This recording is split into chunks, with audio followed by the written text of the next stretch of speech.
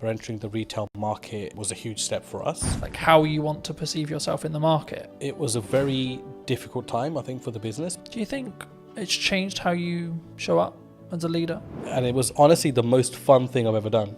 And it was stressful. What do you think's missing in marketing right now? When somebody rebrands, the general question is, has the company been dissolved? Like you want to, in some ways, make him proud first. I think if you've built brand loyalty, and by that I don't mean you're selling millions of products, but if people trust in you, I think as a person, you'll automatically gain respect within the market. Let's restart everything. Let's replan the business model. Let's replan marketing. Let's replan everything. And then funnily enough, when I executed on those things, things changed. My results changed. Work on yourself. Just work on yourself. Seriously. Like every day. Just be better every day. Hello, my friends. Welcome to a brand new episode of the podcast. Today's going to be a really special one because technically I'm actually interviewing my first client. Now, that sounds a bit weird, nearly 10 years in business now, but it is. So, welcome to me. Welcome back. It's been, I think it's actually been, nearly 4.5 years since we've actually seen each other? The last time I remember, I think we were shooting something on top of a car park in Salisbury. Yes, we did. And yeah, that's got to be about 4.5 years ago at least. So yes, it's great to be back and great to see you after all these years as well. I know. Yeah. Super good. I mean, you were actually under a different brand then. That's right. We were. So our legal entity remains the same, but we have rebranded to Anand, which incidentally is our family surname as well. And that came about through some hard lessons, I think, in business. One of the ones being most probably that you never really stop learning, I think, and when you get to a point where you think you've kind of, worked everything out, there's like this curveball thrown at you. So that was sort of what happened with us as a company. There were some legal obligations that we had to meet, and the old brand no longer resonated or could technically be used moving forward. So I think it all came about because we entered retail as a business. Predominantly we are wholesale and hospitality, but entering the retail market was a huge step for us and sort of at a national airport as well. So when that came about, I mean, it was a huge shock to the system because we had just launched this huge sort of project. There was 2 or 3 in the pipeline, and then all been vetted and all sort of been mustered up with this brand, and then to all of a sudden launch something, and then I think it was about 3 weeks later we had something to say, there were some legal obligations that had to be fulfilled. It was a huge shock to the system. So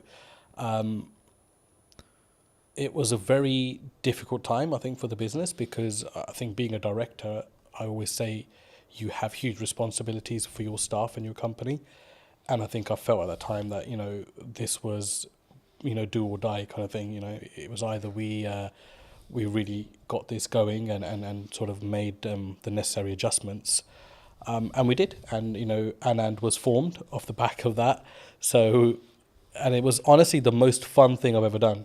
And it was stressful because, you're running this medium-sized operation. We employ up to 50 people, and all of a sudden you're rebranding and everyone's question is why. And there's a fine line where you can tell someone why openly and why you can't. And the majority of the reason was, it was just something that we had to do as a business. So the rebrand came as a shock, but honestly, it really taught us a lot of valuable lessons from in there. Because I think off the back of the name, we actually found a voice as a company. I felt for a few years that we didn't really know what we were.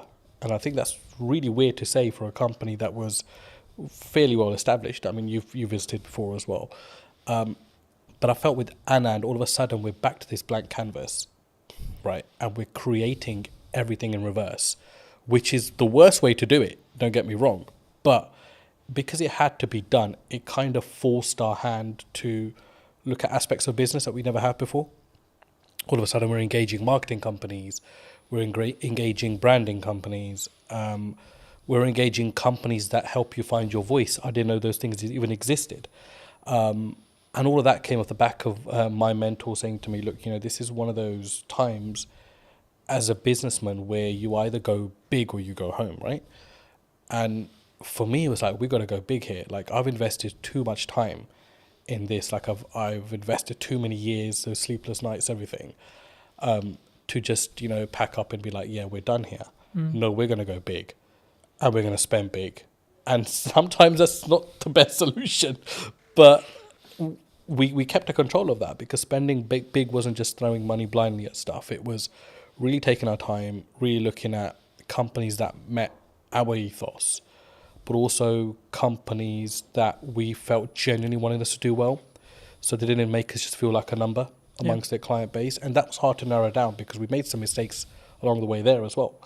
And in hindsight, it's easy to say, these things happen, but at the time when you're financially forking out money, it's a huge, huge deal. So, look, it was an amazing journey. And it's been a year since we've rebranded, and I think as a company we couldn't be any happier than we are at the moment.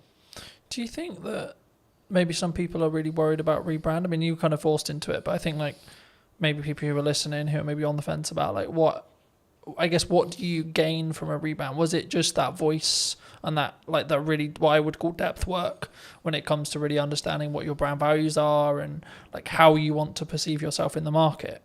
Would you say, or is it like if that's like a disconjointed? Because for some business, I think that can be really disconjointed for some people. I mean, I'd answer that in reverse. So one thing you won't lose is your reputation, which was a huge aspect for us. It was, when somebody rebrands, the general question is, has the company been dissolved, or has something happened? Has the company gone bankrupt? Has there been a huge gross misconduct from somebody? And the thing is, like, you've got to get past that, because naturally as an individual, we would think that. And you've got to put yourself in the public domain as well as a director personally yourself and think from both sides.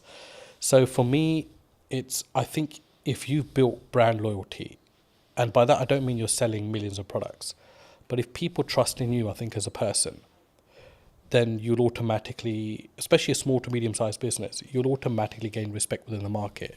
So we didn't realize how much respect we had amongst our clientele until the rebrand happened. And I think that's what carried us through. So I think there's this illusion that if I rebrand, I'll lose customers. And that's a general worry, because, of course, you need your finances to run a business. And your clients are your clients. You spend years and decades working with them, whatever, right? But those relationships can be ruined at the drop of a hat as well. A split-second bad decision. So I think what I've learned the most is that if you are genuine and you are genuinely there for your clients, and if they're not just a number to you, which is how we do things at Anand, then you will be absolutely fine, because people will carry through. And that's what I noticed, that all of our clients said, we don't care if this company is called ABC tomorrow, but we want to work with the same leadership that we're working with within this company. And that's what made me realize that, not that I didn't know people were important, but it made me realize how important the team that we had were and how dedicated they were. And that all stems from, I think personally, from you as a director and what your attitude is within the business, how you look after people, how do you go about daily life, and how much of those people matter to you as well.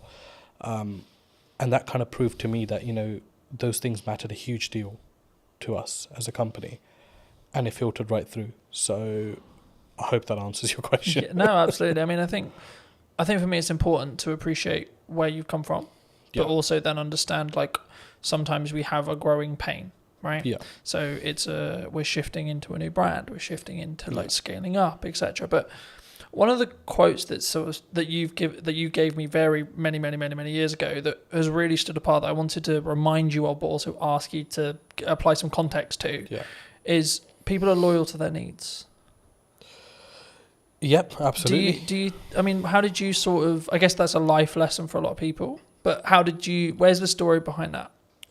So, I think just sort of, I've been in business for about 10, 15 years myself, and I can't put a number on it now, to be honest with you, but it's been a very long time. And one of the things that you realize very early on is that it's very much a dog-eat-dog world. Like, as much as, you think you might be out there to set the agenda straight or to start this new, loving relationship with every single person. It never works out that way.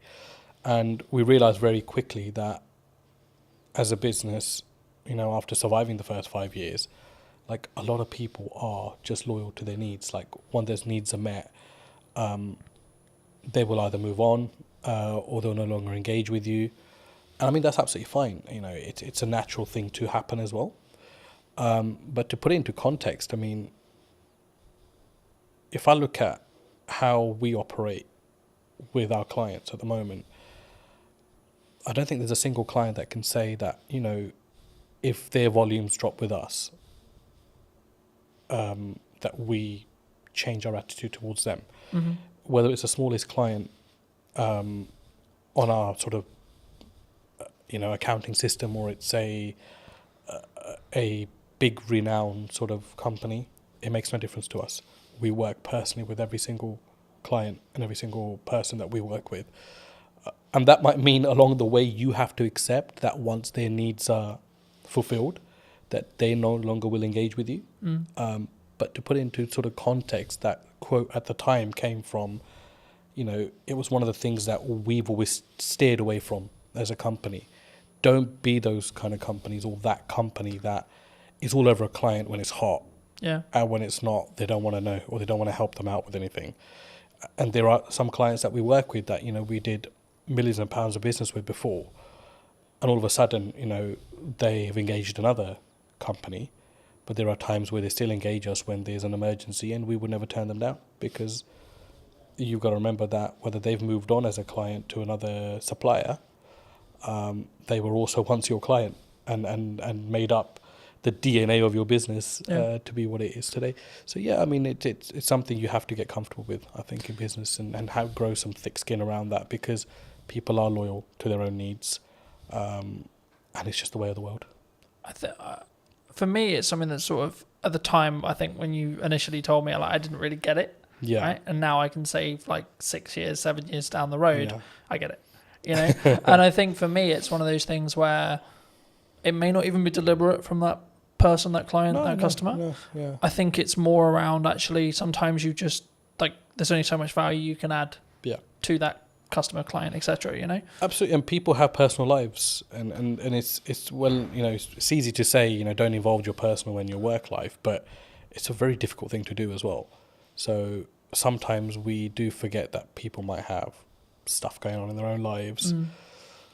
People move on, and all of a sudden a new person comes into that role in the company and doesn't see your business to be as valuable as the previous person. So there are elements of that as well.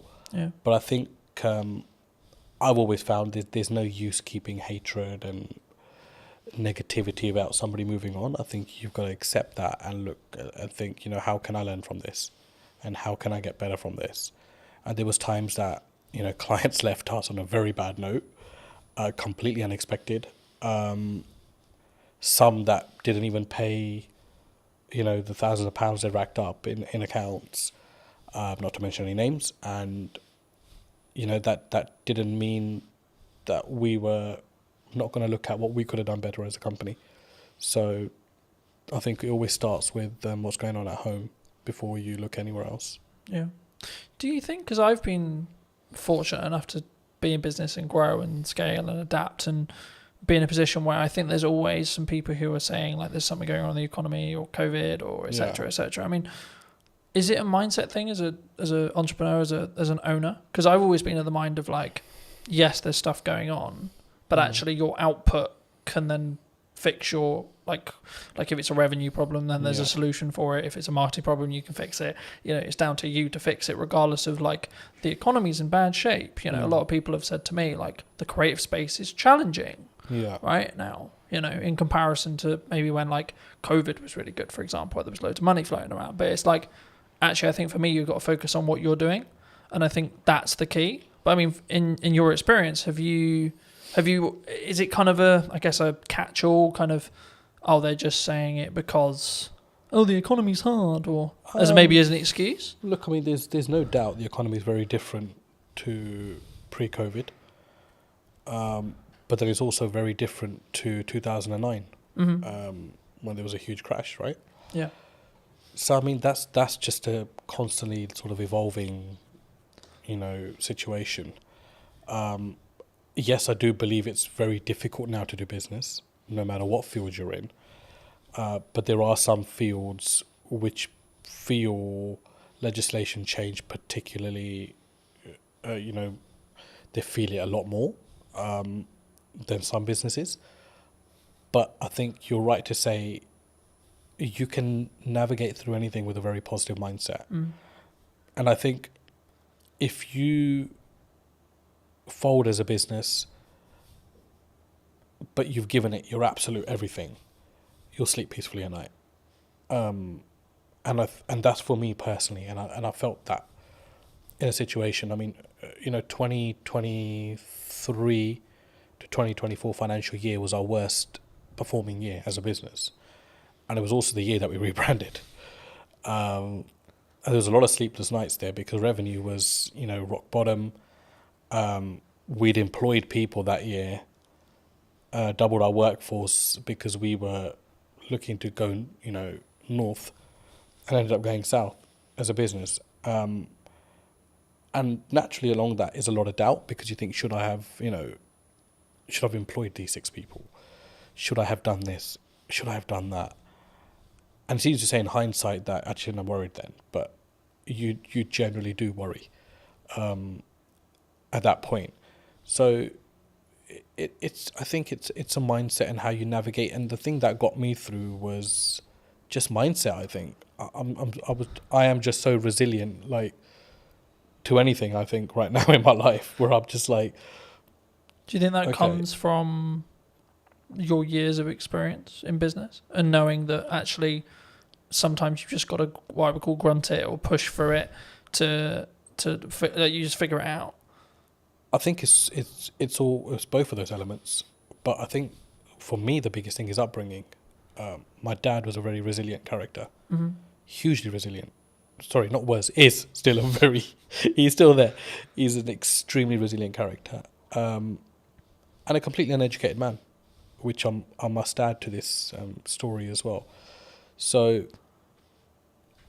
to see him, as a migrant in this country with little to no education, he still doesn't speak English fluently. And it was like, this guy struggled, and he struggled so much, but he made it. He made it in his career and in his life. And it was like a lot of that played on my head at that point. And I don't think those things sit well with you, or you don't draw on those things sometimes in life. But when it really matters, those things will come in, and you'll know what your metal's like at that point as well, and how strong you are. Do you think that was like a key in respect to like how well you've now done, like that, having that upbringing and having that, I guess, those values or what could be described as the correct values being installed into you? Even if it was like an information sponge point, like you as a kid 100%. Just taking that information, sort of saying, well, this is the upbringing I had. I mean, 100%. But the thing is, I think I didn't realize that till I was about 35. So there's no like one fit solution to this. It's just when it's going to hit you, and it hit me a couple of years back. The big change came from COVID. To be honest, COVID was a blessing for us as a company. I mean, and that's not because we made money off unfortunate situations, but it gave me an opportunity to come out of the operation and be like, pause, because it's not something we could have done the way we were going at that time.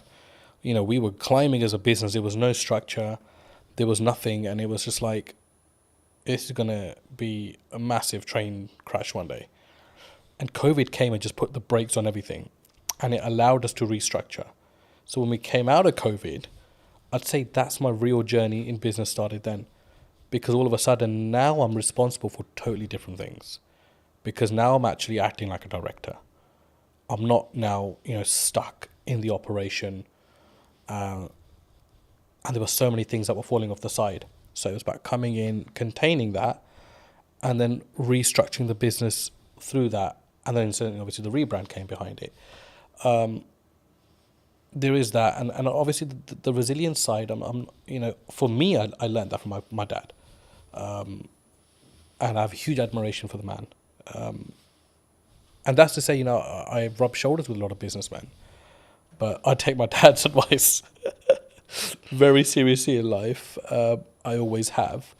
But I don't think you as a child or as an adolescent at the time, like, will particularly understand that.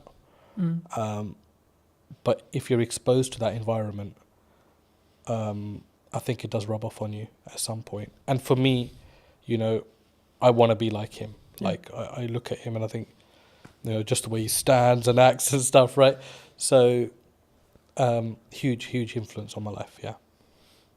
Do you think it's changed how you show up as a leader, or even in your marketing maybe as well?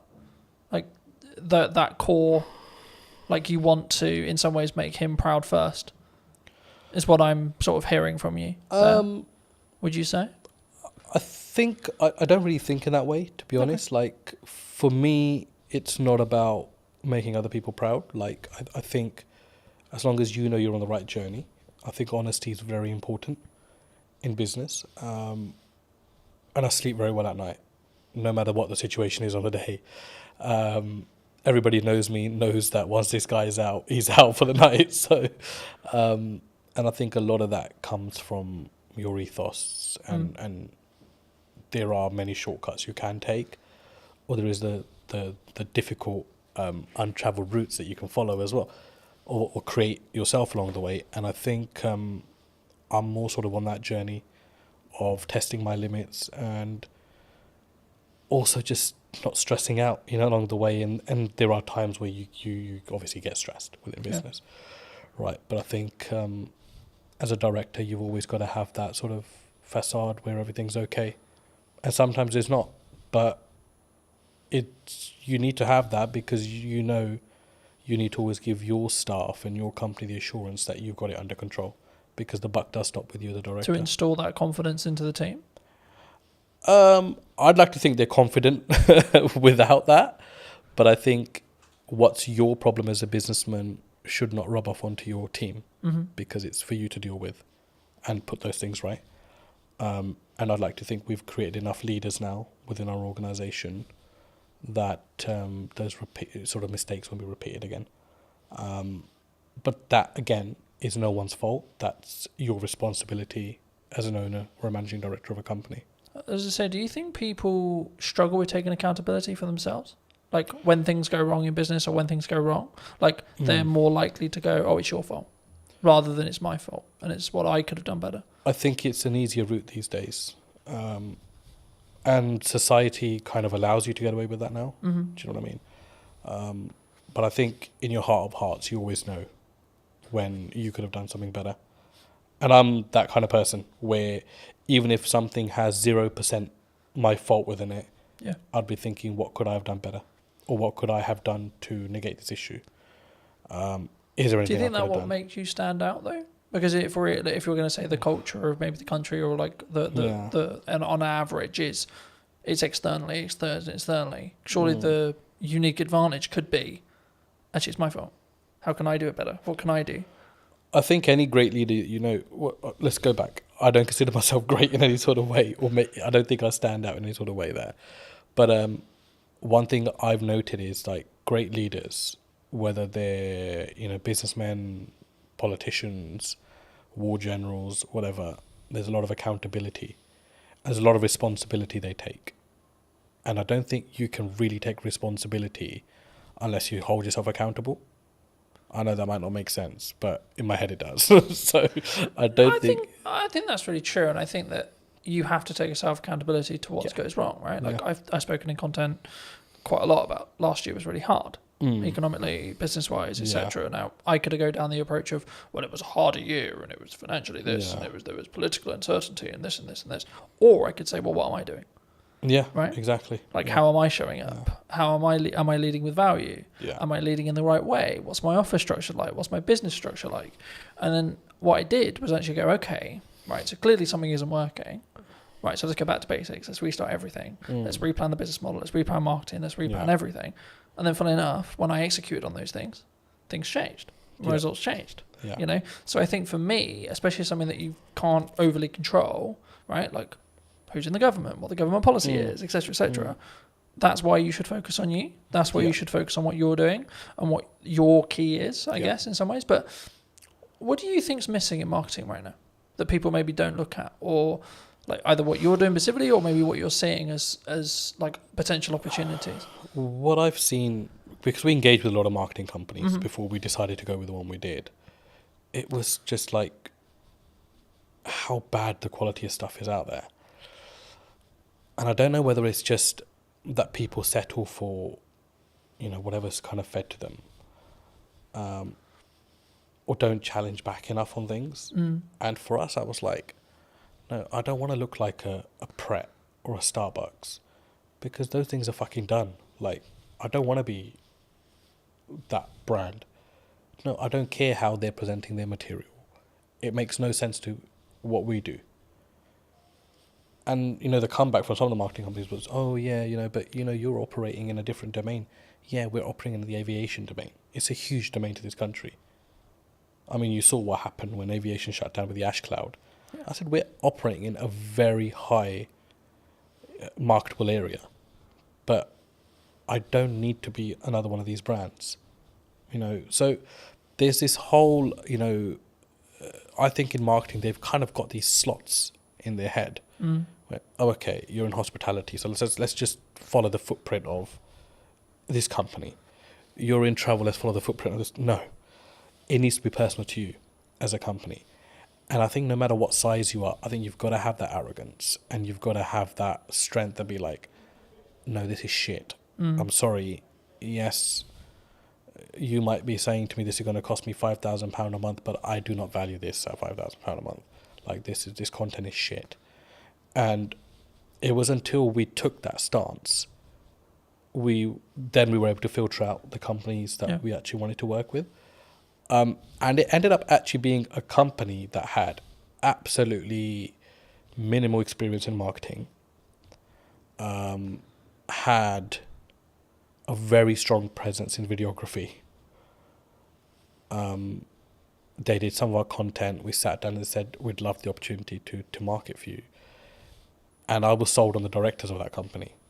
And I think that's a huge valuable lesson, that don't just go out into the market and think, I'll go to the marketing agency that does marketing for X, Y, and Z. No, that will not be the necessary fit for your company. You need to find the necessary fit for your company. So overall, I think it's a huge gap in the market there. If somebody's willing to come in a company and work personally with smaller businesses, I think it's a huge market, because everybody wants to catch the big fish. And big fish will potentially have the budgets just to pay and be like, yeah, the campaign didn't really work out. But as a small business, you can't really afford to do that. Every campaign has to work out.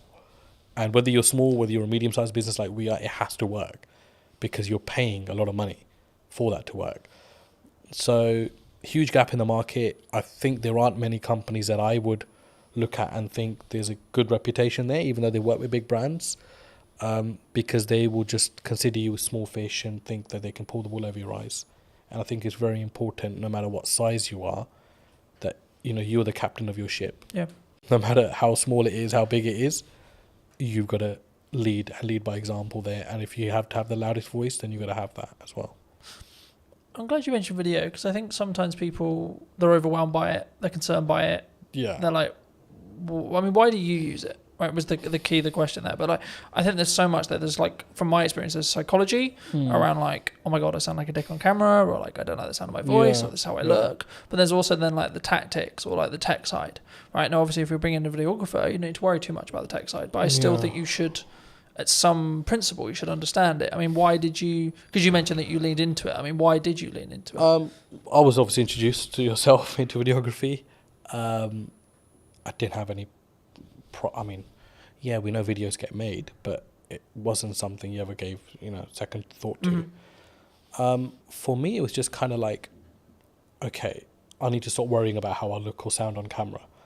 Like, just be genuine to who you are, like what you're talking about. If it produces great content, it does. If it doesn't, whatever. it's not the end of the world. And obviously, it was a changing landscape at the time as well. I think all of a sudden, Instagram changed its algorithms, like videos, and reels and all these new terms are coming out, and I'm like, what the hell's actually going on? And so yeah, it was just something that came about, and for us, because we're hospitality and retail catering, imagery and videography is a huge aspect of what we do, as part of marketing as well. Of course, you can't just keep marketing with, let me take a picture of this and just keep sticking on social media. It doesn't really work that way. So for us, it was like, okay, we need to open our horizons here and actually look at things that work, and just keep yourself open-minded in the process. I think it's something that people should always try, and then like see what the data then tells you, right? In whatever the campaign is, whether you're doing short form, long form, etc., etc. But I think it would be important when talking about data to think about like AI, right? We're seeing an AI boom.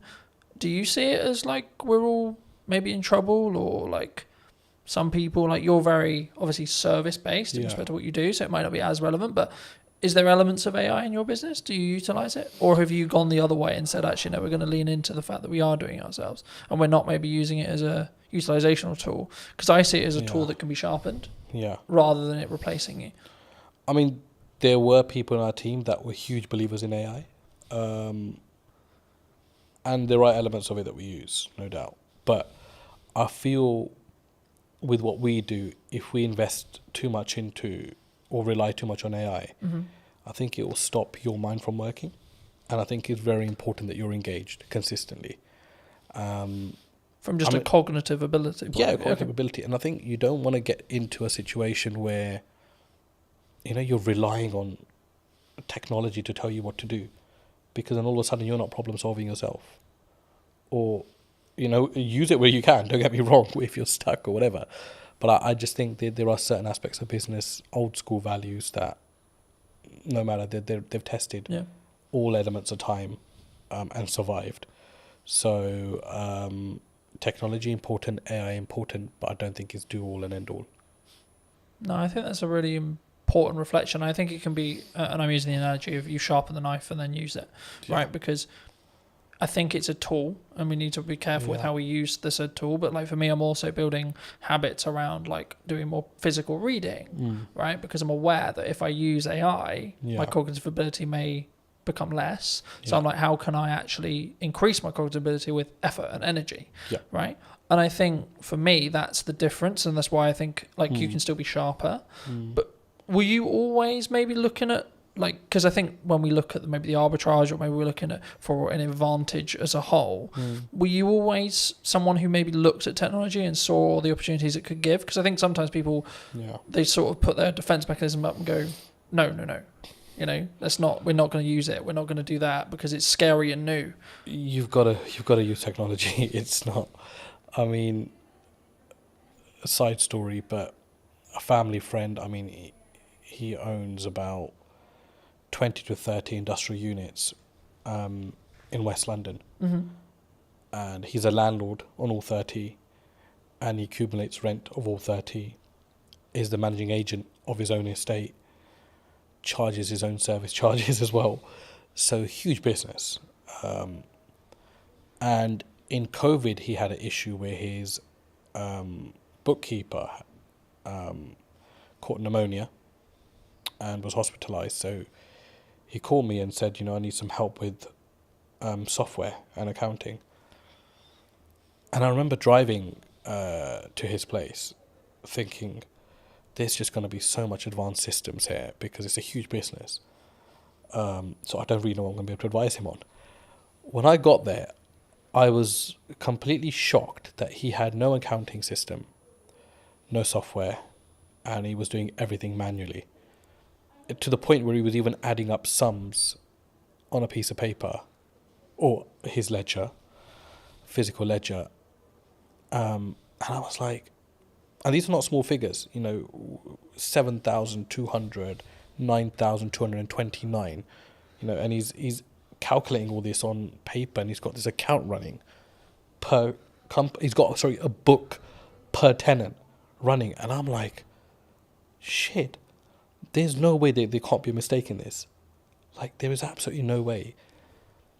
So his first job for me was, I want to move all of this onto an accounting system. Yeah. And I looked at it and I thought, like, that is just madness. Like, it's absolute madness. And I remember setting up Zero for him. And I mean, I'm no Zero professional, right? We have a team that runs our accounts and stuff, but he wanted this to be a personal favor. So I remember shifting all of these physical ledgers onto an accounting software, and the sums were wrong by like thousands. So his first comment to me was, I need to recover this £62,000, which is owed to me in rent. When we actually shifted everything onto a ledger, the figure was about 225,000, which was owed to him. So it's like nearly 3 times what he thought was owed. And that was his change at the age of 62 towards technology, that I need to adapt. And that was the point where he was like, no, I Was it an can't. eye opener for him? Sorry? Was it an eye opener? I think it opened. Like, how did he react? I think it opened everything that he had within him, because he was just like, I don't even know how many years I've been losing money for, which is the main thing. And he always had tenants, I said, and came to him like, this rent figure is wrong. And he was like, no, he's adamant it's right. And I was like, an accounting system will put all that to bed. All of a sudden, the queries went down by like 90%. People stopped querying their bills because it was all automated. Each tax code was set. Every expense was set. And I mean, that was like, okay, there's also no time limit to when a person can wake up and see that they need to adapt to technology. And coincidentally, he got very ill last year himself. So he had his son come in and take over the business. And it was a very seamless handover because everything was sorted. So you could easily, you'd have to spend some time kind of understanding what's going on here. But it was handed over with something in place that you can just pick up and go with it. Yeah. Opposed to like, why is this or why is that or why is that? Everything was annotated. So look, you have to adapt. I don't think you can as a business. I mean, we didn't start using software till quite late into our business life as well. It was like 3 or 4 years in. We were creating invoices off Excel and that kind of stuff. And I was like, this can't be the way. And then slowly we've adapted to stuff. There are things that I think are really unnecessary in business as well. You don't need technology for absolutely everything. But yeah, basics like accounting and stock management, staff management, telematics on vehicles. You've got to have that. I mean, we had one of our drivers had a terrible crash last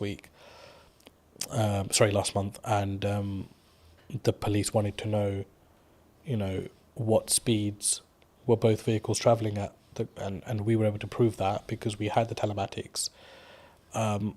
And the third party wasn't able to do that, which, favoured us as a business because we were able to prove that we were within, or our driver was within the speed limit. Yeah.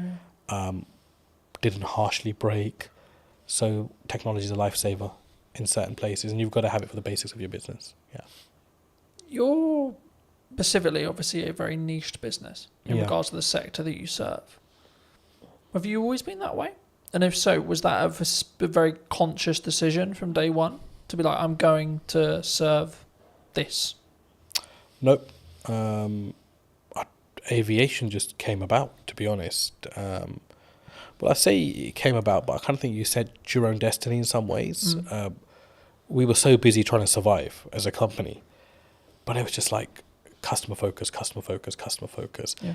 Make sure the customer gets everything they can from you, even if it means you're losing something. Just give your customer absolutely everything and make them feel special. And we do that till date. So in some ways, business is a funny thing because you can never say, I set out to do this and it happened.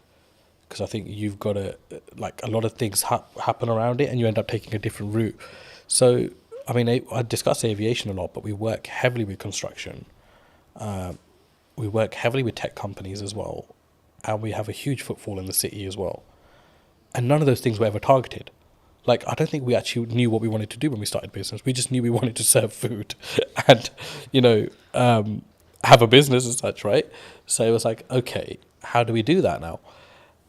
And I think along the way, your business will adapt. Things will come up. You'll see value. For us, it was about understanding our niche. And I don't think we understood our niche until post-COVID, which is scary because that was like 10 years into the business. 10 years? 7, 8, sorry, maybe 8 years into the business. But it was like, what is our niche? Our niche is not aviation. Yeah. Because there's a hell of a lot of companies that operate within that. Our niche is short lead times. You get hold of anybody at any time of the day or night. We will solve your problems. And if we don't, we will make sure we've done everything possible to try to solve that problem for you as a client.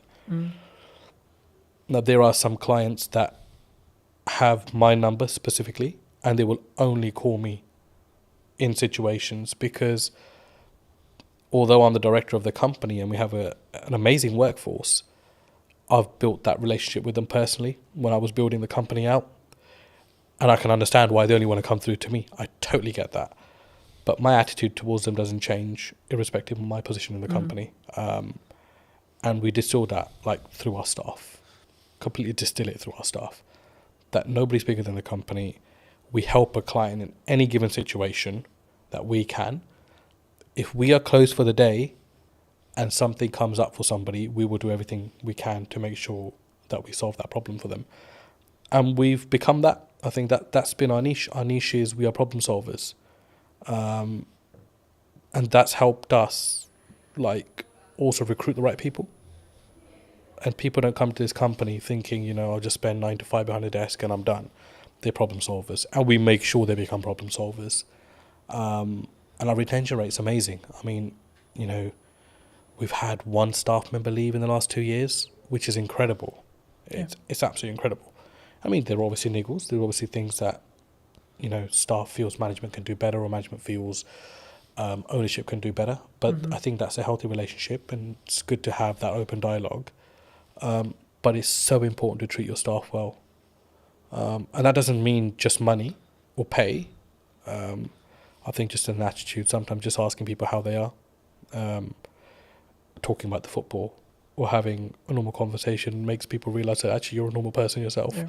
I was going to say, I mean, I guess in a business your size, is there a level of all the directors are in today kind of it's really scary, and then if so, how do you either defuse that or lead with empathy to be like, hey, I'm a human too? I think because I've never really come in wanting to feel important. I think because I was working the fields, as you can say, when I first started, I've kept the same attitude now. If someone's a new starter or hasn't been around or hasn't got to know me because of the size of the business now, so they don't probably interact with me as much, they're put to ease by the older staff because they're like, this guy is actually really calm and really chill. He'll come in and be like, let's order some pizza. Or did anybody watch the football or the cricket or whatever? I mean, it's we have our company WhatsApp groups, and I was at the cricket India-England the other day, and I'm sending in the group chat, a photo of myself at cricket, but that helps people just feel like, I'm not intentionally doing that.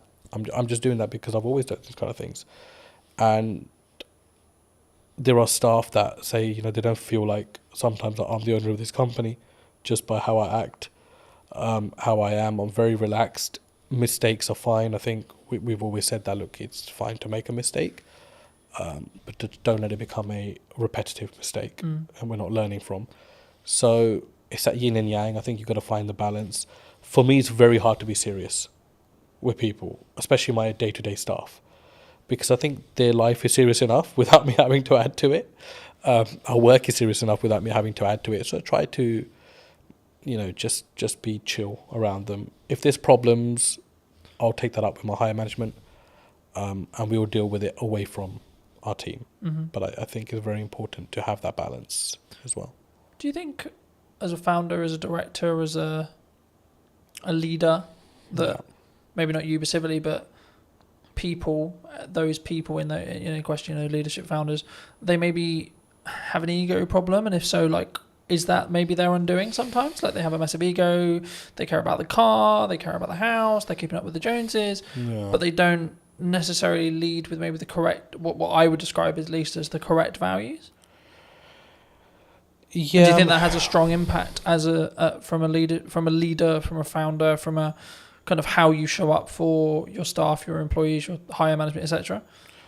I think so. I mean, the people with, if you've got the nice car, the big house, you've made it in some elements in life, and that's amazing for you as a person. I'm really happy for people that are able to do that. But do you think it comes from insecurity sometimes? From insecurity, did you Like say? they're doing it. Like I've got the car because I don't maybe love myself as much, or like I'm trying to fill a hole potentially in their own self. I think everyone's trying to fill a hole in some way within themselves. I think we all have that. I mean, there isn't a perfect person out there. No, of course. Let's start with that. We all have our blemishes. End of the day, and there are things that we can always improve on. But I've been in business long enough to see both aspects. I've seen people that feel like they need to show their hard work or remind people how hard they've worked by showing possessions. Yeah. And they do that more for others opposed to themselves, which is sad. I think it's quite sad. And I don't mean that in a horrible way, but I genuinely think like I'd hate to be in that position myself as a person. Starting out younger, I was obviously the general perception around business. One day I'll have a really nice car, and I'll wear those clothes, and I'll wear, I'll buy this and I'll buy that. But I think once you're fully invested in your business, all those things would just not matter anymore. Like for me, it doesn't matter right now that I'm wearing discounted Next Aspadrilles, or I'm wearing a certain branded top. It matters nothing to me whatsoever. Because is it more about the quality of the person then? I think... Or the quality of the founder, the quality of the leader? It's like, what's your higher purpose? Like, you've got to think, that's what you've got to think of. And I think if your purpose goes beyond materials, you've got a bigger purpose in life. You're not thinking... I mean, I get absolutely no joy. I mean, I love my car. Don't get me wrong, I love sitting in my car. But if I get a phone call, the problems are still as bad as they would be on a bus or on a train. Yeah. So all of a sudden that materialistic thing matters in no way. Yeah. Right? So for me, I think it's like, you've got to be like, okay, why am I in this? But what am I about as well as a person? And people lose one of those two aspects somewhere along in the business. They either forget why they're doing what they're doing, or they'll forget who they are.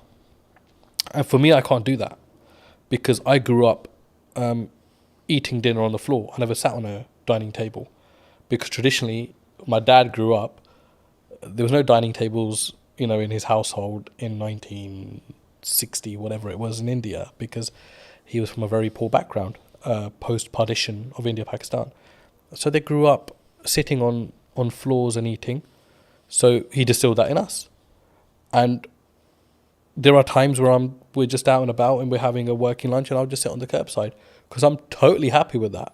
Like, because I don't need to change as a person, I feel, to show my status or to show who I am. Like, for me, I'm another person in this world. Do you think by having that level of humility, of like humbleness, will keep you, I guess, in some ways empathetic or like connected with every layer of your company in respect to management and the people and the staff, and gives you more, I guess, humanity in respect to how you lead? Absolutely, because you'll be a human before you're anything else. A human that actually feels other people's pain and their situations, opposed to just your own consistently. Yeah. But it's very important for your personal life as well, because, I've got 2 young kids. I was at sports day yesterday with them, and my he's just four now, and he's starting school in September. So yesterday was his sports day, and today's his last day at school. And the parents were all sitting together, and we're talking about schools, and we talked about, where he's going to be schooling and where they're going to be schooling. And it was just like an amazing conversation, because no one's judging everyone, because everyone's on the same footing at this moment in time. Yeah. But you start to get a feel as life goes on, as you grow older, that it becomes, who's going to the independent school? Who's going to the state school? Oh no, they must have so much money because his or her son's going to the independent, or his or her daughter's going to the independent school. But it matters nothing if you as a person still have humility, Yeah. I think, and it doesn't matter whether you're sending your kids to a certain aspect or spending X amount on yourself, it's how you are as a person and how you treat people. I think it's hugely important, and even more so when you know that the person you are treating well can't give you as much value back as you can give them. I think that's a huge aspect of you as a character. Yeah.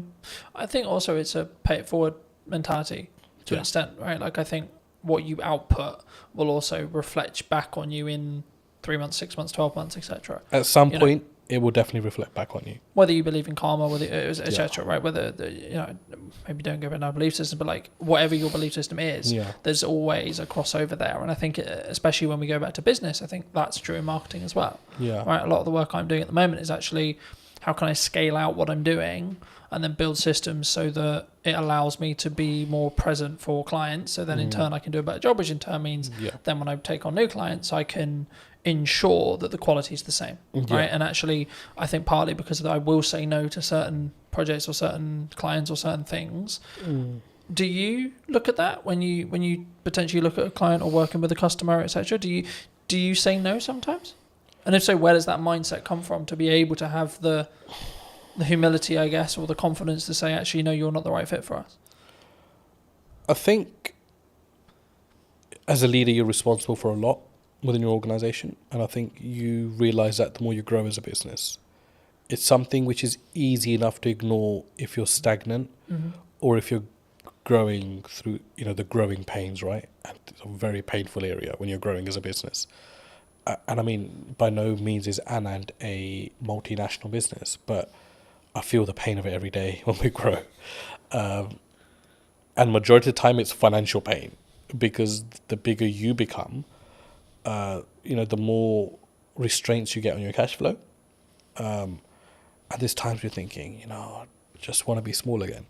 I just want to be that business that everything was done on account, payment on receipt or whatever, right? But all of a sudden now we've got payment terms. There's clients that rack up huge bills, but we know we're not going to get the money for 60 days or 30 days. And, there's clients there was a client that came in, and we're absolutely wonderful with each other now, but they started and they, said, we won't pay you for 90 days, but we'll give you this much business. And everybody was like, oh, it's an amazing deal to be done. And it was somebody from our team, actually, because when I consulted him, and he said, there's absolutely no point to take this business on, because if this client's going to be giving us £150,000 a month, we won't have that for 90 days. So all of a sudden we would have racked up something like $500,000 in 3 months. Or this business would have racked up $500,000 with us and that's a huge risk, because we only get paid 150,000 out of that 450 after 3 months. Yeah. And then it becomes that again. And then it becomes that again. And if that goes down tomorrow, we're going to be losing $500,000 as a business. And that's not just the revenue, there's the cost that comes with it as well. Yeah, because you have to pay out the cost anyway. And I think sometimes when people look at business, they maybe don't appreciate it, right? They'll see them with the nice car, they'll see them with the new studio, whatever it is.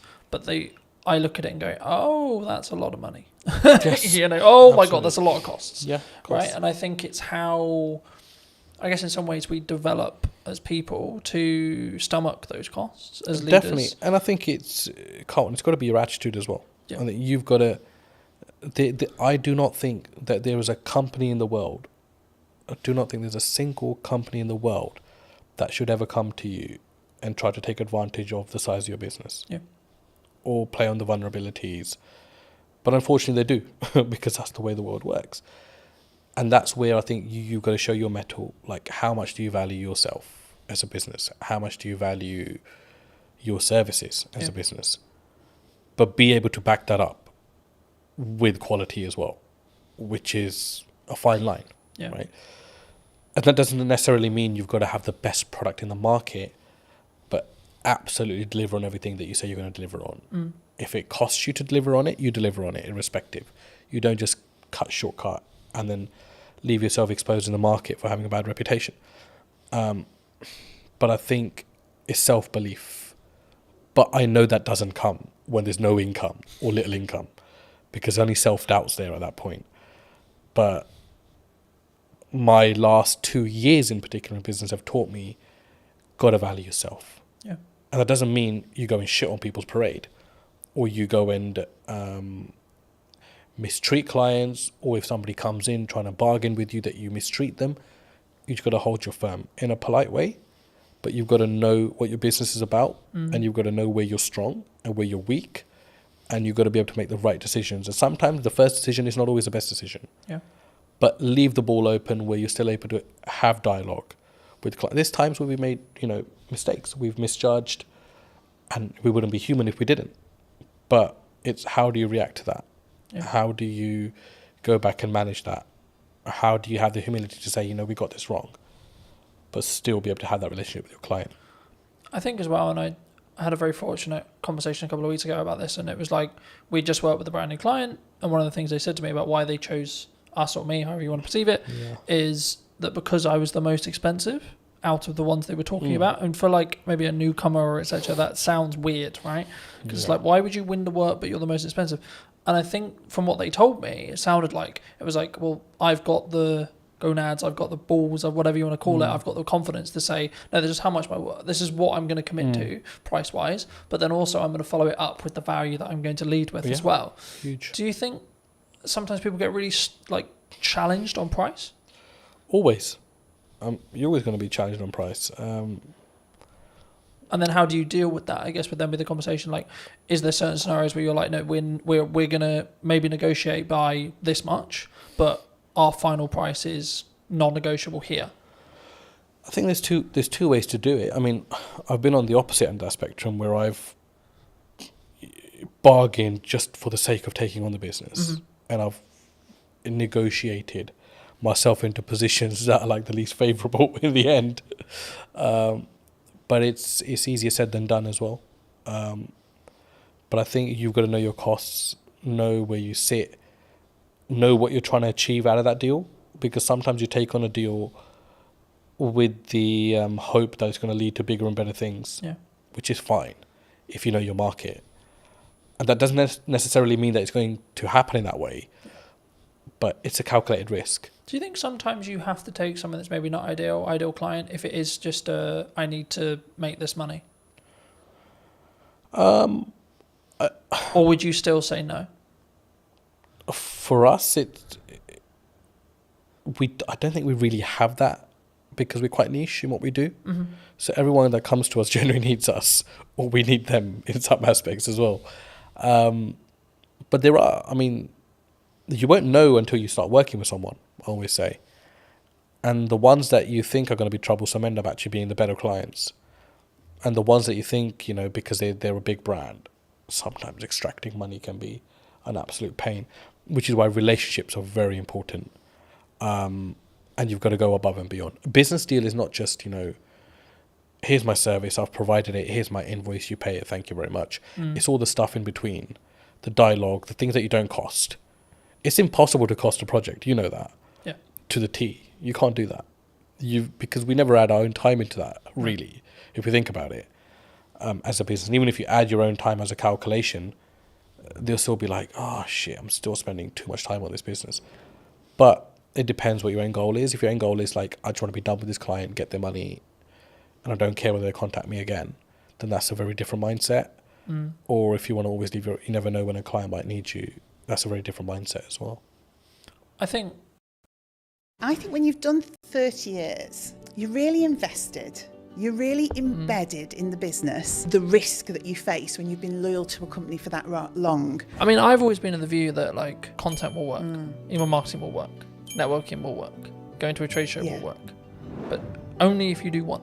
That business gave me a solid foundation. I understood the basics of most areas of business. I experienced working with logistics, with marketing, with operations. I look at how many views did I gain between 4 weeks ago and now.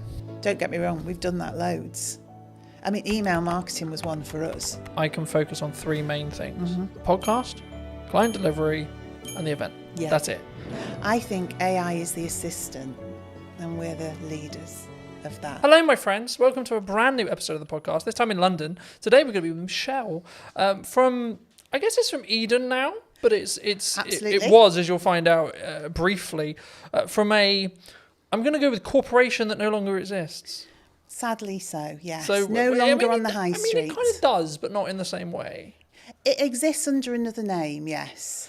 Should we stop being elusive? And should We just go should into- definitely stop being elusive. It's W.H. Smith's. For those of you that didn't guess, it's W.H. Smith's, yes. I'll start here. I mean, how did it feel? Because obviously you were, correct me if I'm wrong, but you were a regional manager. Yeah, so I looked after the north of the country for W.H. Smith's, yeah. I mean, I was with them for 30 years, so I grew from being a Saturday girl on the till to that position of looking after all the stores in the north. But yeah, at the point I finished, I looked after about 304 stores in the north. And what made you make the leap? Did you transition out? Because I think when you're in a position like that, maybe the money's good, or was it just like, oh my God, not this again. I hate the inside of my car. I don't know really, because I think when you've done 30 years, you're really invested.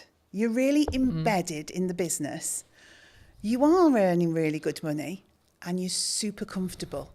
And the reason you're comfortable, and this to me is the sort of the risk that you face when you've been loyal to a company for that long, you've kind of got into the zone of corporate muscle memory. So I didn't really have to think that much anymore. Yeah. So I was earning a good wage. I was doing a job that I liked for a company I was really invested in. But ultimately, I'd kind of lost the ability to be myself. The company had changed. I'd changed. And it was just time, I think, to find something that was me. I guess there's a natural kind of, sometimes there's maybe a disconnect. Like you were who you were then, you grew 30 years and then you wanted to go this way, but they wanted to either downscale or go that way. I don't know if it was a case of they wanted to go this way and I wanted to go that way. Because in all honesty, I could probably have done another 20 years for them. Because genuinely, I was really embedded in the business and I loved it. I loved the people. I mean, you literally know everybody when you've done 30 years. You know every store, you've been to every place. But I just sensed that it wasn't going to be right for me in the future. You know, I think you just get a knowledge of, I've got all this experience, I'm getting my own mind, my own voice more, and that needs to be somewhere else for it to develop and grow. Yeah. It's not going to be develop and grow here. Or I can stay and carry on doing what I've always done for another 20 years. So was it, I guess in some ways, a personal development shift for you? Because we were talking just while we were setting up about, you know, the difference that you now have with where you are with Eden. Yeah, I didn't know it at the time. I honestly didn't know it at the time. So it was a leap of faith moment, really. And then the weird thing for me was COVID literally happened on the Friday of the week that I left. So I gardened for about 12 months. So in that period, I really did start to think, well, what's going to work for me now? And do you know what? It is not an easy thing. I now see people going through that same process of leaving something really big and corporate that they know well and then trying to find their way. It's difficult.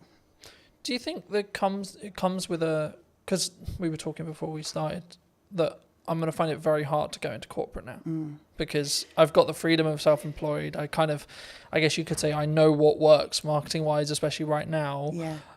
And I would have to fit perfectly into a team culture wise for it to work. It would depend what you'd want that for. For me, that business gave me a solid foundation. I understood the basics of most areas of business. I experienced working with logistics, with marketing, with operations. It taught me to be resilient. You know, they were a company that was adaptable. I mean, they survived on the high street. So it did give me an understanding of how you support a business to survive, to protect its people, to protect the brand, etc. But yeah, on the other side of it, the thing that you're talking about, having your own voice, that freedom to shape a culture, shape a business, shape the dynamics of what the team are doing. For me, that didn't exist in that type of business because I think they have to have really clear communication, real clear clarity of message. Yeah. And if you're someone who wants to divert or disrupt that, that can be very regardless difficult. of maybe how good the idea is. Regardless right? of how good because the it idea is a triangle Yeah. in that respect. You have to follow the top. And I always found I was always in a box. I think so, and as well, and you can have, and also it's the ability to push that idea through, because some ideas do make it through, but what do they say? It's like steering an oil tanker, not a speedboat. Yeah. So it's the perseverance, it's that just ability to doggedly slog through with that idea till somebody says, yeah, we can make that work, and you get people behind you. But you learn so much from that. So I could see you going into corporate and learning a ton of stuff. But because I know you, I can't imagine you there, because you're more entrepreneurial. Yeah. You shape things, you do things that you believe are right, not what people tell you is the right thing to do. So Smith's was all about just execute, and deliver. Whereas now I get to shape and change and mould and mentor and support elements of that in a business like WH Smith's, but now with a lot more heart and my own voice behind it. Do you think, I mean, obviously, for those who don't know, you've moved into Chief Strategy Officer. This is the first time I've heard of it. I mean, in a nutshell, what is that? What is it? What does actually your day-to-day look like and feel like? I guess it's about, ultimately, it's having the long-term plan and strategy for that business, so the growth plan. So looking at quick wins, middle term, long term. So saying, where is Eden as a business going?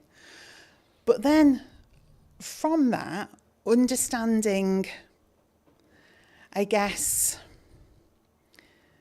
some of the fundamental change. So what are the operational and robust things we need to put in place to get it there? Yeah. But also having the freedom to be inventive, to work with the team, to generate ideas. So I would say I'm the person who knows the long term, but I'm also the person that wants to generate all the bits in between that move us in that direction. And some of it is quite simple. Some of it is really quite complex. It's about building teams. It's about building roles and responsibilities and processes. Yeah. But then it's about looking at innovation, deciding what we want to do, NPD, all the fun side. And I think for somewhere like Eden, Chief Strategy Officer is because we want to scale up and grow the business, but we don't fundamentally, well, I don't believe fundamentally we can lose the heart of what Eden is. Yeah. It started in somebody's house with the founder and his partner and a couple of people working for him. And it's grown now into its own HQ, its own warehousing, employing 26 people. There are loyal customers who've been with that brand for that whole 12 years.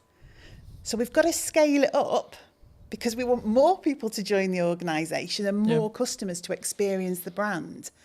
But we don't want to lose the heart of what Eden's all about.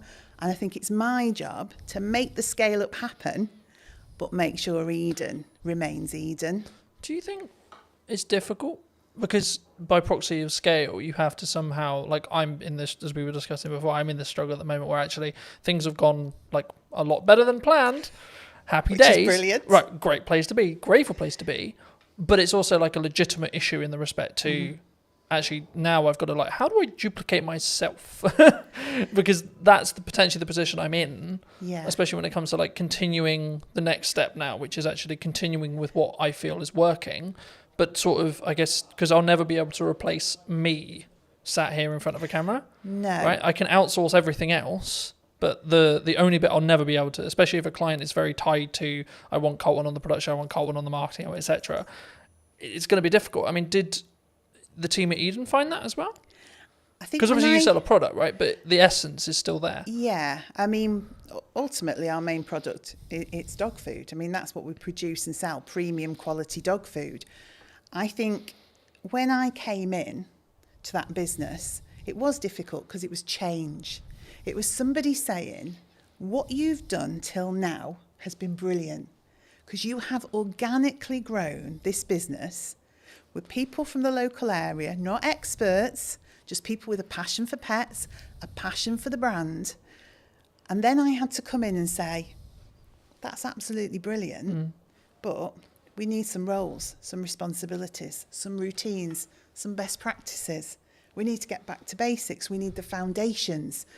And that was the change people found difficult. So that freedom to just almost do whatever you want, whenever you want, had to be pulled in for a while we established some core basics. But once we'd done that, once we'd got the right people in the right place doing the right things, once we operationally were robust, when we'd done our risk management piece that said what are those critical points of failure that sit within this business, then people could see, oh, actually, I can still operate the way I did before with freedom and creativity and innovation, but there's more support underneath. Things don't crash off a cliff. Actually, the structure's there now for us all to be able to do the things that we're really fundamentally good at, which is connection with the customer, the love of pets, the love of the brand, getting out, word of mouth, spreading the word of Eden, knowing that the business is fundamentally running well. Yeah. Whereas before, the business could have been struggling and we wouldn't necessarily have seen it. So we wouldn't have been able to make the changes we required to keep the business in a good place and on track. Yeah. Do you think there's you, with your role, I think you'll look at maybe like the overarching strategic side of marketing. Yeah. But what are people missing right now in marketing, would you say? Because there's a I lot of think buzz some- around yeah. people saying like, oh, there's you can't get in, you can't have a podcast, you can't do content, you know? I think sometimes maybe it's not what are they missing, but it's have they sat and thought about the brand and their audience and what they want to achieve? Or are they just trying to follow trends and what people tell them they should be doing? So I think everything from your TikTok through to email marketing, etc., is all valuable and valid. But it is up to the business to understand, is that right for them? And maybe it's not right for me today, but it might be right for me in a month's time. Yeah. Or maybe something I've always done, I'm going to stop doing so much of that now because I want to change. So I think you have to consider everything in the marketing sphere, but it doesn't mean you should do everything. Because if you do it without authenticity, I've seen many TikToks where I just think I could literally crawl under a rock with embarrassment. Now, I'm sure some of that actually works sometimes. But if you're just doing it because you think you have to, I don't think it works. I think for me that's really true. I guess the follow-on question was going to be around like the shiny thing syndrome. So to give you some context, I was out on a run yesterday. Yes. And I was like, hey, I should have like a teaching platform and it should be on a subscription base. I was like, no, Colton, that's a good idea, but no, because I'm focused on like two main things right now for the next, like probably to the end of the year, more likely, which is the podcast, right? And then the event, right? That I alluded to before we started. And the event's in September. So the reality will be like after September, I'll just be planning the next one and continuing with the podcast. Yes. Do you think people run into a challenge when it comes to like, they get some momentum with something and then they go, oh yeah, but this shiny thing over here is really cool. Yeah, and it's and also if you're looking at your competition quite heavily, if you're looking at the marketplace and seeing what people are doing, you don't know if what they're doing is actually successful. But internally, you go, they're doing that. It looks great. I mean, of course it looks great because they make it look great. Yeah. It doesn't mean it works. Doesn't mean it's successful. But it's so true to say you can just be pulled off. I mean, I say to my team, I know it's a really old analogy of all of us pushing the boulder up the hill. If we all run off in different directions, we're going nowhere and probably going to get squashed. Yeah, who's going to get squished? Who's going to get squished? And that's what I say. Look, we've got some key pillars. Let's stay focused on that. Let's consider the opportunities, but don't run off and do it and just leave this hanging over here. And don't get me wrong, we've done that loads. I mean, email marketing was one for us. We wanted to do it. We should have been doing it. We kept running off and doing shows and events and sparkly fun things, never actually nailing some of the fundamentals, because it's more appealing, isn't it, to go to Crufts and meet dogs. Do you think there's a level of ego that comes from that? Like either from a founder or from a team? I don't know whether it's ego or it's what personally turns you on, what your own drive is, what do you fundamentally want to do. People do gravitate towards the things that do it for them, don't they? Yeah. I mean, I've always been of the view that, like, so for example, content will work, email marketing will work, networking will work, going to a trade show will work, but only if you do one. Okay. In my view, right? From what I've found personally. Yeah. When I've really focused in just depth on how do I make the podcast as best as it possibly can. Yeah. From a viewer's experience point of view. That might be how it looks, how it sounds, how I come across. Can I outsource it? I've got a balance, so because it doesn't directly make me money, but actually the marketing collateral that I get from it will make me money. Okay, cool. So then it becomes a game of we're keeping those costs and balancing those costs, sure, but actually how can I focus on the viewer experience? Yes. And then when I look at maybe something like the event, it's like, okay, how can I make this client experience incredible for the people coming, even if there's only 5 people in the first event? Right. Yeah. And I think sometimes we get, and that's why I mentioned ego, I think sometimes we go, but I'm only going to sell 5 tickets. It might be the possibility that I sell 20 tickets or 30 tickets, but like, what if I only sell 2? I get that. And it's interesting, isn't it? The business that yourself is in with you, and obviously you're looking to scale up and maybe employ, etc. Whereas now I'm sat with a team of 26. And so we've got the opportunity to do so much more. Yeah. But again, it is that decision on what's really valuable. I mean, and you just touched on something actually that I thought was really interesting. Doing things really well, making sure that the experience for the customer is, well, I mean, we were in a whole cycle of wanting to be perfect and never actually doing. So we had 20 things we should have been doing. So we were going to a show, we were doing email marketing, we're creating a newsletter for B2B, but actually all of those things had to be, to us, absolutely flawless. Yeah. And we were not delivering anything. So now I'm in the world of accept 80% sometimes, but execute and get it out there for the customer and do it consistently. Because I think sometimes, and maybe it is a bit of ego, you want to look at a piece of work you've done or something that you've done that the customers see and comment on. And when you're getting all the praise and, oh, that's so beautiful and that looks amazing and your brand is absolutely, but you've achieved very little, it's not really worth anything. Yeah. All that praise and adulation about something when you could have delivered on 20 things but done them at 80%. No, I completely agree. And there's a very quick psychology study. I've done longer videos on it, but like just a very quick synopsis here. There was 2 groups. Sometimes it's pottery, sometimes it's painting, sometimes it's sculpturing, etc. The lecturer says one half can only create one piece across a window of time. Sometimes it's 2 weeks, sometimes it's a month. And the other half can create as many pieces as they like, whatever the metric is, so pottery, painting, etc.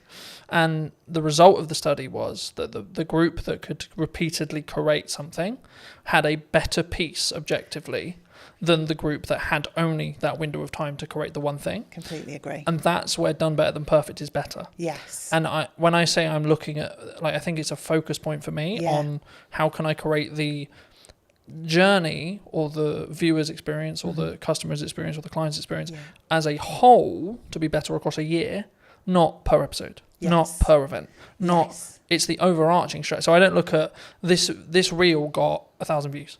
I look at how many views did I gain between 4 weeks ago and now, right? That's the metric I track, not what when I go into what's working. Sure, I'll look at specific videos, but on average I won't. I just focus on the output and then focus on how can I build each one to be 1% better than the one before. Yeah, and I think we do similar. I would say we start to look at consistency of communication. Are we building a community? Do people feel like we're engaged with them and so that they're engaged with us? So it's a similar sort of metric but in a different way, because if you're brilliant once, those people soon just disappear. But if you're constantly there talking to people, engaging with them, they're able, you're responding to them, then over time that just builds into we call it a community. We're trying to create a community. And we're always trying to draw people in to that community. So the end result is growth. But I think we sometimes get into the world of we need it all to happen in one day, 2 days, 3 days, 4 don't days, we? 10 days, Oh, etc. Yeah, that's me. You know? Sometimes. But actually, in reality, if we just focused on, I can't remember the exact quote, but something along the lines of, we underestimate what we can do in a week, but we completely over-egg what we can do what we can over-egg in a week, but what we can do in a year is really underrepresented mostly. Yeah. And I think for me, actually focusing on that 1% is what that matters overall. Yeah, Because then you're building that compounding effect. You're pushing the snowball down the hill a little bit faster, a little bit faster, a little bit faster, a little bit faster. Yeah, and also I think people can understand more. So if you are constantly jumping from one thing to another, your team just cannot grasp where we're going. They can't grasp the brand, what is the message, what is the strategy. So that continued delivery, that momentum that builds, you onboard the team. And by onboarding the team, you onboard the customer. And particularly in our business, because we've got customers and consumers. So the dog's the consumer. It's the dog we're trying to get to, but it's via that customer. And so it's almost like the baby food world, isn't it? Yeah. The baby's eating the food, but the parent's choosing which of the brands to buy. Same in our world. The dog's eating the food, the customer's choosing. A lot of that comes through trust. So that consistency, that slow momentum, is people don't trust people that flip from one thing to another, and they cannot understand what they're doing, and they can't see the message. So that repetitive, consistent approach. Oh, right, I know what Eden's about. I can see what the team's about. And because we're so accessible as well, a team of 26, we're all working in Stoke-on-Trent. You speak to one person, that understanding of the brand, you'll speak to the next person, you'll get that same message. You'll get that same education piece. So people start to think, this business knows what they're doing. And I think that's the same for yourself. When I see you online, when I see you doing what you're doing, I think that guy knows what he's doing. I also think it removes the pressure of being perfect every time, like building off the done is better than perfect thing. Yeah. Because as long as I'm authentic to me, then it doesn't necessarily, you know what I mean? It doesn't matter in the same way, because I'm not like, oh no, that's not, as long as it's on brand and on piece and still me, then I'm like, actually, that's cool, you know? But talking about that to its extent, I mean, we're in a world where AI's like risen, right? Are we all going to lose our jobs? No, we're definitely not going to lose Is it all doomed?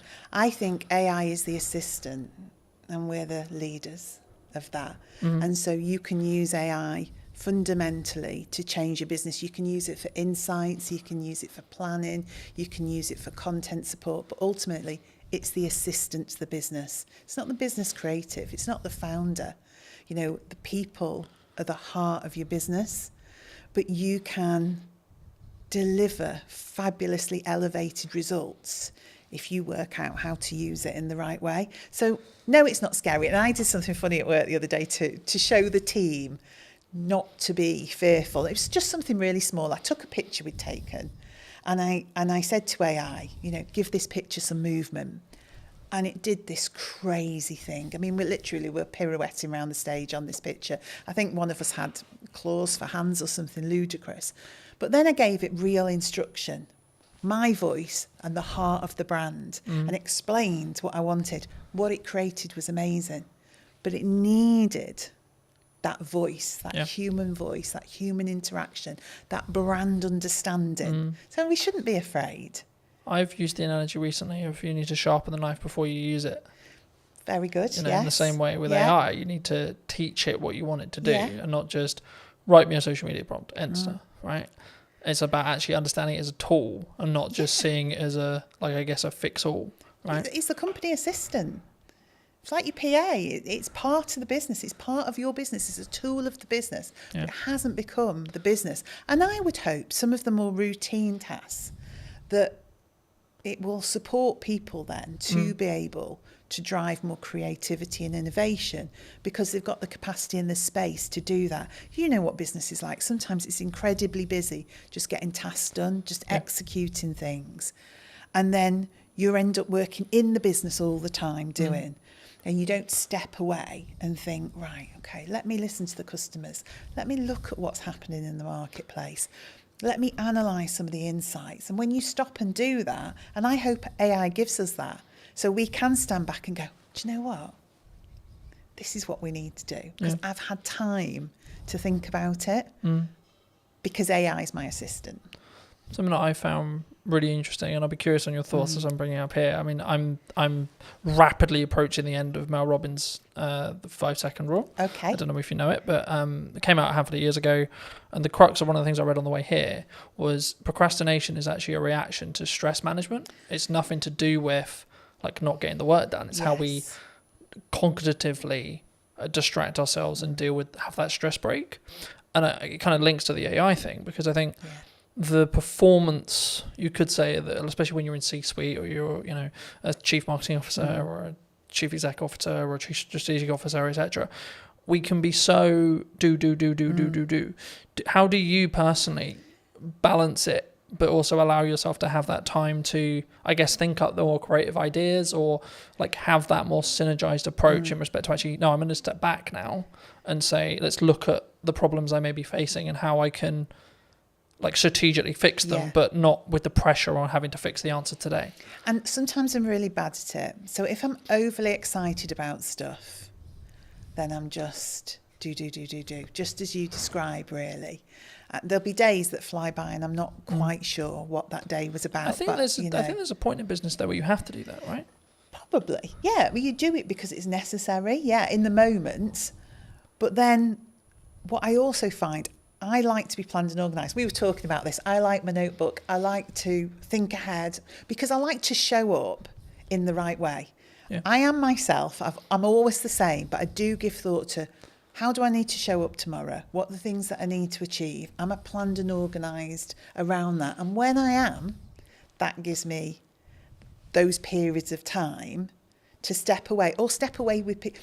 Do that for people in the business as well. Say, hang on a minute, let's just stop. Should we just go and grab a coffee, or should we go for a walk? Because we probably just need to think this through a little bit. Is that an environment thing, do you think, as well? Like you need to physically remove yourself from the office, the home, to get a change of scenery? For me it is.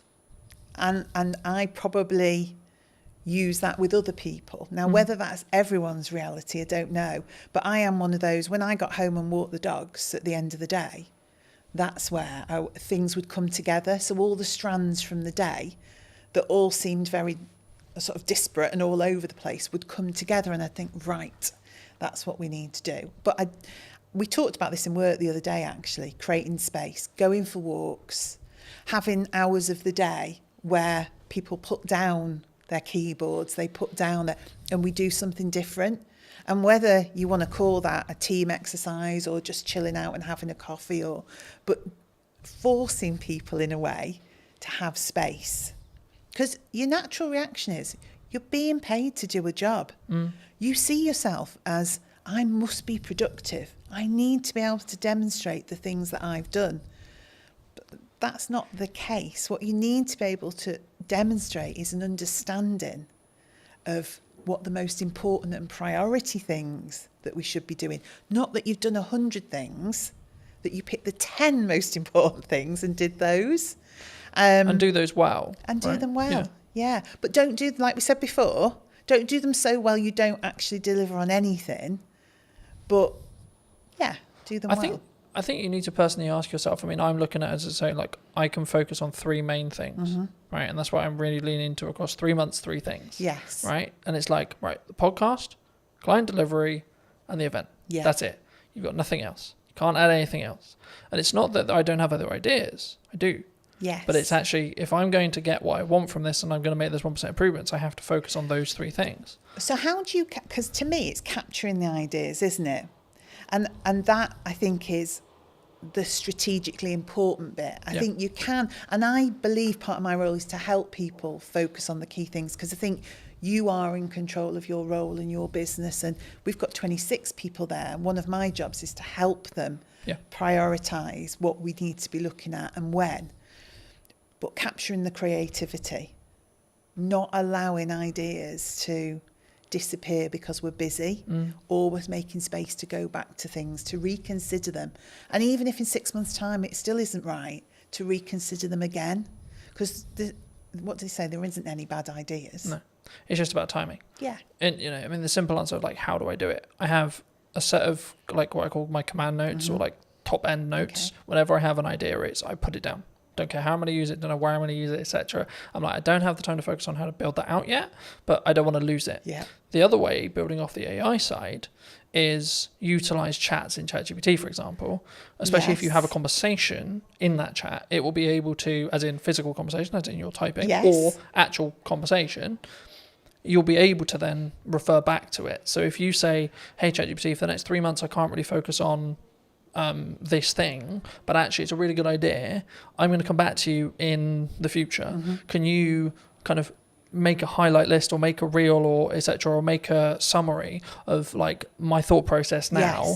And so when I actually have the time to give the focus, I can then do that. And then what you do is you just brain dump.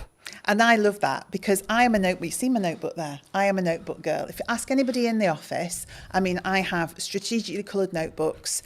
I lost my orange notebook the other day. I thought the business was going to completely go off a cliff because I'd lost the orange notebook. But that's me. I love to capture those notes. I sit in meetings, I listen to people. I'm thinking, oh, good point, good message, good. But I have started using the chat GPT to do just that. So I just sit and chat to it. I say, so-and-so thought of this today. Yeah. In terms of and it seems bizarre at the time. I mean, I did think I was losing my marbles a bit that I'd found this new best friend of ChatGPT, but I did. And I systematically would go through and think, right, idea. Don't lose it. So now I'm developing combination of my old way of thinking, get it down on paper because that really works for me. But now capture it somewhere where it can't be lost. Yeah. And I think as well, like if you are capturing it either written wise, like some people are really into writing, there's a couple of things I would say, like get a tablet with a pen so you can just write it and it can digitally transcribe it for you, or just get into the habit of taking photos of those pages, because if you give those to ChatGPT, it's probably nearly smart enough, from what I found, to actually be able to capture that information and then convert it into like a text format or whatever you want it to do, or even just capture it inside the chat's memory. I like that, because I'm a paper and pen girl. I really am. It's meaningful to me to put words on paper. But that might be actually, that's how your brain's wired. Yes. And actually that might be your good idea. Yeah. And that's where your ideas flow. But then, like in the result where you do lose your notebook, if you're also backing it up through ChatGPT's like chat memory, like you could just have one called idea dump, for example, right? And every single time you write a page in your notebook, take a picture of it. Yeah. And then tell ChatGPT, I'm going to refer back to whatever the note is. Can you bring this content forward whenever I ask for it? And it's how you then, and this is an example of like how to leverage AI rather than being scared of it. Yeah, and I think that is just it. And it's funny that naturally using ChatGPT in that way worked for me. And also that ability then for me to create patterns, trends and insights from it, because I will go back and say, are there any common themes? And I didn't know if it would work or not. You never know if these things are going to work. So can you see any patterns, any common themes, anything that's coming together as one cohesive idea? And it's so good at that in terms of analysing and pulling out insights. Because I would go back, I mean, and this was an arduous task, I'd go back notebook, highlighting things in different colours, pulling strands together, generating one idea from 20 thoughts. AI is really good for that. Yeah. But again, I think it's an assistant tool. I don't think it's going to necessarily replace us. I mean, the trend sort of changed and it became this, someone who's utilising AI is going to take your job rather than the AI itself. And I think that's a more positive or more real reality of what we're going to have in the next 10 years, I think so. To be honest. And things change, don't they? Things always evolve. You know, industries change, the way we work changes, but our minds are amazing. We've just got the power to adapt and do things in a different way with the support of that new way of working. But I found because it's taking the grunt work away or allowing me to document things, etc., I then can have the more creative thinking process because my bandwidth is like opened up in that respect, and I can sort of play around a little bit more with what works and what doesn't, and like what ideas work and what, and I can ideate them a little bit deeper. Yeah.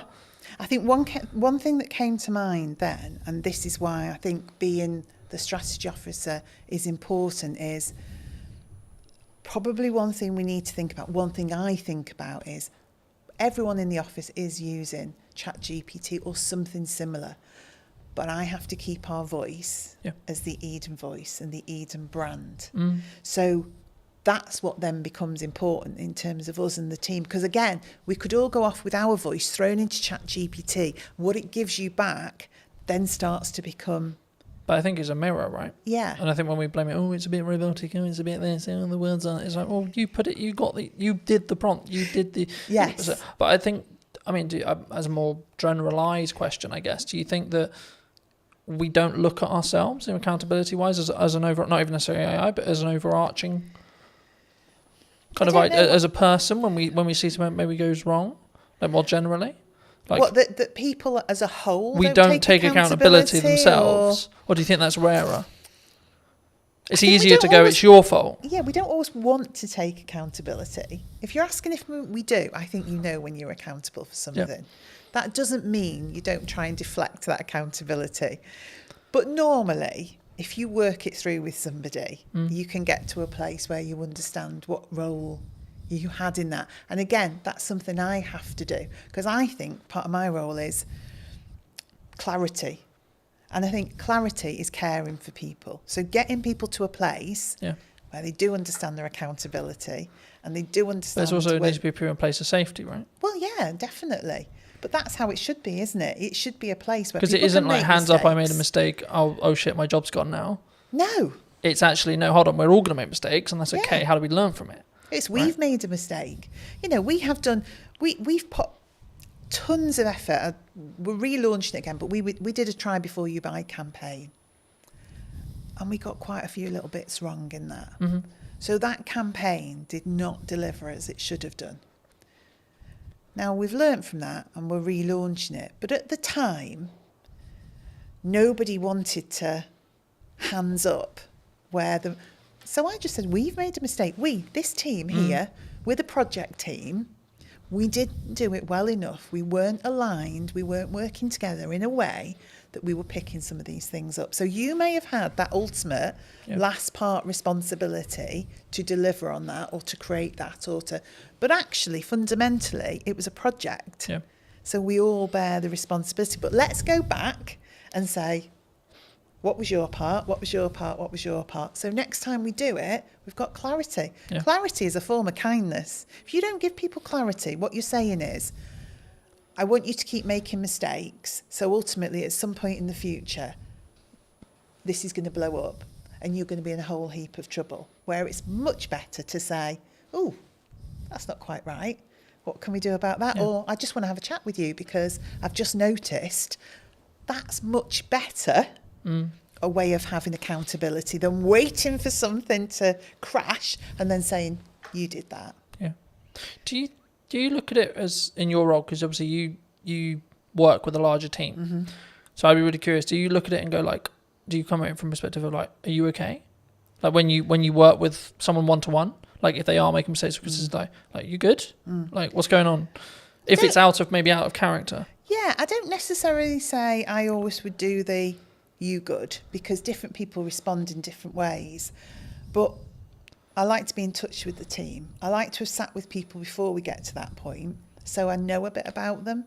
So some people want to share more than others do, but fundamentally, you know the dynamics of the team, and you can see if they're having a good day or a bad day, if they need a bit of space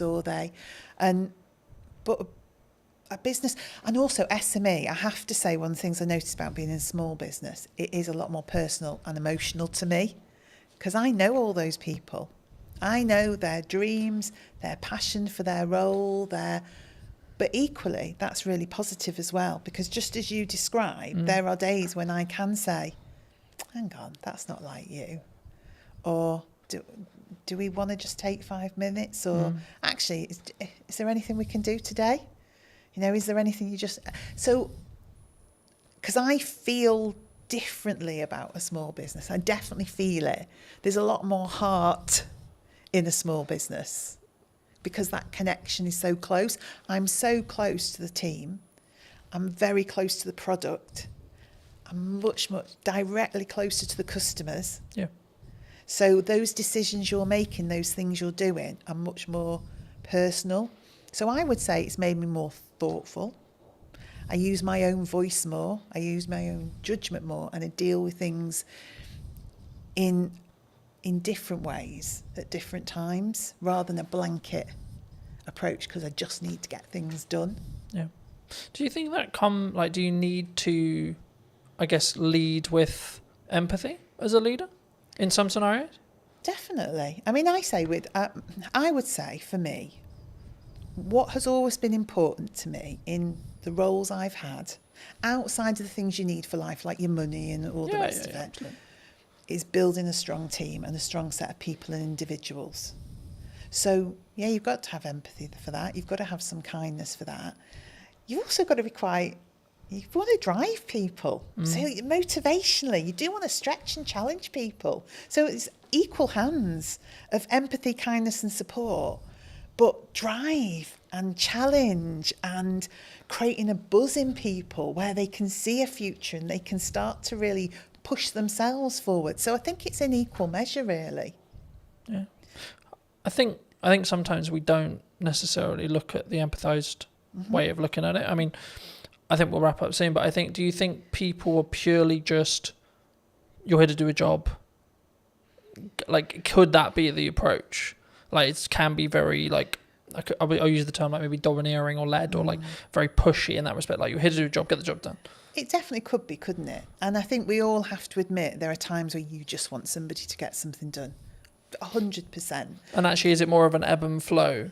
Yeah, in some scenarios, you need to lead with candour and you need to lead with empathy. And in other scenarios, you're like, come on. Yeah, because you're also thinking sometimes the mentality of just get it done is because you know what the impact of that is going to be for other people and other things if that isn't done. Yeah. So it is empathetic, but in a different way, because you can see the end result of that not happening. So say we get something wrong. We've got someone who's relying on our food, getting to them on a certain day for their pet, who's always at their food, has a health condition, and logistically we get something wrong. My view is I have to help that person. So in that moment, you just need to get that done. Because we really need to care for that customer, that pet. We have to do the right thing for them. Then we'll stop and say, right, okay, could we have done that differently so we didn't have to get to that point where we had to drive somebody to get that done? Yeah. But there are moments where it's right, but most of the time that's a result of not having done the hard slog in the first place, that you got there. Yeah. For people who may be interested in connecting with you, seeing more of your work, seeing what you're doing at Eden, where's best for people to connect with you? I guess I would say social media, Eden-wise, and then message me via there. So if you go onto Instagram, Eden, throw a message out. Because we're all in the office together, I will pick that up and see it. We're so easy to contact. I am on LinkedIn. I have to say it's not my favourite forum. So I'm much happier to see messages come through on that social media platform, and then I'll be in touch. Fabulous. If you were going to talk to the person who was in corporate maybe 10 years ago, 15 years ago, and you give them this advice today, what would you say to them? Gosh. As a final thought. Allow people to have a voice. We all care about business at whatever level we work and are operating in that moment, and let that individual have a voice. That would be my message. Thank you so much for watching. If you did enjoy this episode and would like to see more like it, make sure to be subscribed. Let me know in the comment section down below if you enjoyed it and what your clear takeaway was, and I'll see you very, very soon. Hello my friends, I hope you're well. Welcome to the Old Mill, and today we're going to be doing a brand new podcast talking to Johnny from Taste World and just kind of the Old Mill. Hello Johnny, how are you? How are you? I'm very well, absolutely. I was going to think about where to start, but I mean, we're sat in the Old Mill restaurant, right? And I think a lot of people who are local to Salisbury will obviously know the Old Mill in Harnham. You've just acquired it maybe, 6 months ago? 3. 3 months ago? Okay. Yeah. Why here? Why did you choose here specifically? It was just a building that had come to our attention for a kind of friend when I think a poster went up in the window saying due to change of ownership will be closing. And I thought, we need to come and look at this site, when I was told how beautiful it was by the friend. And we came straight here, and within, I think, 15 seconds of pulling up in the car park, we decided it was something we needed to pursue. And we actually agreed the terms to take it kind of out of the grasp of the person that was meant to be taking it, without even stepping foot inside. We literally saw your video, strangely on YouTube, that I think you filmed a couple of years back, and the visual impact it had from the outside. And that was the decision we made. It was just something we almost kind of fell in love with. It's not something I normally do, to be fair. I normally think with my brain, not my heart, but I just fell in love with it. And then when we came inside, it was actually better than we'd imagined, which is always a good thing when you've already made a decision like that. But yeah. So, I mean, we were talking just before we started about the ebbs and flows of hospitality, maybe the ebbs and flows of any business. I mean, in your experience, how have you looked to target, how have you looked to frame creating a business that can be sustained through winter, through slower months, rather than, like, how do you look at that from a hospital? Because hospitality, in my experience at least, is known for do really well in the summer, do really well at Christmas, but then you have those other areas where it's maybe tipped down a bit. I mean, how do you look at it in your other venues as well, which I'm sure we'll get onto, but either here or in general, how did you strategically think about it? How do you sort of create that demand throughout the year in respect to the sustained revenue? How do you see it? Because I think that's like, if you can do that with a business, then it will continue to, you'll make more money overall because you're more consistently creating that consistent revenue. Absolutely. And I think the big thing, you just actually used the word there, we talk about a lot in our business, is consistency. Delivering product consistently to the customer, giving consistent service.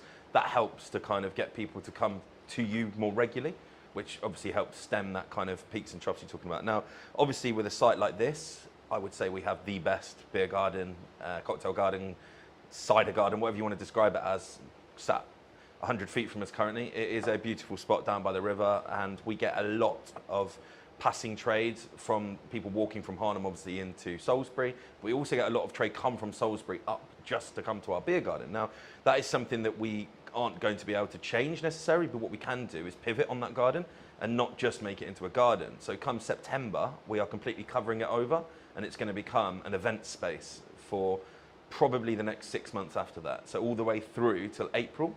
So we've got a Halloween kind of pumpkin picking experience thing lined up. There's a Santa's Grotto, a pre-bar ready to go in November time that will go all the way through to December. We'll probably have a quiet downtime in January just because the team are going to work really, really hard. And then come February, we're going to do a really cool Valentine's themed month out there. Really cool stuff. Again, we'll share all this on socials when it's finalised. I'm being tentative what I'm saying, not to kind of ruin the marketing spiel when it comes out. But then coming into kind of March, April time, we're going to have obviously a big space where we put Mother's Day out there. So we'll maximise the real peak moments. Mother's Day obviously being the busiest single day in the calendar year. We'll have a potential extra 130 covers out there to what we would normally have. And then we'll have an Easter experience out there. And then we're back ready for the summer. Again, with kind of how we bring people into this space, the beautiful restaurant we're sat in with the river flowing there behind me. I'm sure you can probably pick that up on the mic. It really is a stunning feature of the building. We really want to drive people to want to come here for an experience.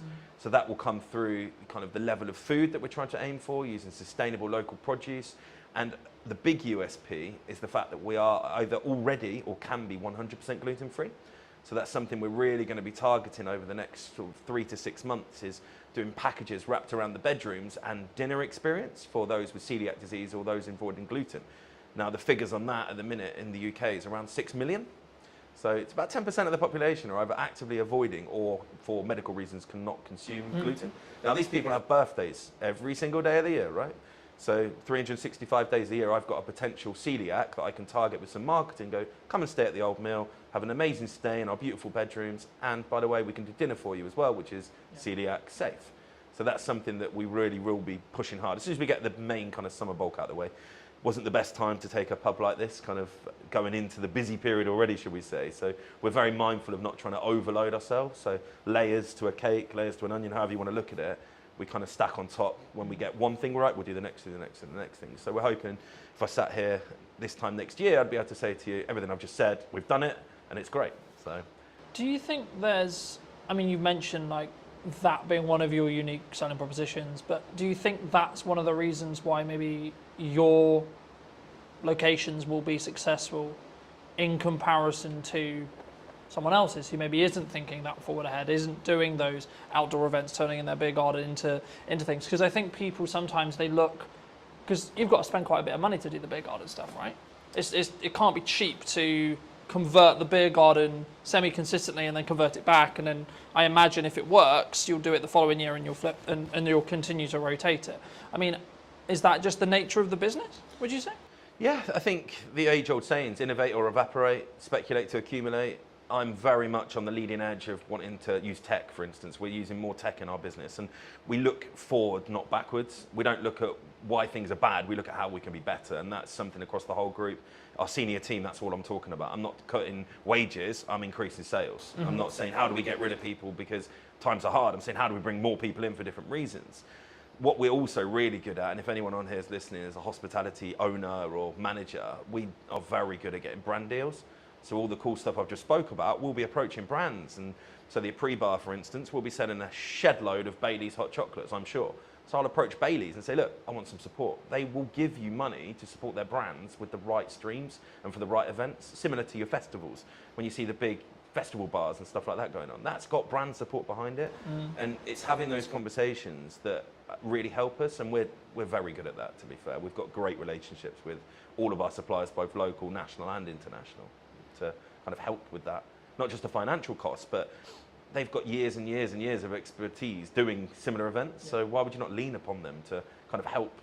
It might be a supplier they use that can cut some costs that we didn't know about, or just simply going, have you thought about this? Like we had an event a couple of weeks ago that we used Thatcher's, a very local company, obviously from Somerset, but they are fantastic, just gone to #1 cider brand in the UK actually last week, that was announced, and they supported fully. They paid for the live music, and they came down, gave us a load of free stock, and had people down here giving out samples. That was just because they wanted their brand to be seen in a beautiful pub like the Old Mill. Yeah. So it works both ways, I guess. Thatcher's has got exposure from being able to use us as kind of a staging post, and we've also got kind of the use of their kind of expertise as well as paying for our live music. So yeah, I think that's a really important thing, and a lot of what I'm hearing about that is a very modernised touch, right? And I think the concern with some, would it be, I don't know, I don't like saying like, oh, it's this person's fault or etc. But there's a lot of people in my industry, like I had a conversation yesterday that was around like the creative industry struggling, right? And I've been very honest and very fortunate where actually I'm in a very different place. I'm in a very fortunate place with the kind of work I'm doing and how I'm doing it, and like actually like looking at the bottom line of my business, it's actually doing really well, right? Yeah. So I'm not feeling that, oh, it's difficult, right? Do you think in your experience, has there been like always something going on? Because I always see it as like there's always something happening in geopolitics, there's always something happening in the economy, there's always a concern related to the up and coming budget or the up and coming changes or etc., which of course changes things for businesses, of course it does, right? But is there a perspective, I think, because obviously a lot of your group, a lot of how you work could be perceived as you're very successful, right? You're clearly very good at taking on some sites, making them make money, and then continuing to repeat that process. Is that from a mindset from yourself specifically and the rest of your exec team of we've got to keep being aggressive, we've got to keep moving forward, regardless of what the doom and gloom is, would you say? I think absolutely. What we talk about a lot is that age is on our side. I mean, myself and my exec team are on the right side of 40, shall we say. Apologies to any older listeners listening. So we're there, we've got bags of energy. Now, a lot of the sites that we look at now have had kind of historic landlords, tenants for a long period of time. They're just tired. They don't know where to look. Social media, they don't get it. When I'm saying, why are you not on TikTok? They're like, oh, no, I don't want to do that. They just don't understand that TikTok isn't just for young people now, right? We have spent 0 pennies on paid for advertising, okay? Obviously, we brought you in, you made some amazing content for us, but we've paid absolutely nothing to do it with. We've done all organic. That's because we understand what we're doing. We've been pretty much fully booked here in our rooms and our restaurant and our garden for the last 6 weeks because we understand where to put our energy and our time. We don't put energy and time into something that's not going to give us back reward. So if a conversation starts happening, even at kind of management level within here, I'm like, is that going to actually affect my bottom line? No, stop talking about it then. Because you've got to be so fixated on the numbers that it's almost autistic. I mean, there is definitely traits of autism in me, but sometimes I wake up in the middle of the night and all I'm doing is thinking about those numbers, how we can trim 1-2% on this cost base, how can we then put that money to work in increasing sales. I think the old saying is the good places, the good people will always do well. Doesn't matter what the economy does. I think without blowing your ego too much, the reason you're doing well is because your content's bloody brilliant.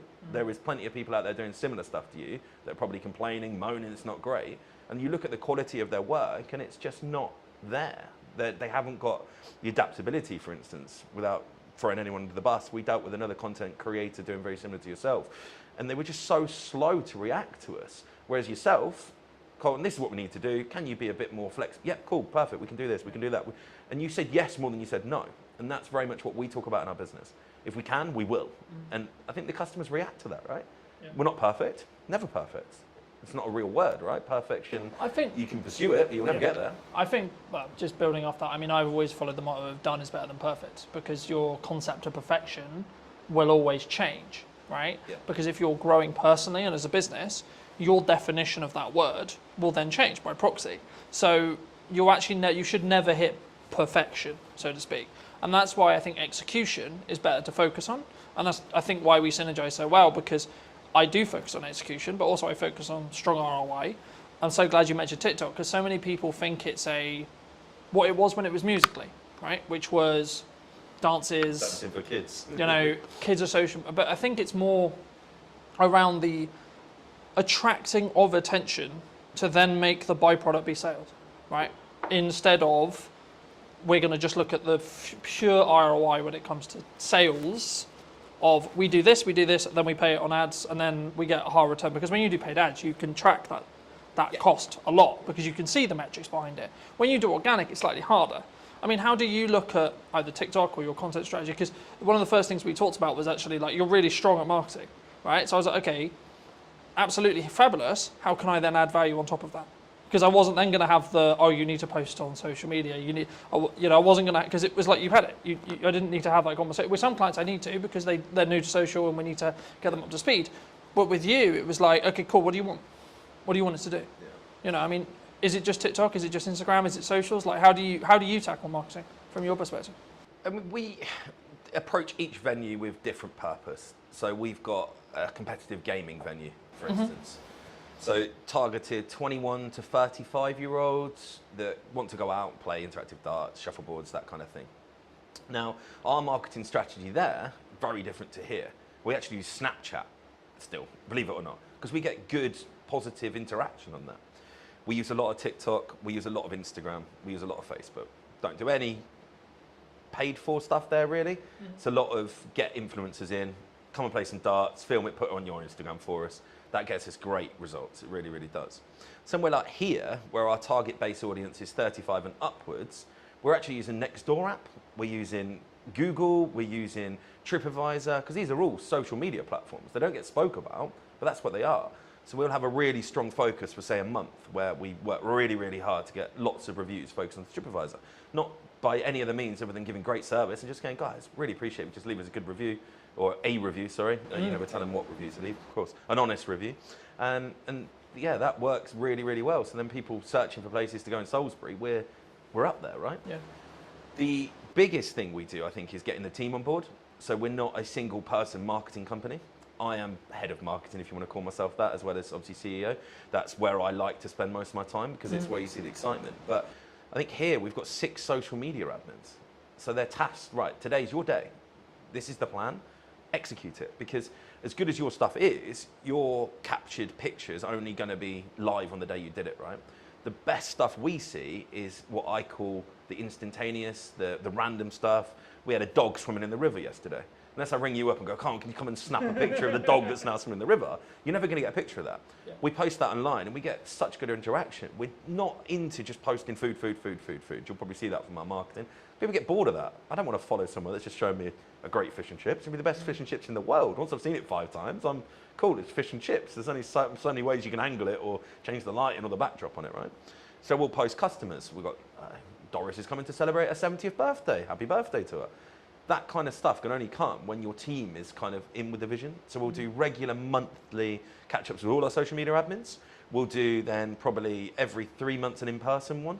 So we'll bring them all in, and it might be yourself I ask next time, right? Can you just come and do a piece on how you get great filming angles, great lighting angles? So they all understand they're never going to be as good as yours. They don't need to be when we're putting out as much content as we are. Yeah. And I think that is something that I really understood, and probably the biggest thing we change when we take properties.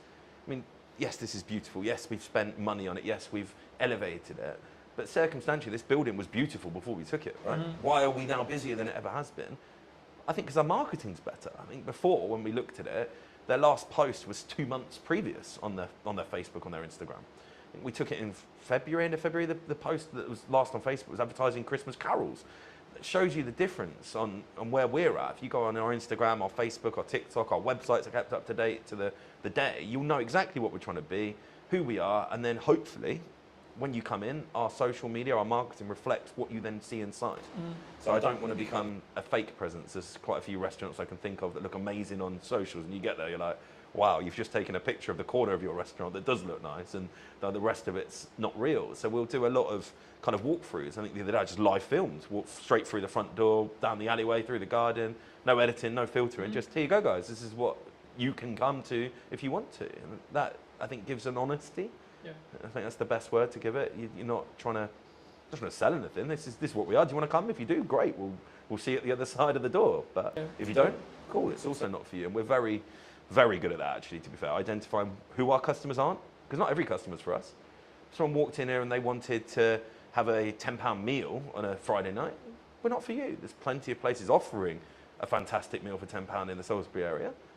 But on the flip side, if you were looking for a fantastic Chateaubriand on a Friday night to enjoy with a fantastic bottle of Malbec, we're the place for you. And you should come here. You're not going to get that if you go to the £10 meal place around the corner. Yeah. So it's understanding where your market pitch is, not trying to be for everybody, because it's impossible, but the people you are for, really being strong at that and having that kind of full team cultural mindset that all of my team will know who we're for within probably a parameter of what age we're aiming for, what service we're aiming for. They'll all know that our USP is gluten-free. And I think that's really, really important, because I can't just sit here now spouting all of this and then not relay that to my team. And again, we're not perfect. We're definitely, particularly in this site, 3 months in, it's nothing. You're really still learning everything at the minute. We're learning our customer base. We're learning our team. Still a weekly training for all of our team. In 6 months, would I expect 99% of customer visits to be at the level I'm talking? Absolutely. And anyone watching now that came here and didn't have that, please contact me on the Facebook, and we'll put that right, because that's another thing we're very good at. If we're not right, let's put it right. If we know it was something that we did wrong, we need to do everything we can to put it right. If someone came, they just didn't like our menu, that's okay. Really sorry we weren't for you. Hope you find somewhere that is, because we're not going to be for everybody. But if something's kind of not to plan, shall we say, identifying that, having the touch points during the visit to identify why you're here is best practice. But having then the touch points after visit, we have feedback emails that go out. I've got business cards that go out with my personal email on it to everybody. If you've had a great time, let me know. If you've not had a great time, let me know, because we want to know. Even at the scale right now, when we employ 165 people across 10 venues, we are relatively big. I still understand the importance of being customer-centric in my role. And that comes through marketing, coming back to your kind of original question, I guess. That is all part of it, right? Marketing is understanding why something went wrong and how you fix it. Yeah? That is marketing, yeah. Do you think there's and this is a more general, like broad business question, or like it could be your business, could be my business, could be any business. Do you think some people, because I've always followed the own up to if you made a mistake and it's your fault, or if God forbid something went wrong on a video, I'll be like, look, I made a mistake, hands up, right? And I think that put, in my view, from client feedback and etc. that I've got, that puts me apart from other people who are going to sit on their morals and go, well, actually, no, it was because of it. You know, I don't sit and, it's not about necessarily making an excuse. I don't like to use that term, but it's more, the question I was going to ask around that is, do you feel that one of the reasons why you're quote unquote successful is because of how in touch you are with the marketing, with the customers, with the key question there is honesty when it comes to, look, we're potentially going to get it wrong, but actually this is how we're going to try and fix it for you. 100%. There is a lot of restaurant owners out there that I know of, both personally and I've seen online, and the first thing they do is blame the customer. When a customer comes out and says, oh, I didn't like that, what do you know? I'm a chef. And it's like, that's not the response. If you do genuinely believe you were right, as I say, really sorry, wasn't for you, hope you find somewhere that is. That's the response we give. I don't try and get into a debate with someone whether they were right, wrong, or indifferent. It's fairly obvious when you're wrong. Someone comes in and could be an item missing from the menu. Chefs are humans, right? And there's not enough conversation around in hospitality. It's a human-centric business, right? If you went into an office and you had 20 workers, in a week period, how many office workers would make mistakes? The problem is no one ever knows about them because it's not generally a customer-focused basis, right? But you come to hospitality, a slight small error from, could be a 17, 18-year-old that's first job potentially, becomes a huge thing for the customer. Rightfully so. We should be able to execute a meal, but we're not going to all the time. But the first thing you do, as you said, is accept it. Yeah, that is not the standard that we work to. Apologise. What can we do to make that right for you? Yeah. And if you follow those three things, then I don't think you can go far wrong. Now, out of all of the complaints that we get across the group in a year period, just call it 100. I would say 99 of them have returned and love what we are about. So that's 100 people potentially that would never step foot in the business again that we've managed to rectify, use their not so great experience to learn, made changes to SOPs or systems and processes, and then reflected on it and gone, okay, that happened. Let's not let it happen again. How can we improve as a group? Can we learn something that happened here and go, actually, we can stop that happening anywhere else, not just here? Because even now, I mean, I'm 20 years into the game now, there's still stuff happens. I'm like, wow, wasn't expecting that. How did that happen? What can we do to stop that happening again? So it's a learning day all the time. Even for someone at my level, my experience, you might think, oh, I know everything. I don't. I'm pretty good. I know most things, but the game's changing. Every single week, I'm like, okay, that's different. 10 years ago, did I think that I'd be talking about being a gluten-free centric company? Absolutely not. Now, it's our USP. That's our single biggest drive force. Because most places don't want to do it. And I think that's identifying what you can do to set yourself apart. Whether that's you can be cheaper. Don't like doing that.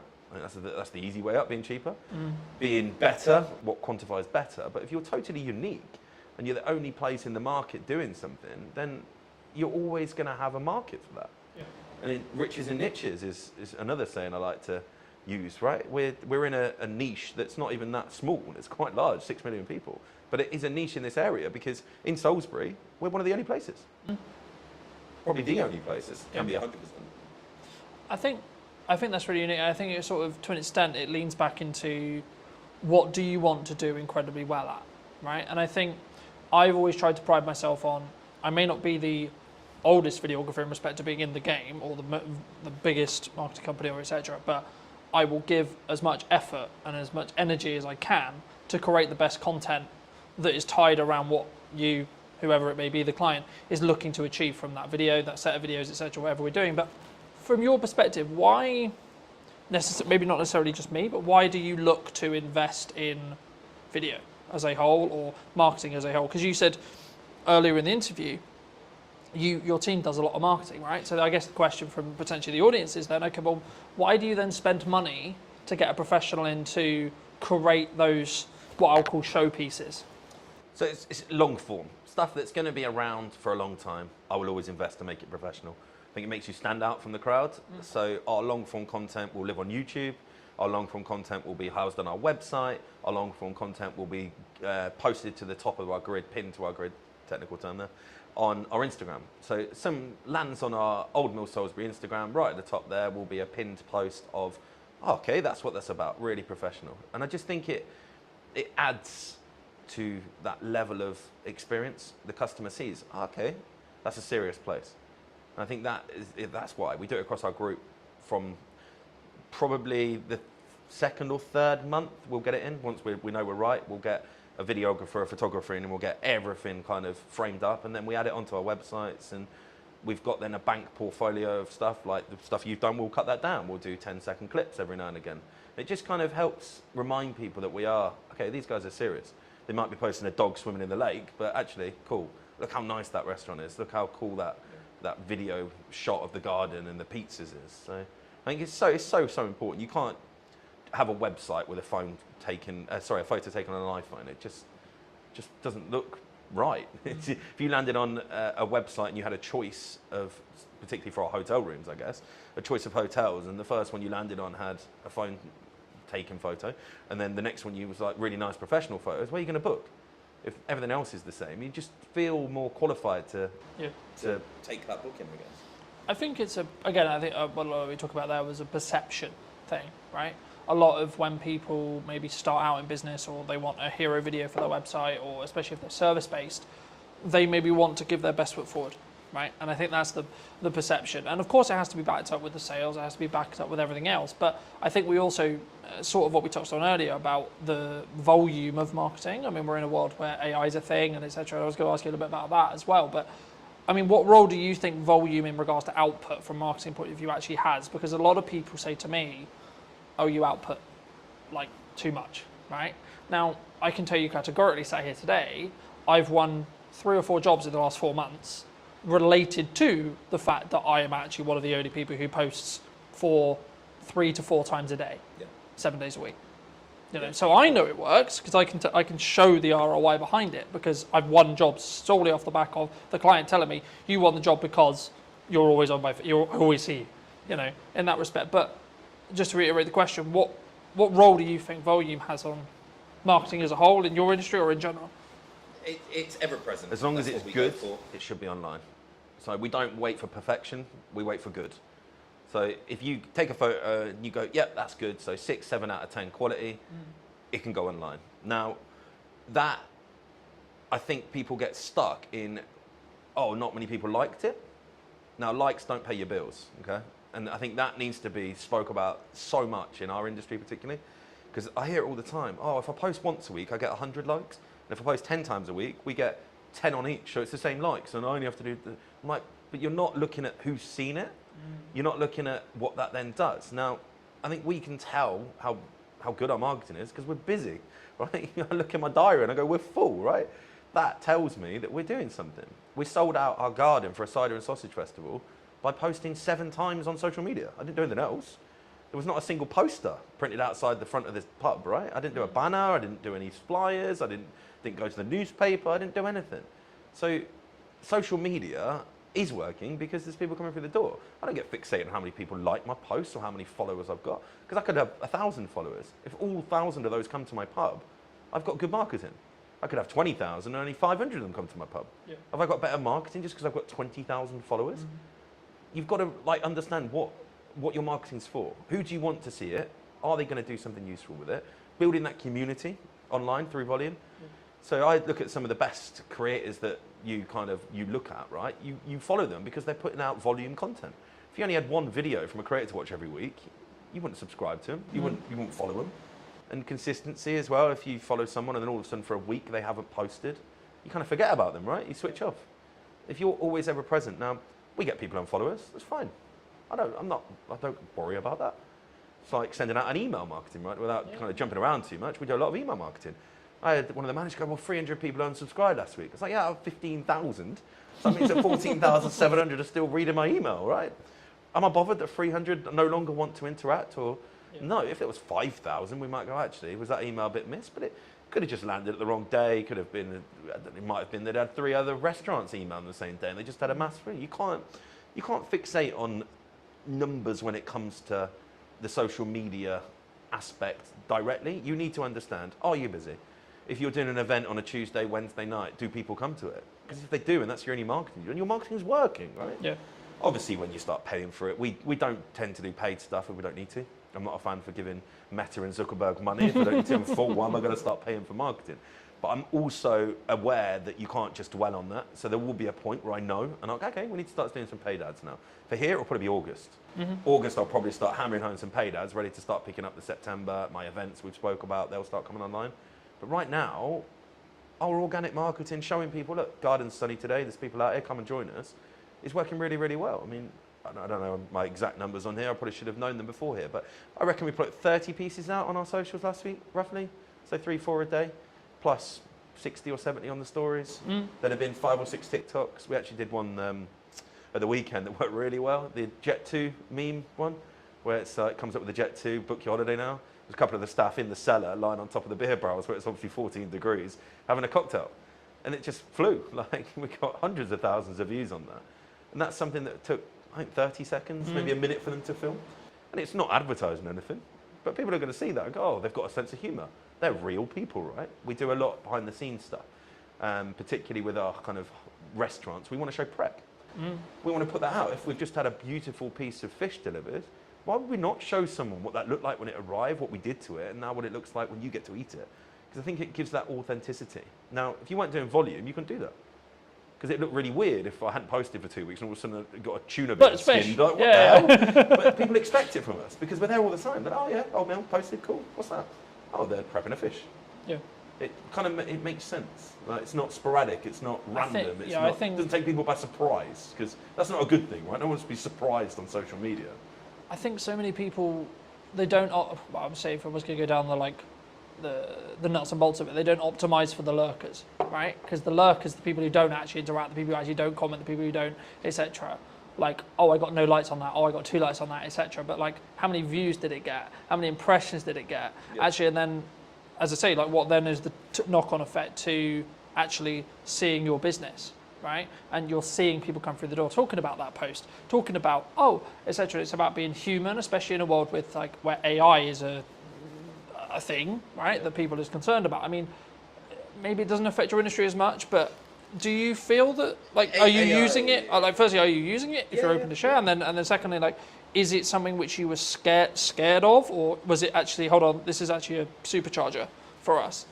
So I went to an event called EMC. Big shout out to Matt Wilson. If he watches this, I'm sure he will. An incredible event, 500, 600 plus entrepreneurs that are all there because they are the owners of their business or senior team in their business, but they are the marketeer. They want to generate sales through social media or Google, online, digital marketing, right?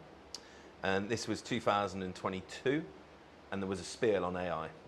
And everyone in the room looked at each other and went, holy crap, this is real, right? 2022, the average Joe had no idea what AI was really. Artificial intelligence, yeah, cool, that's something that That's does nerd. that, That's right? a nerd thing. Yeah, yeah. ChatGPT was mentioned. I got on it pretty much within 3 months of that conversation. So I've been using ChatGPT when it was a bit rubbish. Now, every single one of my social media admins, every single one of my senior team has it on their phones with the pro version. Okay? Now, we write our posts, we put them into ChatGPT, and we tell them to optimize for our audience. So it knows our audience, it knows what we want to write like. So you end up with a post. If you really knew the marketing like we do, you can kind of tell, but the average person has no idea that's what we're doing because it feels personable. What we don't do is go, ChatGPT, write me a post to advertise Cider and Sausage Festival. We don't do that. We'll write into it. What it does is proofread. So you don't end up with posts going out with spelling mistakes. Can't get my words out today.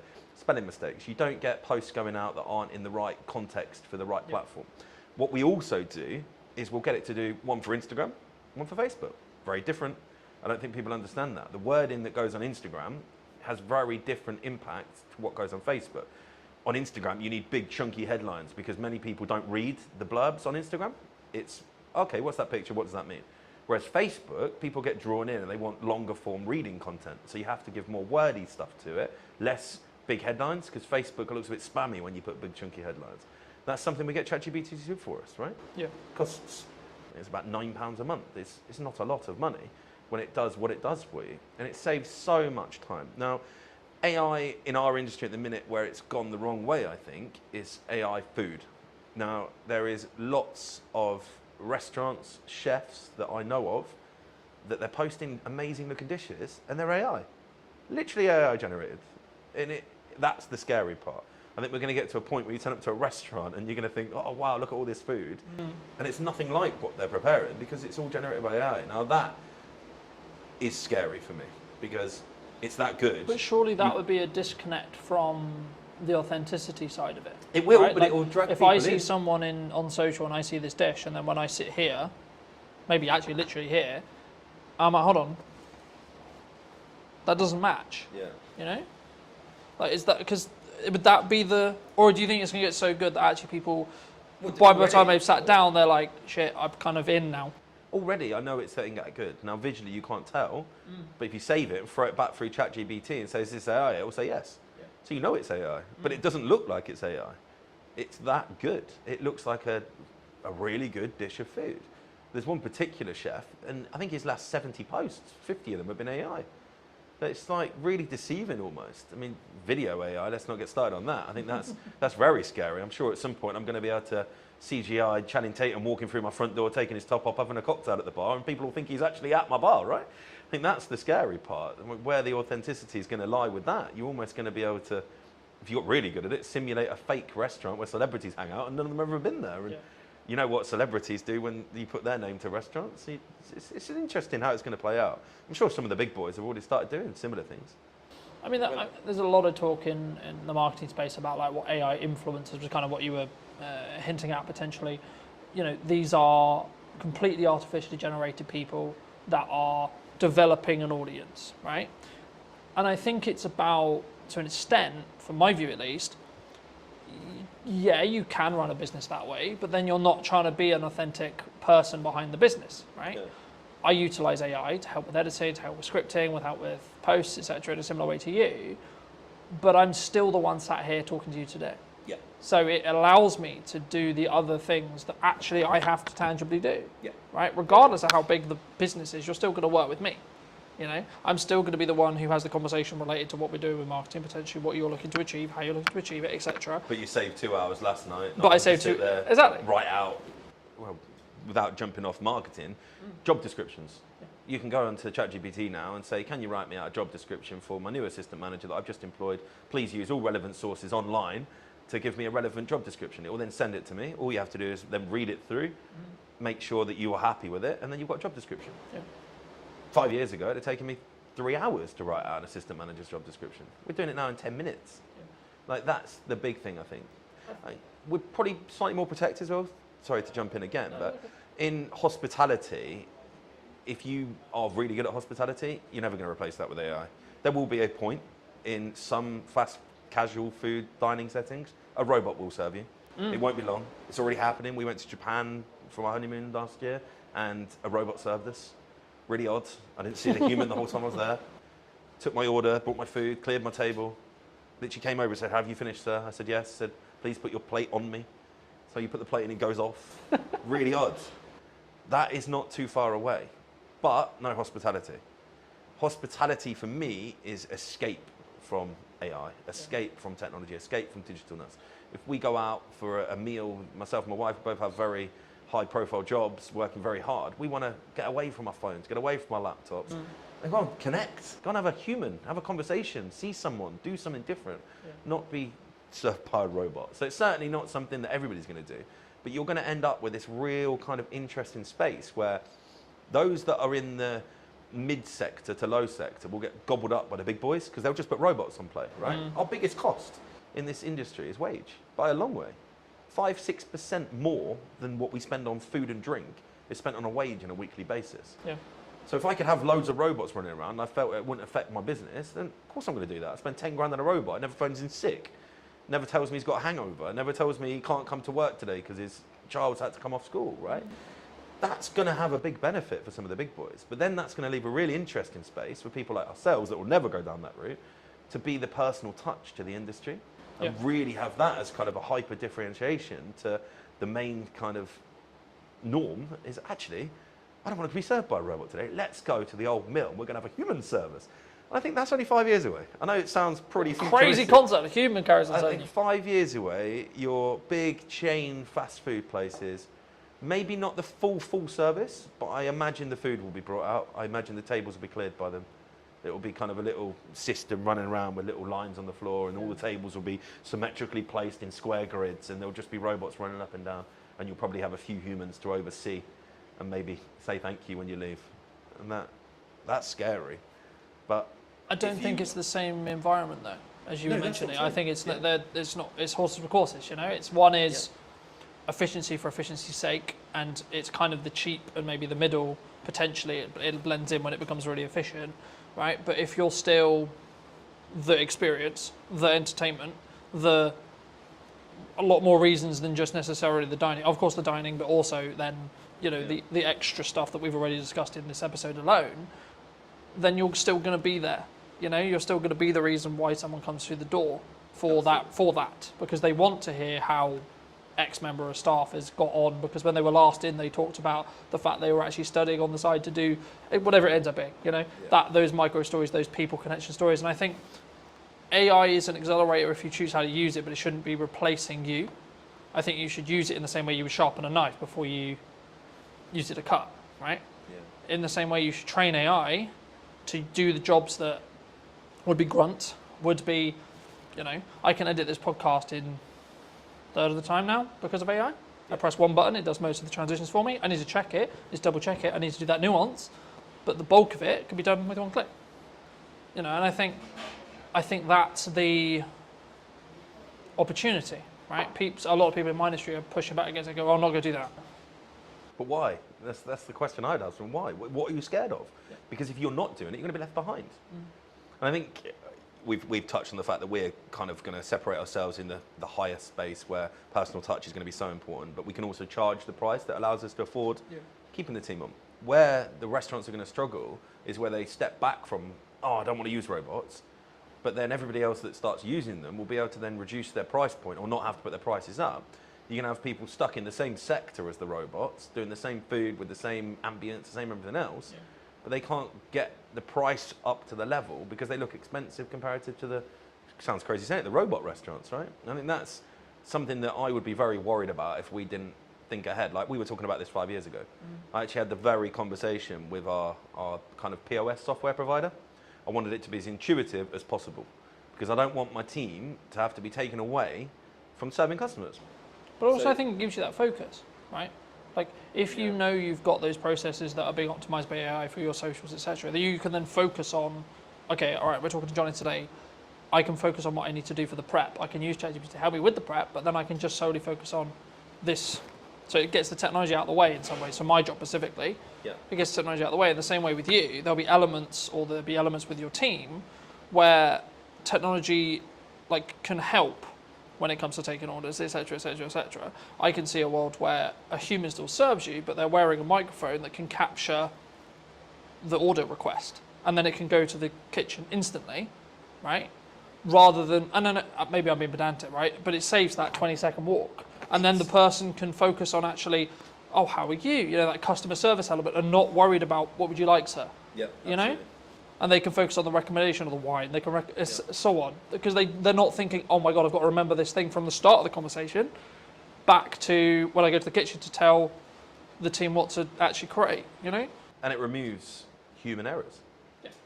Unfortunately, whether you want to admit it or not, AI makes less mistakes than humans, right?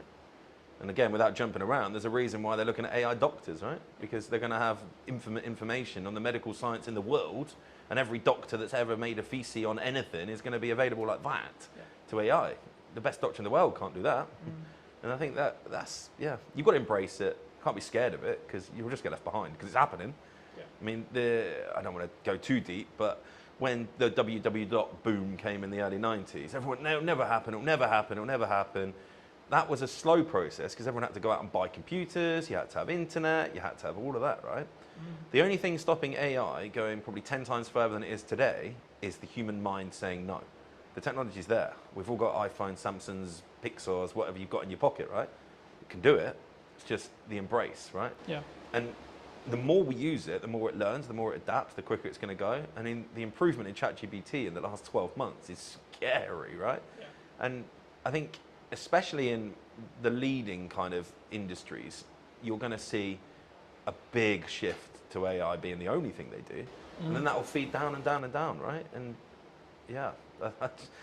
we understand it. We've been speaking about it since 2022, right? We've had it there in our back mind. What can we do to improve and, as you say, be more efficient? QR code ordering is something that we use a lot of because it brings back the time. Yeah. If someone's sat in the garden, gets their time back, they don't have to go and stand at the bar and queue. They just order on the QR code, comes onto the till, it's printed, it's paid for, we can take it out to you.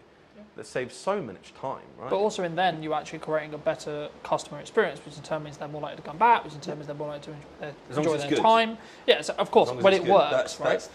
That's the key factor is you've got to make it intuitive, you've got to make it seamless, you've got to make it easy to use, not friction. It should feel like you're doing them a favour, not the other way around. And I think that is how you frame it. Guys, we're using technology because your life's going to be more enjoyable, you're going to have a better experience, not we're lazy, we can't be bothered to serve you.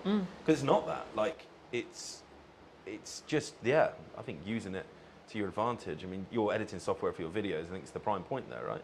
Yeah. Is your video any better now because you say? Probably not.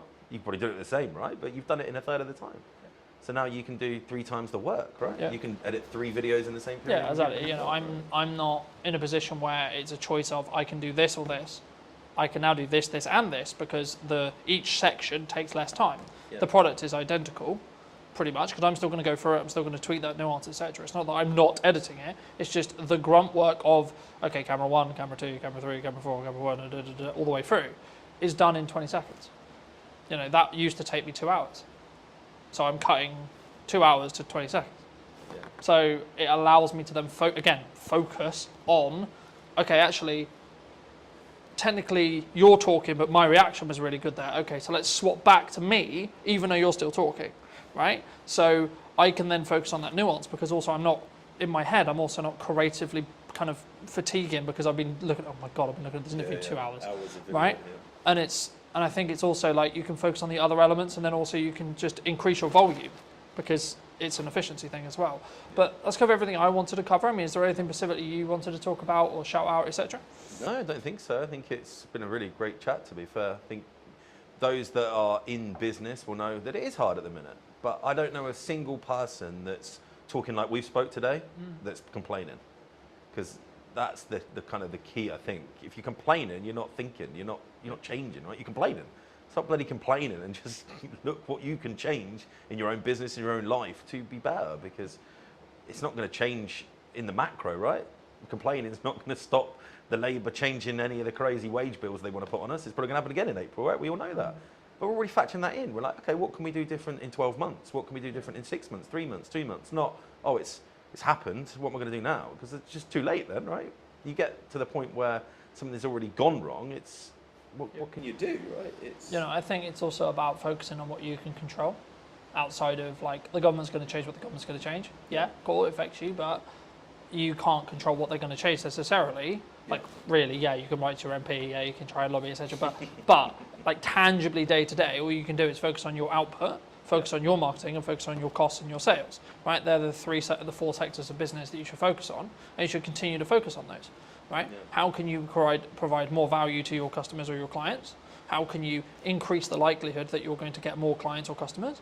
And then how can you retain or make more sales from the ones you have, right? So whether it's adding more value or thinking about a model differently or adding a retainer service, so you've got more, as we just opened the episode with, looking at a returned income rather than project gap, you know, and actually if you've got some retainers, especially as a marketer, then you can take on the odd few projects as well. So then you've got an even better month, but your baseline is going to be at a certain level because of those retainers. But then also it removes the stress, so you can do other elements, like you can focus on your marketing more, you can focus on your systems more, etc.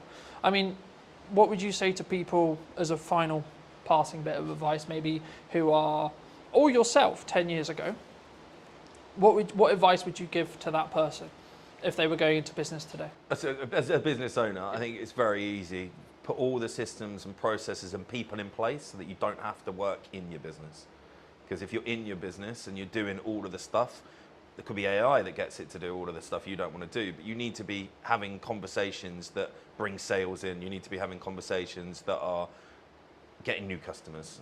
If you're not doing that as a business owner, you've got a job. You're not in the business. That's, yeah, I think my biggest advice and something I've been able to do in the last few years and why I think we're where we are now. I don't pour pints. I don't cook. I know how to, but I don't. I've got people that do that because as soon as I start pulling pints or I'm in the kitchen, I'm not marketing, I'm not growing, I'm not out there looking at what we can do to be better in the future. It's a lot easier to find a chef than it is to find someone that can do all the stuff that I know I'm brilliant at. And most business owners are going to be the best salesperson in their business, the best marketeer, because they know it inside out, right? Yeah. But they just get so tied up, and I get it. You're a one-man band plumber, but you're only ever going to be that level. If you've got aspirations of being a full-on business owner that can be on a beach 4 or 5 times a year and not having to be worrying you've got income coming in while you sleep, which is the dream for everybody, right? You've got to put the people to do the job that you are currently doing and then focus on how you bring customers and sales in to pay their wage. If you do that, game changing. Easier to say when you run a pub because you have to employ people, right? Yeah. I think the biggest challenge, even for yourself probably, I don't know where your growth map sits, like it is the biggest challenge for most people is the mindset, oh, I'm going to employ someone, I've got to find their wages every single month. Yeah. But that's ultimately what makes you a business owner. I think that was a real kind of shift change for me, that brought an ops manager in, brought an exec chef in, brought a head of marketing in, brought all of these people in. I went, wow, I can now concentrate on the stuff I really enjoy doing. Yeah. I'm not having to sit there and get like fixated on the pot washer didn't turn up on Tuesday night. Although it is my problem, ultimately it's not my problem. You need to make it someone else's problem, those little minute details. But then again, it's that focus, right? It comes back to that focus. And I think you have to build financial stability within yourself in answer to what my growth plan is. A, build financial stability for me, then scale it to the point where it has financial stability for someone else and 2 other people. Yeah. And then look at, okay, how can I allocate those resources to potentially replace me in this role, and this role, so then I can then open up to do 4 podcasts a week, 6 podcasts a week, whatever it ends up being, because the only thing I will never be able to outsource is me sat here today. Correct. I can get 2 camera operators in today to run the cameras. That's not what's happening, but I could have done, right? Yeah. That would have cost me something. Cool. But then I don't even have to think about, is the camera recording, et cetera, et cetera. Yeah. But then I can focus on our interview, right? So it's about removing those hats when you can, but building them, in my view, especially as a creative industry that's very this and always been this, and it's been very you're always very fortunate and should be very grateful to be able to work in the creative industry as a full-time career. It's not a obligation or a thing you can do. And I remember a YouTube video saying, for a long time, especially during COVID, when there was a really strong boom and there was lots of creative work going, everyone was very entitled about being, oh, I'm a creative and I do this and they do all the pay my day rate, whatever it was. But followers on TikTok. yeah, but now it's actually, I'm grateful to be able to do this for a living, and it's a privilege to be able to do so, not necessarily a thing that is likely, in that respect. Or if you could only do it part-time, okay, cool, be great if you could do it part-time, or etc. And I think it's about your work ethic. It's about how do you control those levers regarding sales. Actually, when you make money, how much do you keep and then hold on to, so you have that financial safety net. So if you are project to project, do you have enough to cover 2 months, 3 months, 4 months, 6 months, 12 months, etc. And then once you've got that, then you can develop another financial pot equivalent to go, okay, cool, I can now outsource for 3 months, 4 months, 5 months, 6 months, 12 months, etc.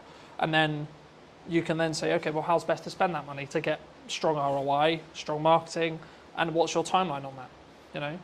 That's just my view. But thank you so much for coming. I mean, if people who don't know, what do you want to shout out? What do you want to link to? I think if you haven't been to the go? mill and you're local to Salisbury, it'd be great to see you down here, see what we've done. And yeah, it's been a pleasure. Thank you so much.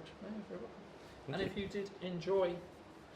did enjoy this episode and you would like to see more like it, then make sure to be subscribed. Obviously, if you're looking to potentially up what you're doing with content, I would love to hear from you. I'll leave my information somewhere around this video, and I'll see you very, very soon. The reason a podcast is valuable is the trust building element to it. I don't think any other format builds trust in the same way that a podcast does. Sometimes done is better than perfect. If it's a barrier, Talking to people about their own personal relationship with money. how do you break that down? You will know this better than anyone. You need a hook to get people in. It's not glamorified. It's not you put out a video, it got 1 million hits, and then you get 20 phone calls. Right? Absolutely not. No one's calling me at this stage. Definitely not. The super niche stuff is a super niche audience. What content can you create on a consistent schedule? So now I'm like, how can I best spend today? And how can I be as efficient as I can? Hello, my friends. I hope you're well. I hope you had a good day, evening, or night. Today we're talking to John all about podcasting. Hi, John. How are Hello. you? Yeah, good. Thanks. Yourself? Yes, super well. We were fortunate enough to meet through James, whose space we're in today. Studio man. And I was debating about how to start this, because I think sometimes like podcasting can be a really challenging thing, right? And I think for me, why should someone actually have a show like this as a whole? But then because I think there's a psychology kind of hurdle in the respect of creating content, but especially in a podcast environment. But also then, like, what is the ROI, I guess? Yeah. Would you say? I think it's the format dictates that more than anything else. Mm-hmm. So the reason a podcast is valuable is the trust building element to it. I don't think any other format builds trust in the same way that a podcast does, for a couple of reasons. First of all, you are sort of having a long form chat, so you can go into subjects way deeper than you can in other stuff. Sometimes even videos and documentaries and stuff. If you're watching a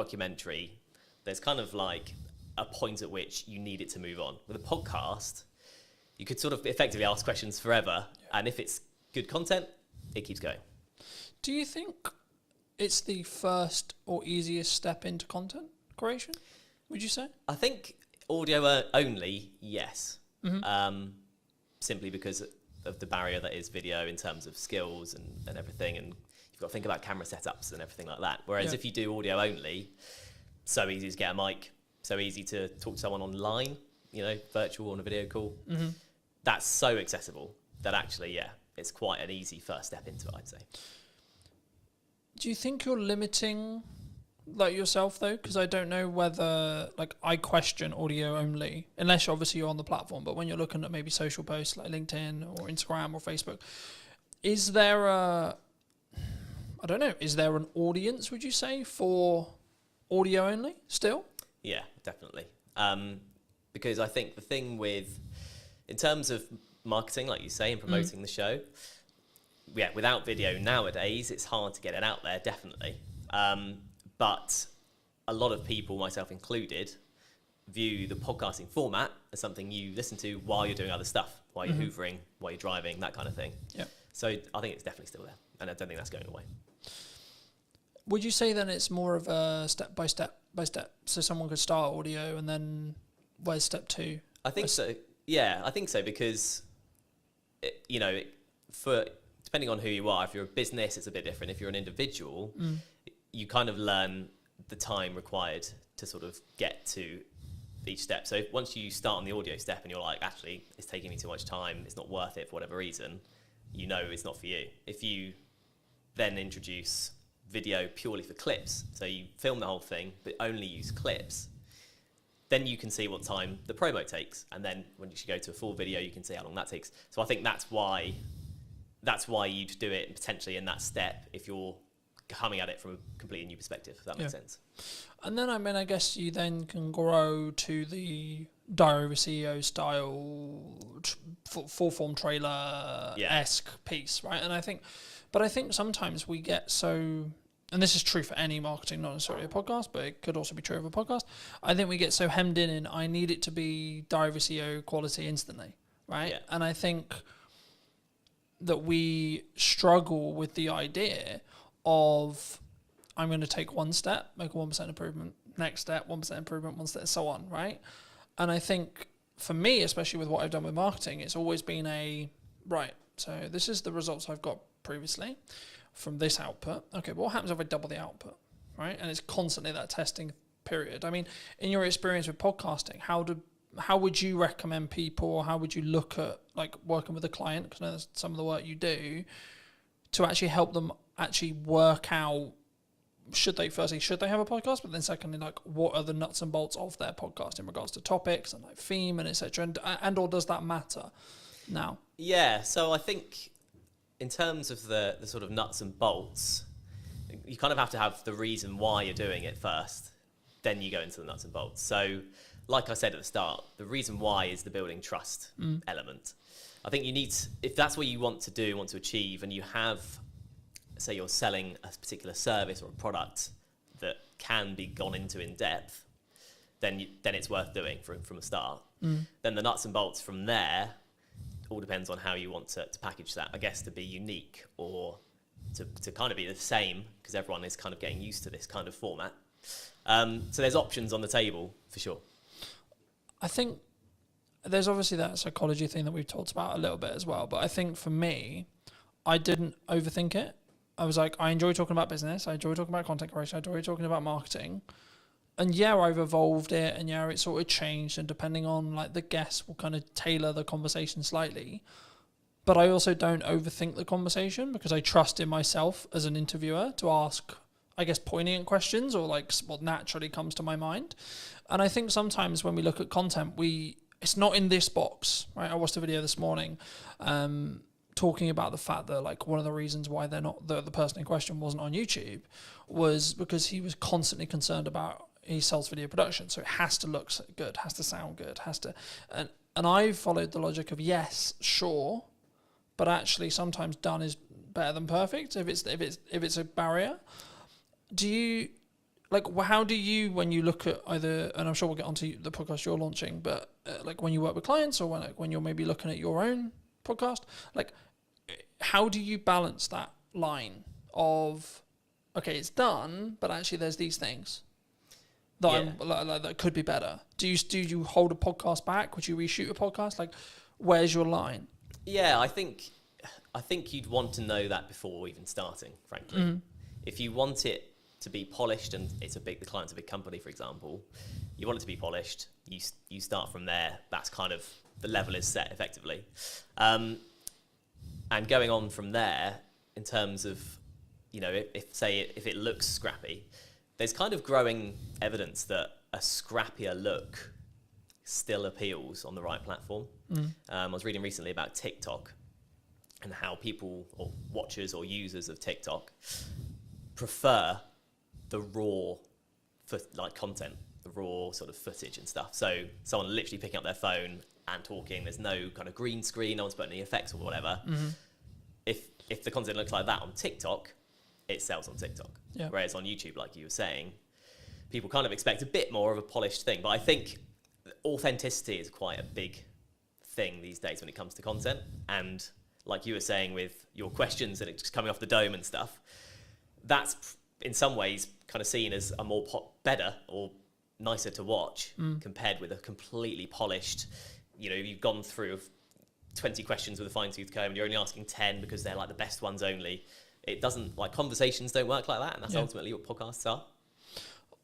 I think that's an important point. I think that there is obviously a line when it comes to like the quality of, like, especially if it's what you sell, like what I sell is video production. So there is a line, but I also think that there's an opportunity cost of refilming a conversation that isn't the first one, for example, Absolutely. right? So to give you some context, last week or so, I filmed a podcast with my mum, and that post, me announcing the fact I did it, did really well, which kind of doesn't surprise me to an extent. It doesn't, but there's actually a tech challenge with that podcast because one of the cameras isn't in focus. So my camera isn't in focus. So I was in a position last week, and I think I pretty much made the decision I'm just going to work around it. But I'm in a position where I'm like, the episode is really strong in regards to the content, but it's not perfect video production wise. Do I reshoot it with the potential opportunity that it will feel different and the conversation will maybe come across differently? Or do I work around the fact I've got multiple cameras and I fix it that way? Or do I just go with, okay, it's out of focus. It's not far out of focus. It's maybe an inch, like a tiny amount. But is that an approach some people should take? Do you think they should get out of the way of the content sometimes?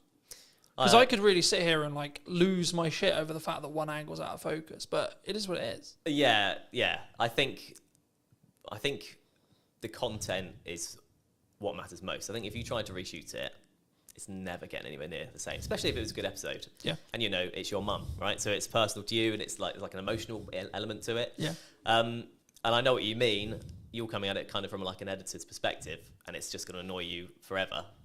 But the average watcher probably won't bother them that much, Yeah. I'd say. So actually, if the content's really good, I guess, like you say, you could, in theory, refilm your bits of you could pretend you're there again. Yeah. But unless you're a particularly good actor, it's it's not gonna work. Yeah. So I would say no. I'd say take the hit on the Because slightly also, blurry but I image. also look at it from a perspective, from my point of view at least, by saying, okay, well, in the grand scheme of all the episodes I've got in production, that's one episode out of 20, right? This week, I think I'm filming 9 or 10, right? Total. And I think for me, it's the action will always outweigh that, and maybe that one with my mum isn't perfect from a production point of view, but the conversation, the content's really powerful. Yeah. So I think that's the thing people need to focus on. I think that's when, especially when they start, I think they get in the way. They get in their way sometimes, and they're constantly it needs to be £40,000 of production. It needs to be this, and I only use £45,000 because Stephen Bartlett's known for what he did with Director of CEO and how he then scaled that to the point he did. But I think we don't look at the journey sometimes that Stephen went on specifically. If we're going to use him as an example, anyone with a big podcast, we don't look at the micro testing that happened through the journey to then get to the point where they're at today. I mean, have you confirmed like where you are with the podcast? Like, where's your podcast?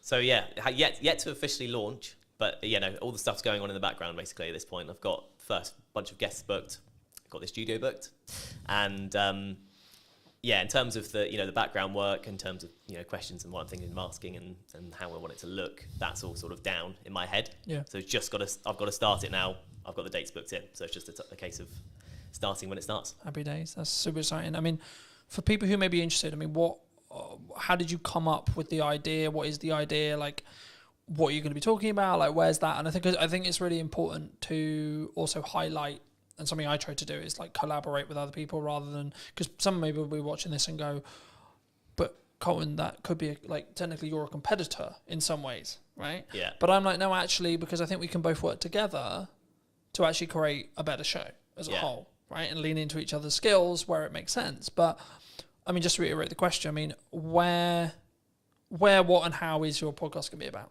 Yeah, so it's called How Do You Money? And that's the idea. That's the sort of opening question somewhat. So it doesn't actually make grammatical sense, obviously. But I think most people can get from that. It's talking to people about their own personal relationship with money. Strictly not an advice show, because I'm not an expert with money. And it's purely human interest. So I'm talking to people about their money habits. Things like how often do they check their banking app? Mm-hmm. When you ask people these questions in day-to-day conversation, it's amazing how different the answers are. How people in relationships deal with money between them. Everyone does it differently.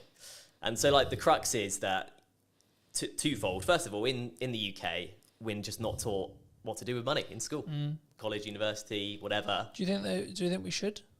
Yes, Like absolutely. that should be in school? Absolutely, yeah, because it's a fundamental life skill. As you know, we had a short conversation about money at the start. Yeah, absolutely. So yeah, I think it definitely should be. But at the moment it's not, right? And so I think as a result, two things happen. Number one, everyone makes up their own way. Second of all, people are too scared to talk about it because there's no official guidelines Do you think from the start. Do you think that's insecurity? Do you think like if I say that I nearly lost the business in 2024 or previously, that you're going to judge me? Do you think it comes from that? Absolutely, yeah. Do you think that I'm going to think that you think I'm a failure? I think that's a big part of it, definitely. And then let's flip it. Do you? Absolutely not. No. And I don't think anyone would, because, well, the main thing being everyone else will have their own story along the same guidelines, because we're not taught about what to do, because life is a challenge anyway with money, because there are so many ways you can trip up with money. So it's very much a sort of low budget psychoanalysis of money, and it's kind of an accumulative thing. So no, it's not about the one episode or one particular episode or what one person says. My idea about it is looking back at the first 10 episodes and seeing all the different answers. I've got a killer question that I ask at the start of this podcast that everyone will definitely have a different answer. It's a one-word question. Okay. One-word answer. And I hope that kind of sets the tone for how the rest of it is going to be. Yeah. I mean, looking at your planning stage then for your show, I'm curious because obviously I plan mine in the way I do it. How have you looked to plan it? Do you completely pre-plan it? Do you have an idea or questions in your head? Obviously, you've already said you have the opening question there. I mean, what do you have the rest of it? Like, just break most of the audience's case, but also I'm curious as well. I mean, like, how do you break that down? Like, how have you broken that down? So I have kind of set it into 3 or 4 kind of different sets of questions that relate to specific things. So like I'll have 4 main topics, let's say, and then questions that come underneath that. One of my sections is clickbait questions. Okay, fair enough. Just being really honest about it. But are you doing that for the clip that you're going to extract from the show? So partly to do with that, yeah, okay. Absolutely. You will know this better than anyone. You need a hook to get people in. Yeah. That's just the reality. Yeah. But as well as that, those questions often come up with the best answers. There's a reason they're clickbait questions, because they're the big questions. But it can't just be all of that, because it's like me going to you, what's the biggest mistake you've ever made with money? what's the best thing you've ever done with money? What's the worst problem you've ever got? Do you know what I mean? It doesn't. That's not a podcast. It doesn't work as a format in any interview or anything. So that's one section, for example. But in terms of the process, I just thought of the questions based on normal conversations with people, and then I've sort of categorized them. You know, chopped a few out. Yeah. The clickbait thing was only a recent idea, really, so I've added some of those in. And yeah, in terms of a format, it's conversational, right? So I don't have to hit every question.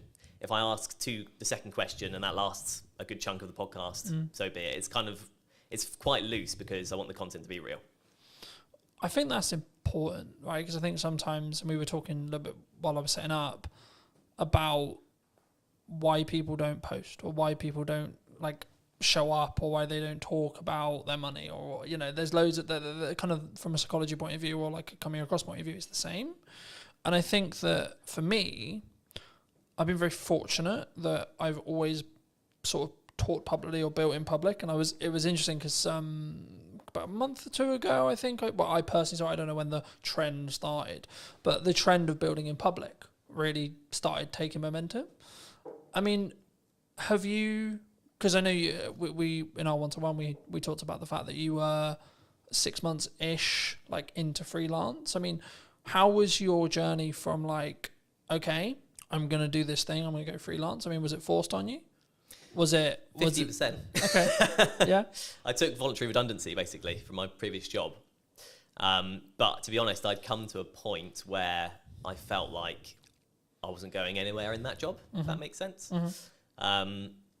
And yeah, it was a bold decision because I was also 3 months away from my first child being born. So I've since had a conversation with a friend who was like, "You're mad. Why have you gone and done this at this exact time?" But yeah, a lot of things felt right about it. I did seek advice about it from people about, you know, rates and how much work is available, just a few people that I knew. And it just seemed like the way to go, and it has been the way to go up until this point. So it's a bit like that freelance, and you'll know as a business owner, you're just sort of going, okay, I've got through this month, go to the next one. I was definitely like that at the start.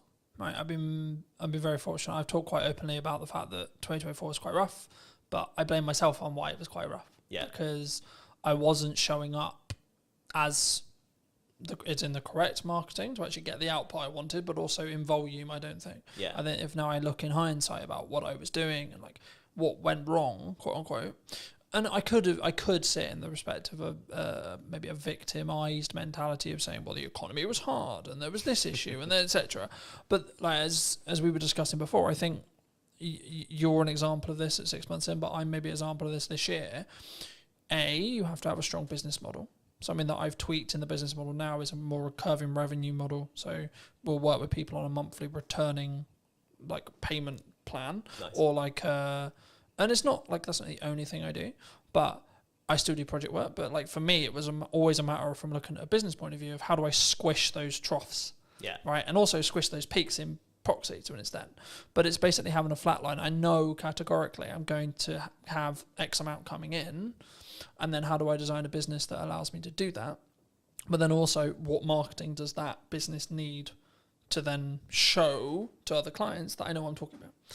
And I think when we look at actions, and this was going to be on to the next question, which was around like, is it just the reason why you're busy is because of your output? Because I think sometimes we sit here and go, oh, things are quiet, or like, you know, we both kind of alluded to it already, but business owning, freelancing is difficult, right? And I've had times where it's really, really hard, where I know I've got to hit a certain amount every month, and I'm like, I don't fucking know where that money's coming from.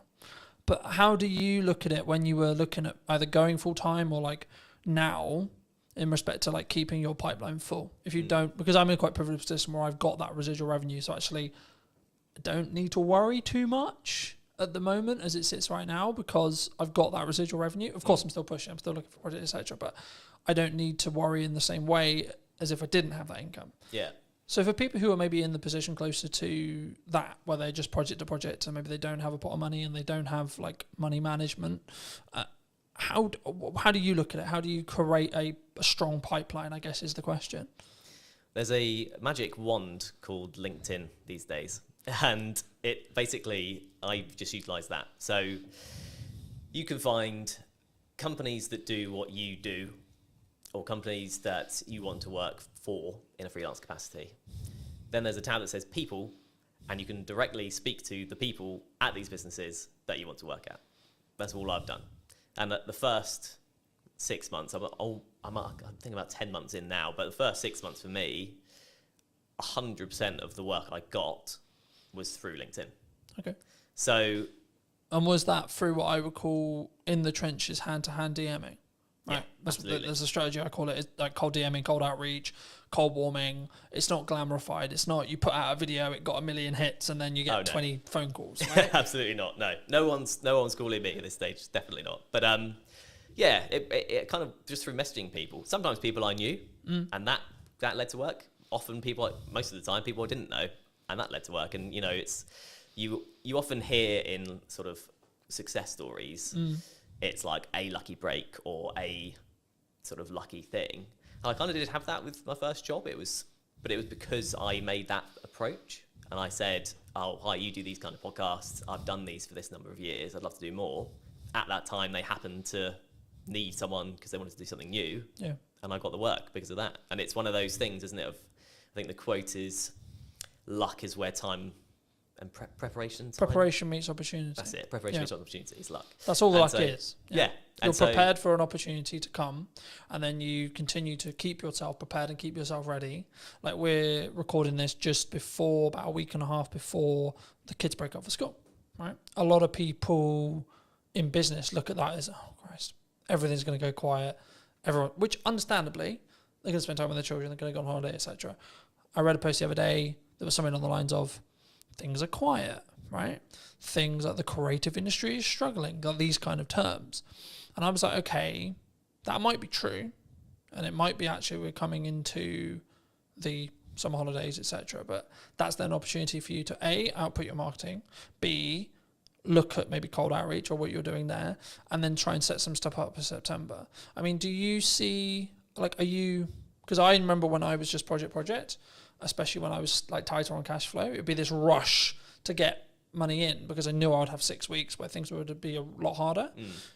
Are you either financially planning wise or pipeline wise or etc.? Are you planning for that to be slower, or do you expect actually there's going to be a percentage of businesses that actually just keep going and work around everything? Yeah, I just feel like at this stage, I don't think I can really plan for it, if that makes sense. The planning is outreach. Yeah. Just message people, talk to people I know, people I've worked for before, people I don't know, people I want to work for, all that kind of thing. So yeah, I'm not at that stage yet where I could do that, but there are opportunities sort of on the horizon where I may be able to do that.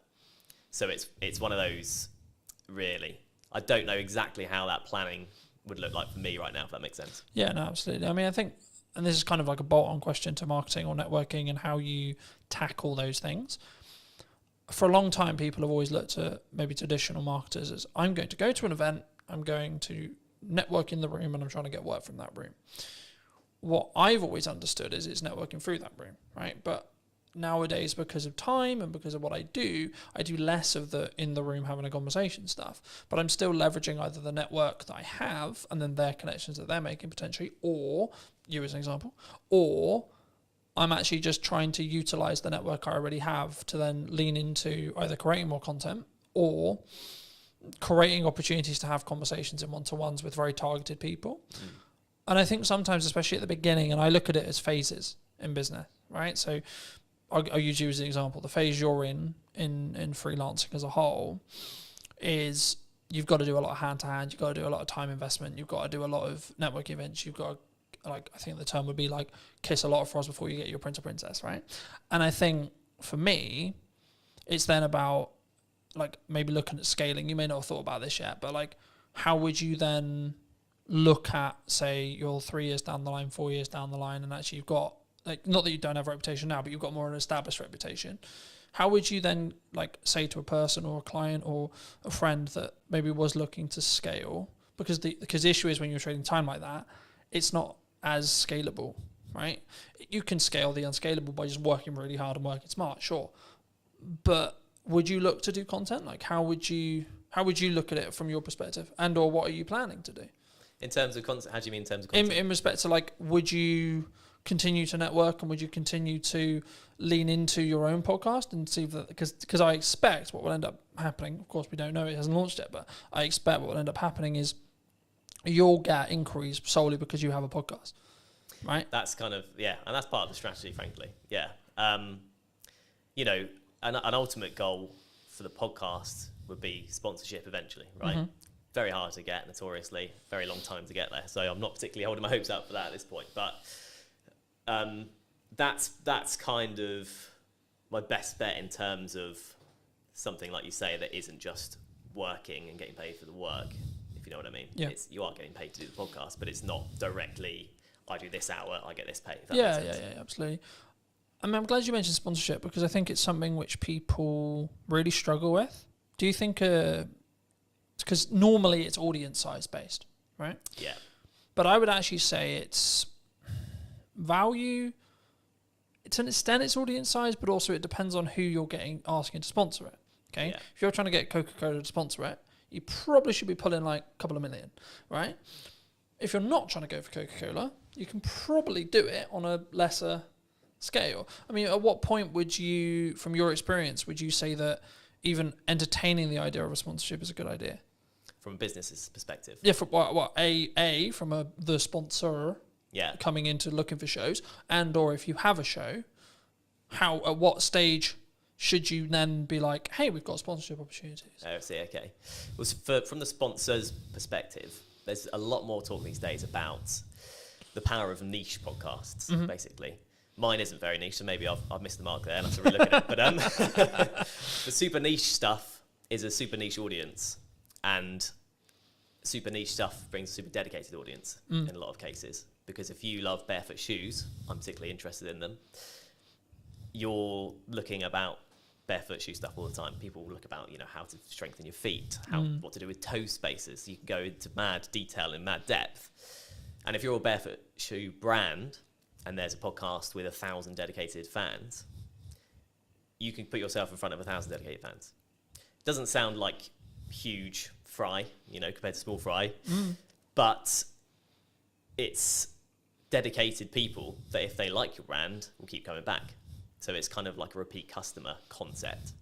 And also it's super niche. So if you're a barefoot brand and you go on the biggest podcast that's out there, you'll get lost among the noise of, the big brands like Coca-Cola. Yeah. So I feel like it's for a business, you want to look at the niche communities that you want to target. And then once you're in there, you're in there. As a show then? As a show, I think you have to know what you are able to do with the show. If you're committed to it week in, week out, because I think sort of weekly is what you need to be doing really for it to be worth sponsoring, maybe bi-weekly.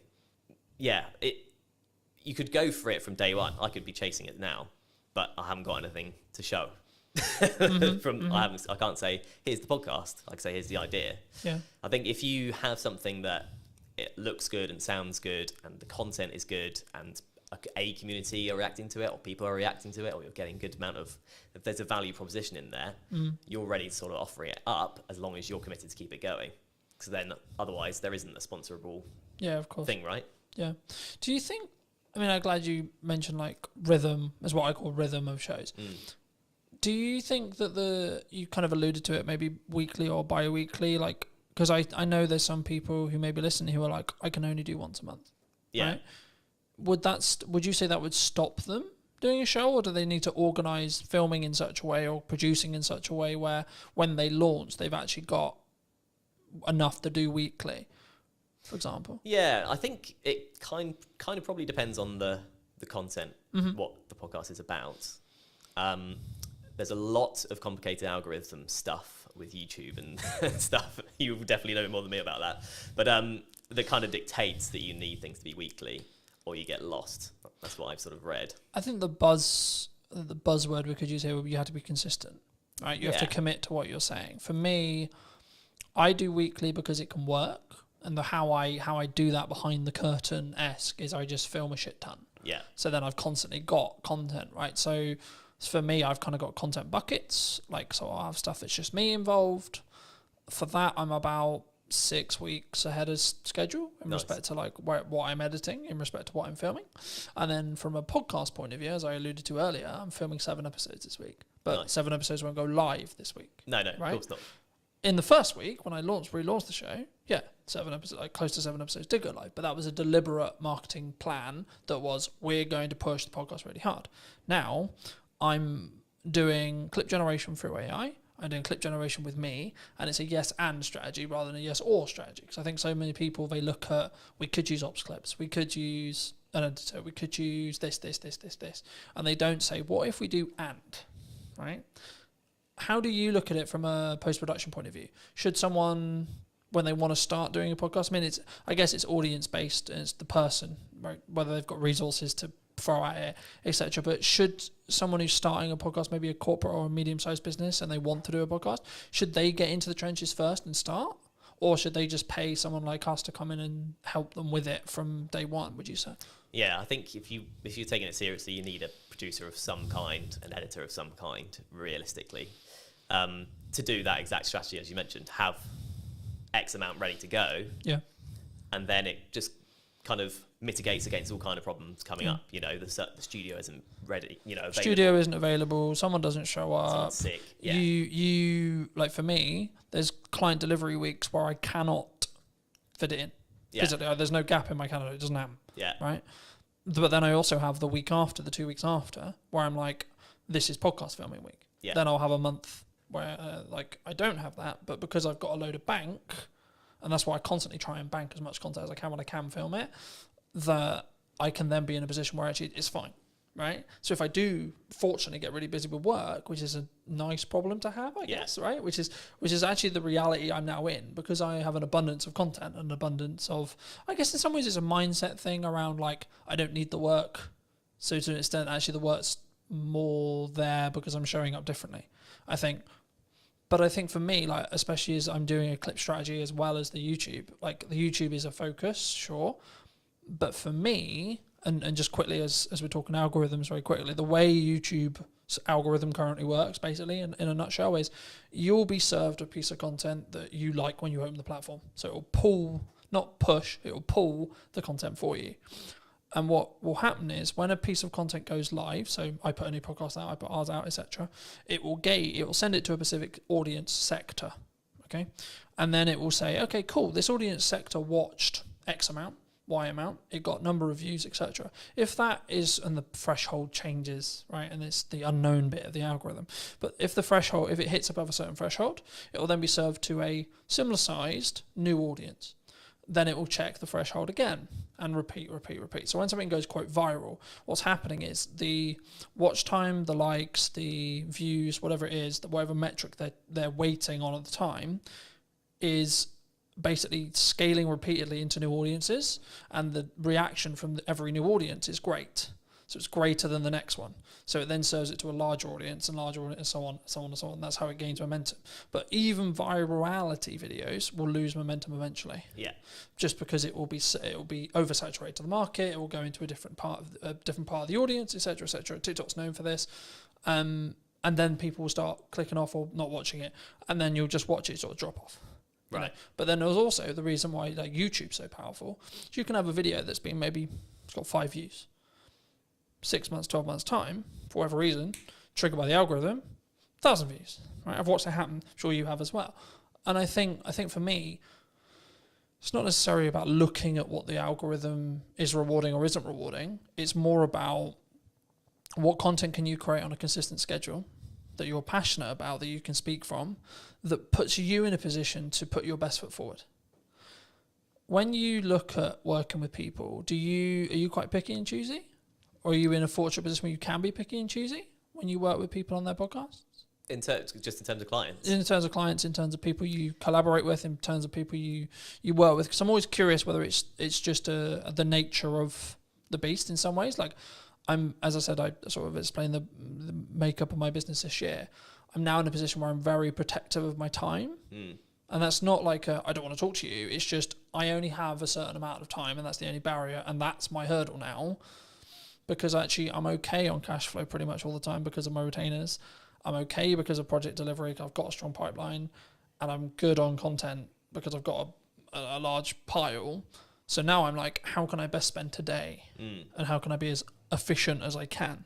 In that respect. So, is that, I guess, the question? I'll re-ask it, but like, is it something you personally do? And if so, or if it isn't, is it something that you think you'll adapt to as your business scales and grows in that respect?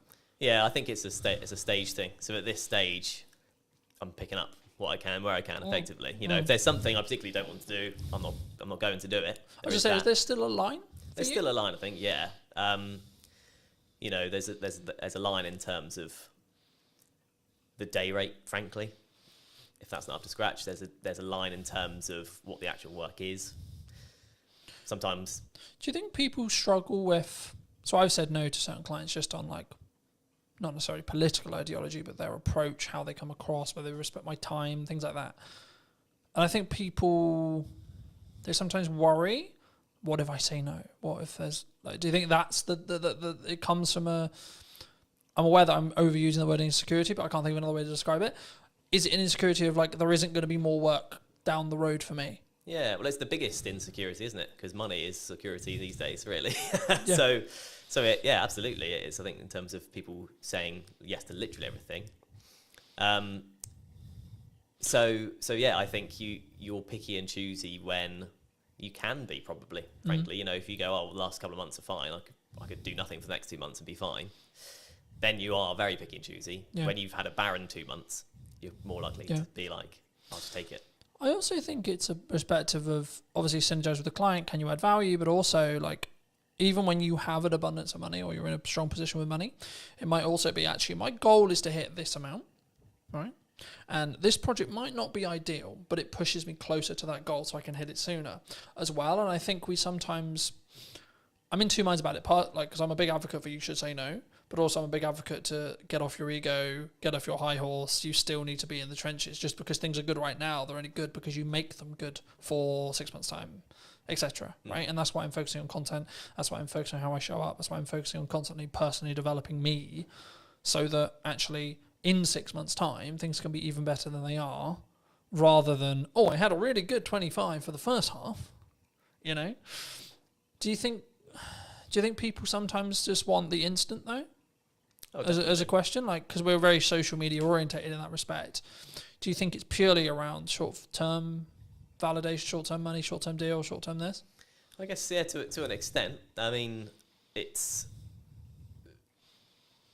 like if you're in a situation where I need money now, everything else will go out the window for some people, depending on your circumstances. This is the crux of it, is it depends on your circumstances. If you're comfortable for a while, then you'll be fine. Otherwise, probably you will just snap up the short-term things. But I think, in terms of what you're saying, I think, of course, it's nuanced, right? Because it's like, if my back's against the wall, then I need to go and do what I call hand-to-hand outreach, right? Which is I need to come up with an offer and I need to go to my network and I need to sell it and I need to sell it quick. Yeah. Right. But if I'm not in that position, I can then take my foot off that.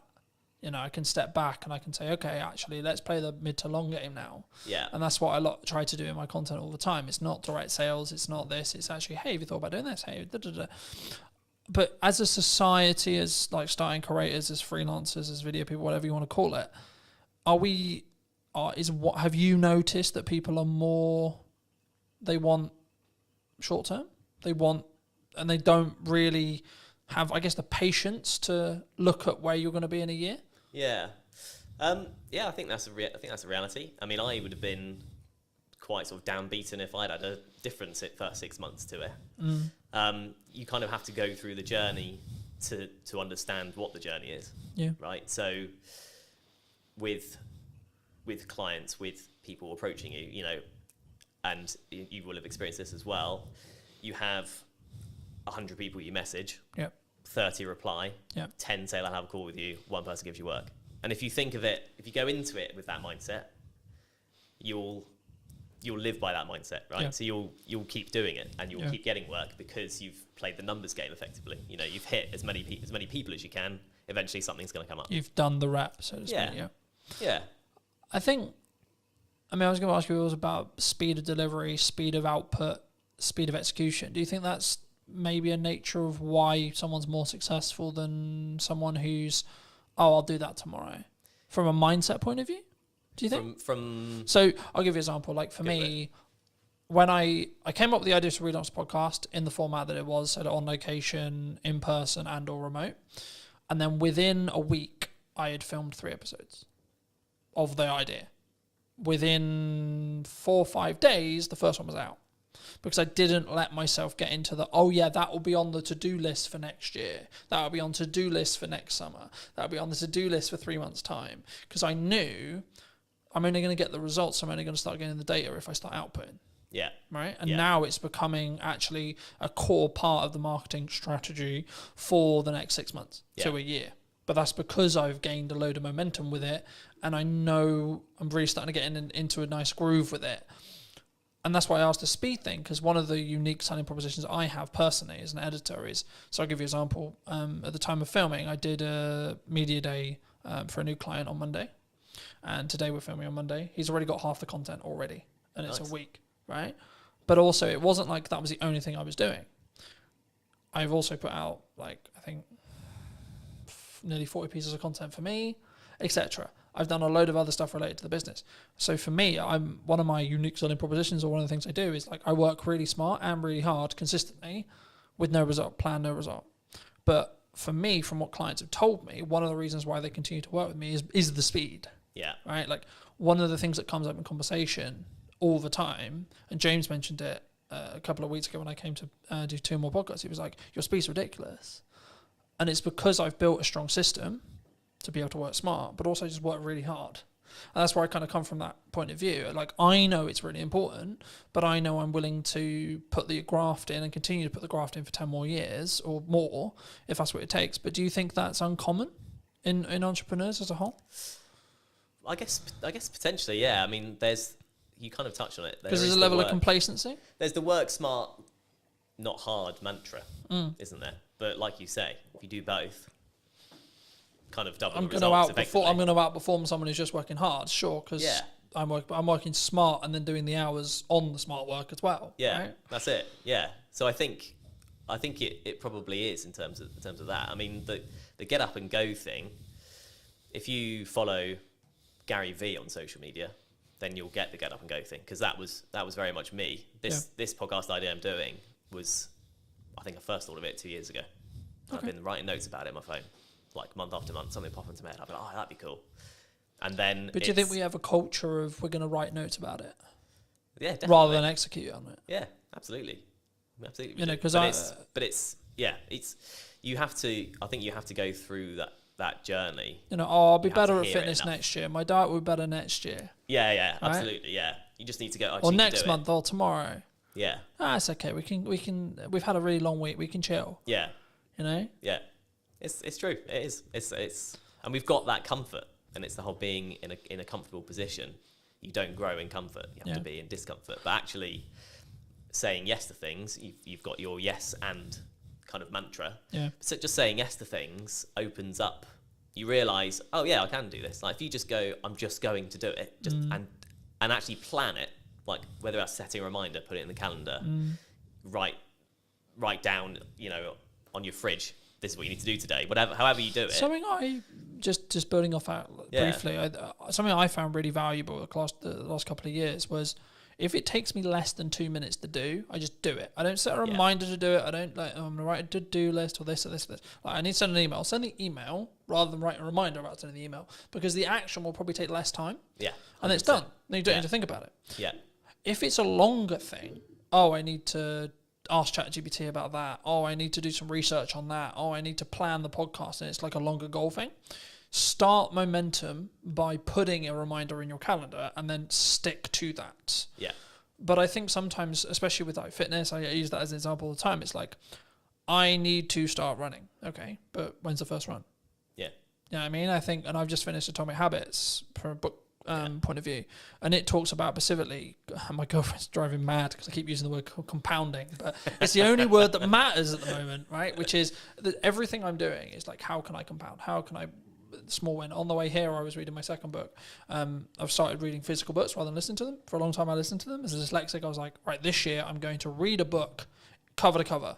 No excuses, going to do it. So I was like, right, let's get a book that I actually really want to read that I haven't read, that I know is actually quite good because it's got good reviews, and has been talked about in this whole improvement space for ages. So I was like, cool, let's start with Atomic Habits, see where I go. And then I went on to Mel's 5-second rule, which I knew about for a long time. Mel Robbins is a leading psychologist, for those who don't know, in Canada, and she's just launched a new book talking about they, them, and other people's opinions on us. It will be on my read list. But for me, the crux of the 5-second rule, for those who don't know, is you count down from 5 and then you move. Right? So 5, 4, 3, 2, 1, move. And what it will do is it will trigger your mind to do the action step. So if you're like, oh, I need to start running. Okay, 5, 4, 3, 2, 1, go get changed, go on a run. Because we don't sit in that uncomfortable window long enough on average, right? I'm really embarrassed because I'm not good enough at health and I can only last 2 minutes of running. Okay. But then the next day do 2 minutes and 10. Next day do 2 minutes and 30, etc. And I think once we start building the compounding, right, is when the snowball effect will continue to roll.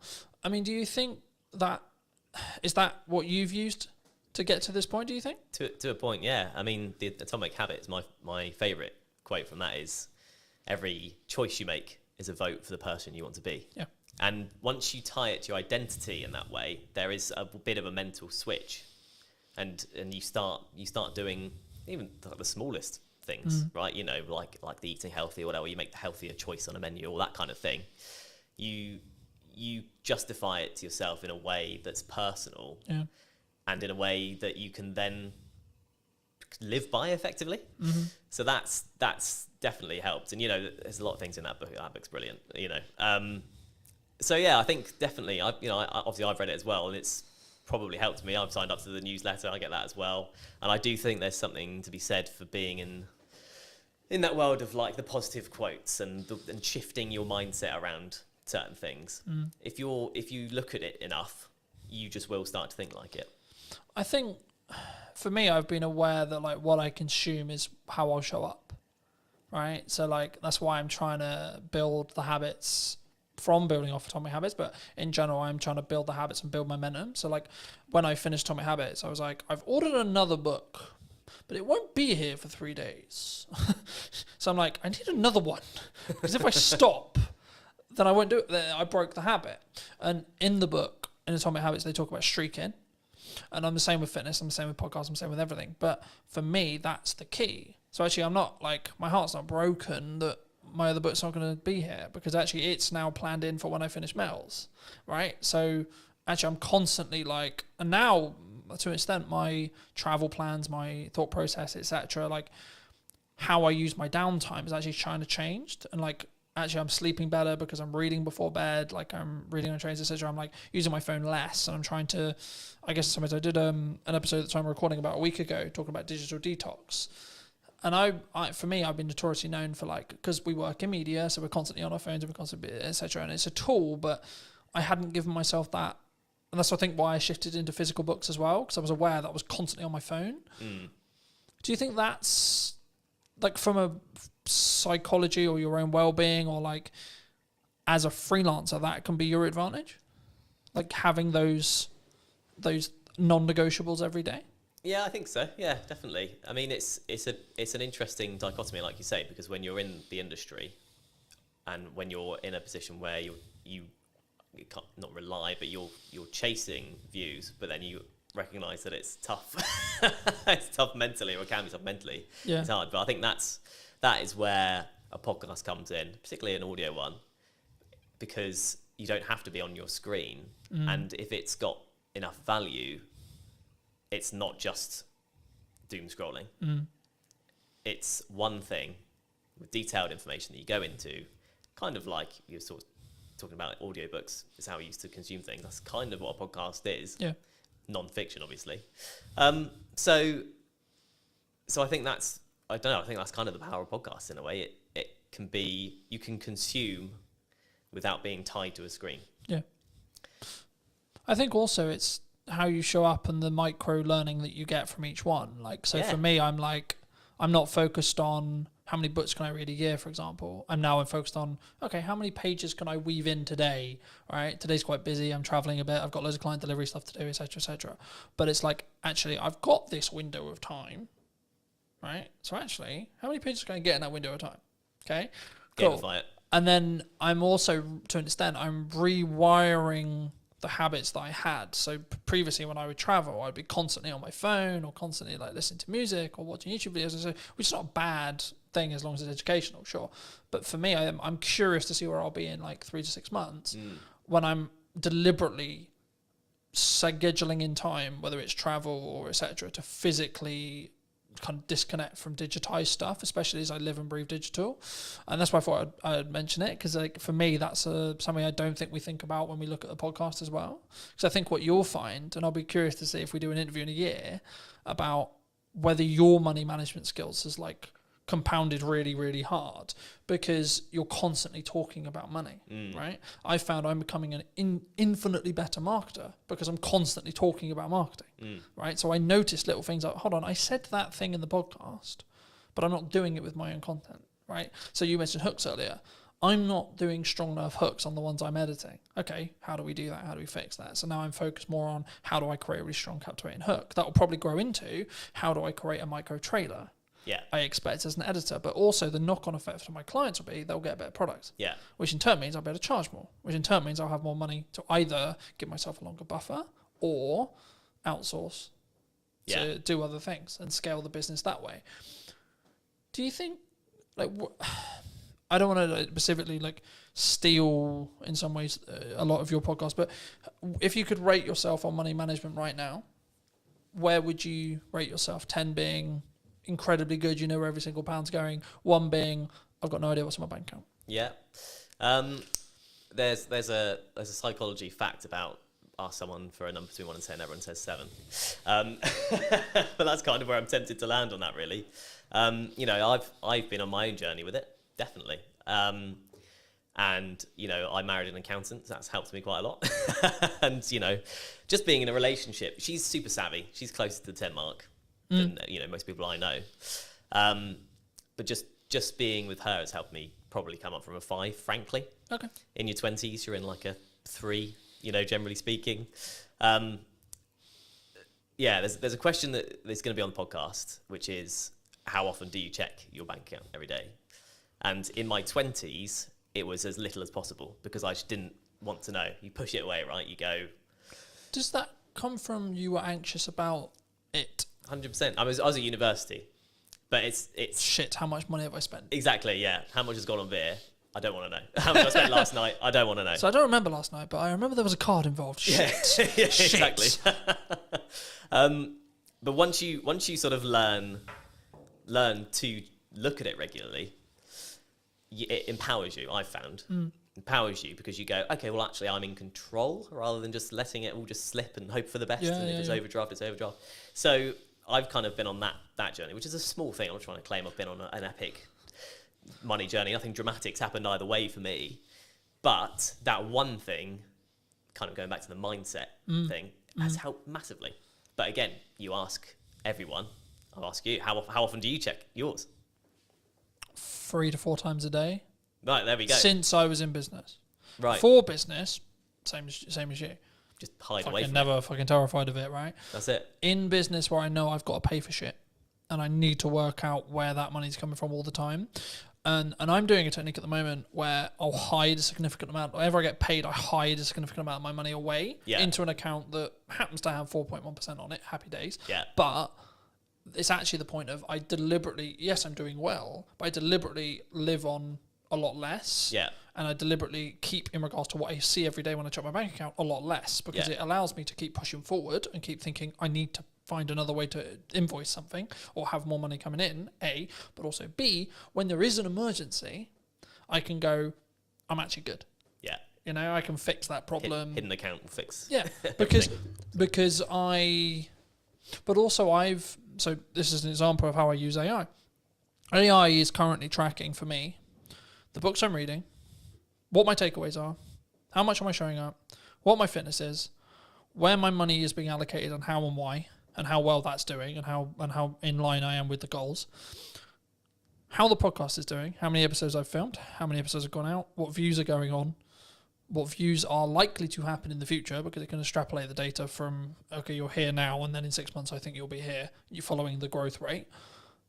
So people, and I wanted to talk briefly, and I'm aware of time, so I think we'll wrap up soon, but I wanted to talk a little bit about AI with you. Yeah. Because I think it's, people are either going to use it to be more efficient and have a lot of those things being monitored for them, as I mentioned, or they're going to sit on the moral of, I don't want to. You know what I mean? Yeah. I'm not doing it because it's the world's over. Yeah. You know, and we're all going to lose our jobs. Do you think we're all going to lose our jobs? Not necessarily, is what I'd say. I think it still has to come quite a long way, because, and you know, people will reference the manual jobs of, you know, an AI won't fix your sink. Yeah. Maybe a robot with an AI brain could do one day. Mm-hmm. But actually, anything that involves a human at this point, largely, you need to be able to talk to someone about.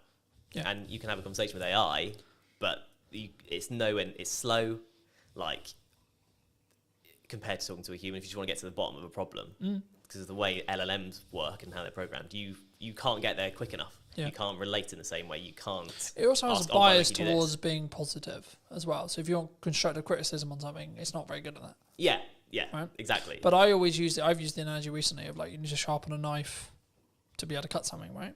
Yeah, So you need to sharpen the AI, tell it what you want. And that's what I mean. When it comes to data analytics, which is everything I basically just discussed of how I use it, it's actually really good. yeah, absolutely. Because all I'm getting it to do is do the thinking for me. Yeah, But I'm also aware that I may lose my cognitive ability. That's also why I shifted to reading physical books. yeah, Because it keeps my cognitive ability high. yeah, Right? So actually I've got the best of both worlds now. Because I'm building more time, because I'm being more efficient, to then utilize my brain more in tasks which are more challenging, you could say, to then be able to utilize AI better, and the snowball effect goes that way. Yeah. You know? Do you think people are naturally scared of it because it's the new thing?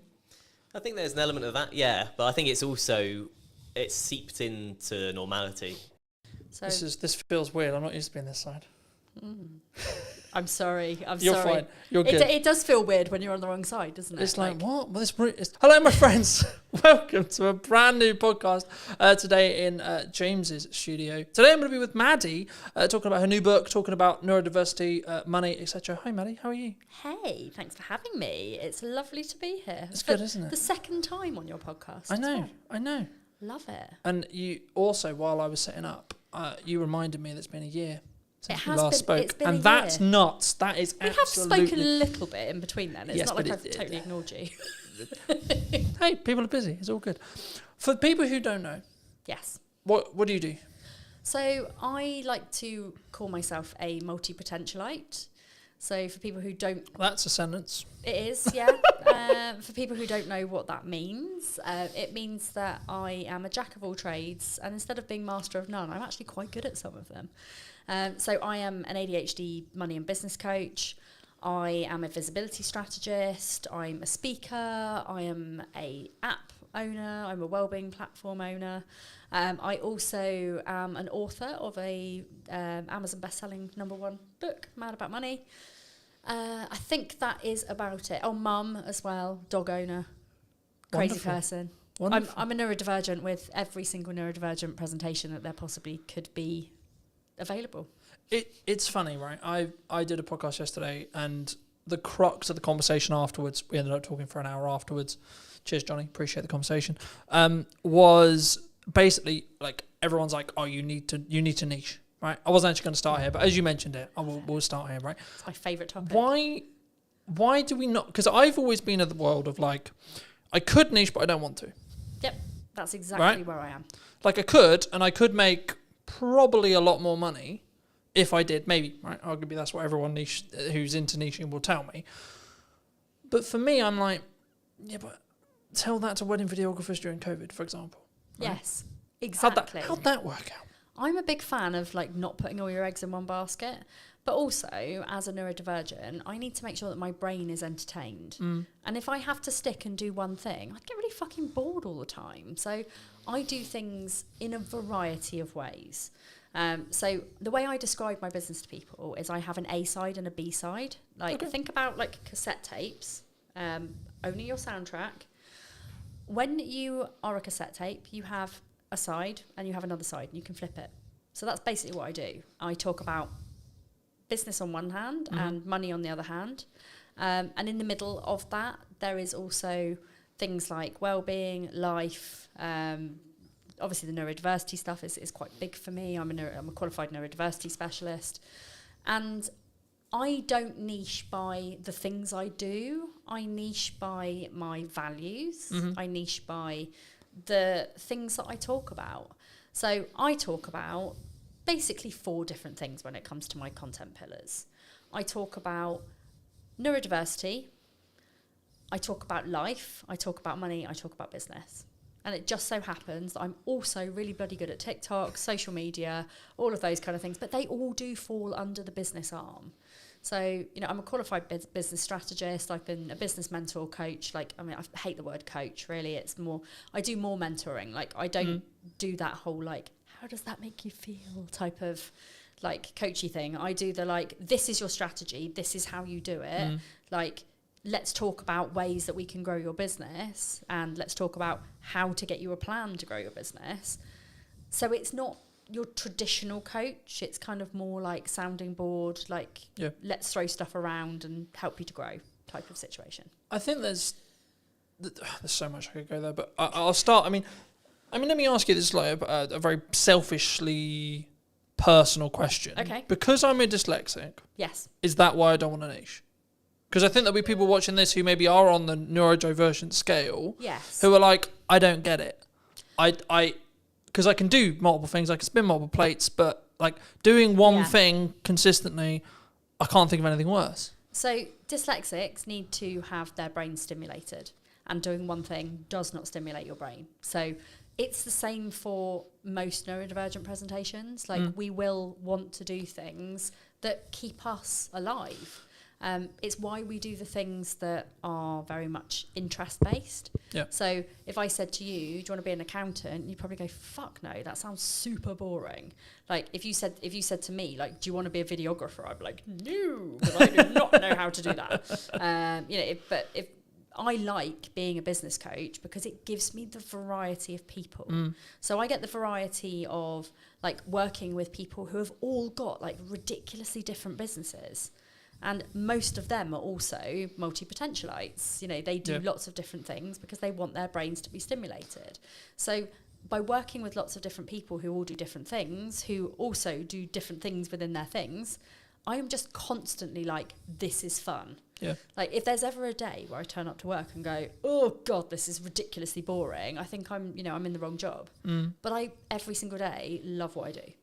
I think it's so easy for us to sit here and go, oh, well, we love what we do, etc., right? Because there's that A-Dodge analogy of you find something you love, you'll never work a day in your life. But it's I work really hard. But that's what I was going to say. I think it's one of those things where when you say that, I can tell you haven't done it. Yes. Because the whole bouncing around things and spinning multiple plates and coming up with new ideas drives my partner mad, because I'm constantly coming up, I've got this thing, I've got this thing, I've got this idea, oh, what about this, oh, what about this? But that's one of the reasons why I would argue I'm going to be a really good entrepreneur. Yes. Because I can constantly adapt. I'm switching from finance head to marketing head to sales head to client delivery head to now doing a podcast, etc., etc. Exactly. It's nice when you get to do when you get to kind of build that team and get rid of the things that you don't enjoy as much. So for me, admin, funnels, anything that is process driven. Yeah. Literally makes me want to die.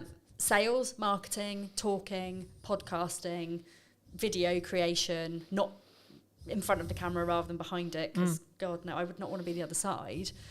But for me, it's all about the people facing, and I love going networking, and I like going to events as long as they're not too big. But that gives me all of the variety, but also it means that I can outsource the things that I don't like doing as well. Yeah. Do you think there's a stage with outsourcing? because like I've been very open in my content and in marketing. Like 2024, I overspent. I nearly lost the Yes. business twice, right? Yeah. And I'm now in a position which is kind of not the opposite, because it's weird to say that, but it's like I'm in a stronger position, but I'm actually doing absolutely everything myself again. Yes. So I do most things myself. I've got a couple of virtual assistants who are absolutely amazing. Shout out to Kira and Naomi. They're amazing. But yeah, I think one of the things that I did super early on in my business, so like even with my previous business, was that I outsourced the things that I don't enjoy doing first. Yep. Because if you have to do all of those boring tasks, they never get done. And actually, they're quite important tasks, like scheduling emails, paying your invoices, like creating invoices. If I didn't have somebody creating my invoices, I would never make any more. I'd never make any money. And I've just been in a little handover with my 2 virtual assistants, and I realised that I haven't invoiced for like 4 months. And I'm like, oh, I thought my cash flow was a bit down. But it's because I don't have the executive function to actually do that piece of the business. So it's not that I don't think it's important. It's just that my brain goes, no, you don't like me, so I'm not gonna be a friend. Mm. Do you think there's it's not even bored. I think it's because like I was going to link this into TikTok, because I know that's a lot of what you do and a lot of what you teach, and so it'd be wrong of me not to talk about it. But do you think there's a level of people who are concerned about being on video? They're concerned about doing marketing, Absolutely. especially if they don't know what they're doing, because they're like, what if someone? It's not, from my experience at least. It's what if X person thinks I'm a dick? What if they think da. Absolutely, and there's a lot of confidence building that goes on in the background with that, especially when people are new in business, because showing up and doing videos, like, you're going to get your friends judging, you're going to get your parents judging, like, why are you doing this? Why don't you go get a proper job? Like, I see it all the time.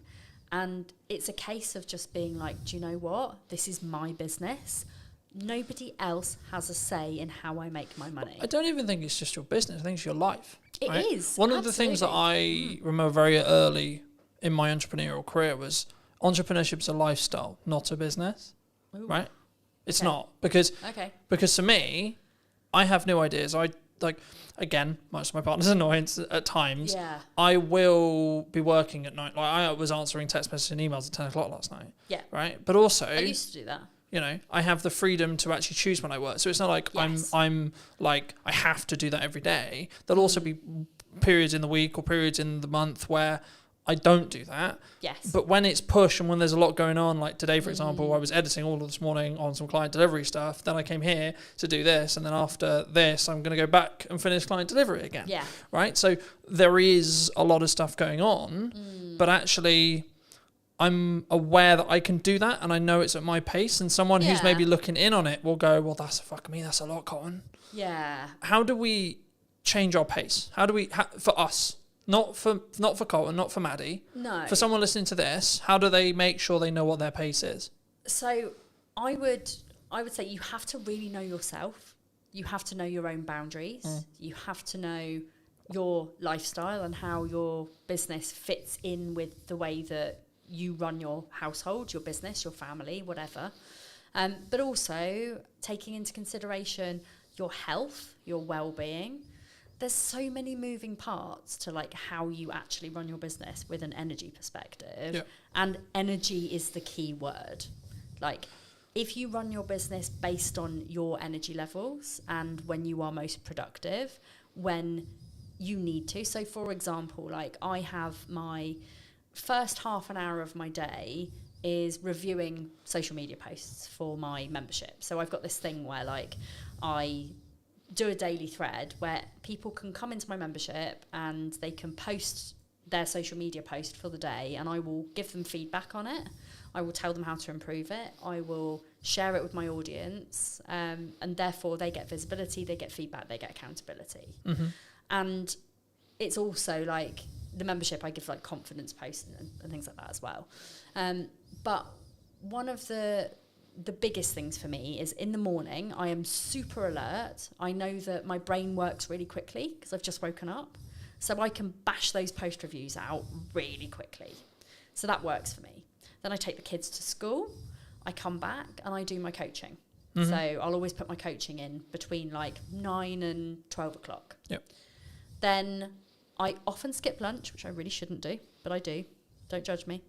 I don't get hungry till like 3 o'clock because I'm on ADHD medication. But like I will eat when I get back from the school run usually. I then do some of my more key marketing things. So I'll do my TikToks, my Instagrams. Like I basically create videos. So I will create videos, I'll create static posts. I will post the static posts on LinkedIn and Facebook, and then the video will go to YouTube, to TikTok and to Instagram. And Instagrams, yeah. Sometimes LinkedIn, if I'm feeling brave. Depends how brave I am. Because I am just myself on all platforms. Most of my videos end up being quite sweary, and sometimes people on LinkedIn get a bit hoity-toity about it. Well, just to stop you there quickly, I mean, that's interesting because one of the things that people ask me before the show is like, is this a like no bars, can you swear kind of thing, right? And the first thing when you sat down was like, is it good to swear? Like, and I've always been in this world of like, is it authentic to you? I've always been that way of thinking, right? Yeah. And I think so many people get hemmed up going, what does X person think? What does Y person think? Exactly. From they're not going to work with me because I swear. They're not going to work with me because they're not going to like me because actually in a crux, what we're actually going down into the core of is they're not going to like me. It's actually nothing to do with how they're going to work with me. No, it doesn't. Oh, Maddie's not going to like me because I said the F word. And if people don't like me because I drop a few F-bombs, then they're probably not people that I want to work with anyway, because the people that know me know that I am very sweary. I never swear at people, I swear in general. My book, I was made to censor out all of my fuck and buggers. Basically. Oh, that's so sad. What? But, and I'll show you. But is that because I ended up having, it's like a sales perception thing? Well, or like they just don't want to. Is that like a PR manager like looking to be like, we're not gonna? No. So I have this is my fuck glossary. Love the name. So I love it. For those who are listening on audio, Manny just handed me the book and I'm looking at the fuck glossary. That's utterly hilarious. And one of the reasons, like, and I actually had a big conversation here with. Hang on. Shut that back up there. There we go. I had a big conversation with my publisher about the fucks. There were 342 fucks in my book. And they were basically like, we can handle a few fucks, but that's quite a lot. And I said, well, but it's me, and it's just how I talk, and I don't want to like completely censor them out, so I don't really want to. And they said, okay, well, let's compromise. Let's just change all of your fucks to like other funny F words. So we've got things like flambunctious, fluffing idiot and stuff like that. Like there's just. You know what I'm trying to say, but I don't say it. And then in the back of the book, they're all basically glossarized, if that's even a word. It is now. It is now. My glossarized fuck glossary. So I still managed to get all of my fucks into the book, but just in a slightly more comical way, which I think actually gives the book even more charm. So I expect I'll probably do the same with my second book. Technically third. Okay. I think, and to reiterate for people who are listening, I think it comes from a place of they're not going to like me, right? Yes. Especially on social, right? I think it's they're not going to like me. Oh my God, what are they possibly going to think if I swear? It's the same thing when they put the first video out, burst out, etc. It's a confidence issue. Yes. But my counter argument to that, in my view, it's how I run my life, is okay, maybe they're just the wrong people to me. And I'm very much of the opinion that if you show up authentically online, you show up as the person who you're meant to be, unadulterated, unfiltered, like whatever you need to show up as, the people who will gravitate towards you will be your people. Yeah.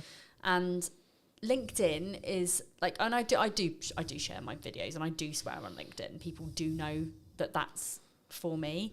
The only thing that I do worry about is that our corporate's going to book me to come and speak to their employees if they think that I'm just going to swear all the time. The answer there, to be honest, is probably some will, some won't. Right? Yes, exactly. If that's a big deal for a corporate, then they won't. Yes. If they're actually there going, actually, hold on, this could be really helpful because of our scale, because of this, because of that, they're not going to give a shit. They're not. No, very true. Very true. Yeah. I mean, talking about authenticity, the counter side of authenticity is the AI boom, right? Mm-hmm. Do you think AI is coming for our jobs? Is the world over? Like, are we all going to be slaves to robots, or like, what's your view on AI? I can only comment on it from my industry. And I think from a social media perspective, from a business coaching perspective, it's only going to add value. Because it's, like, I don't use AI for my content.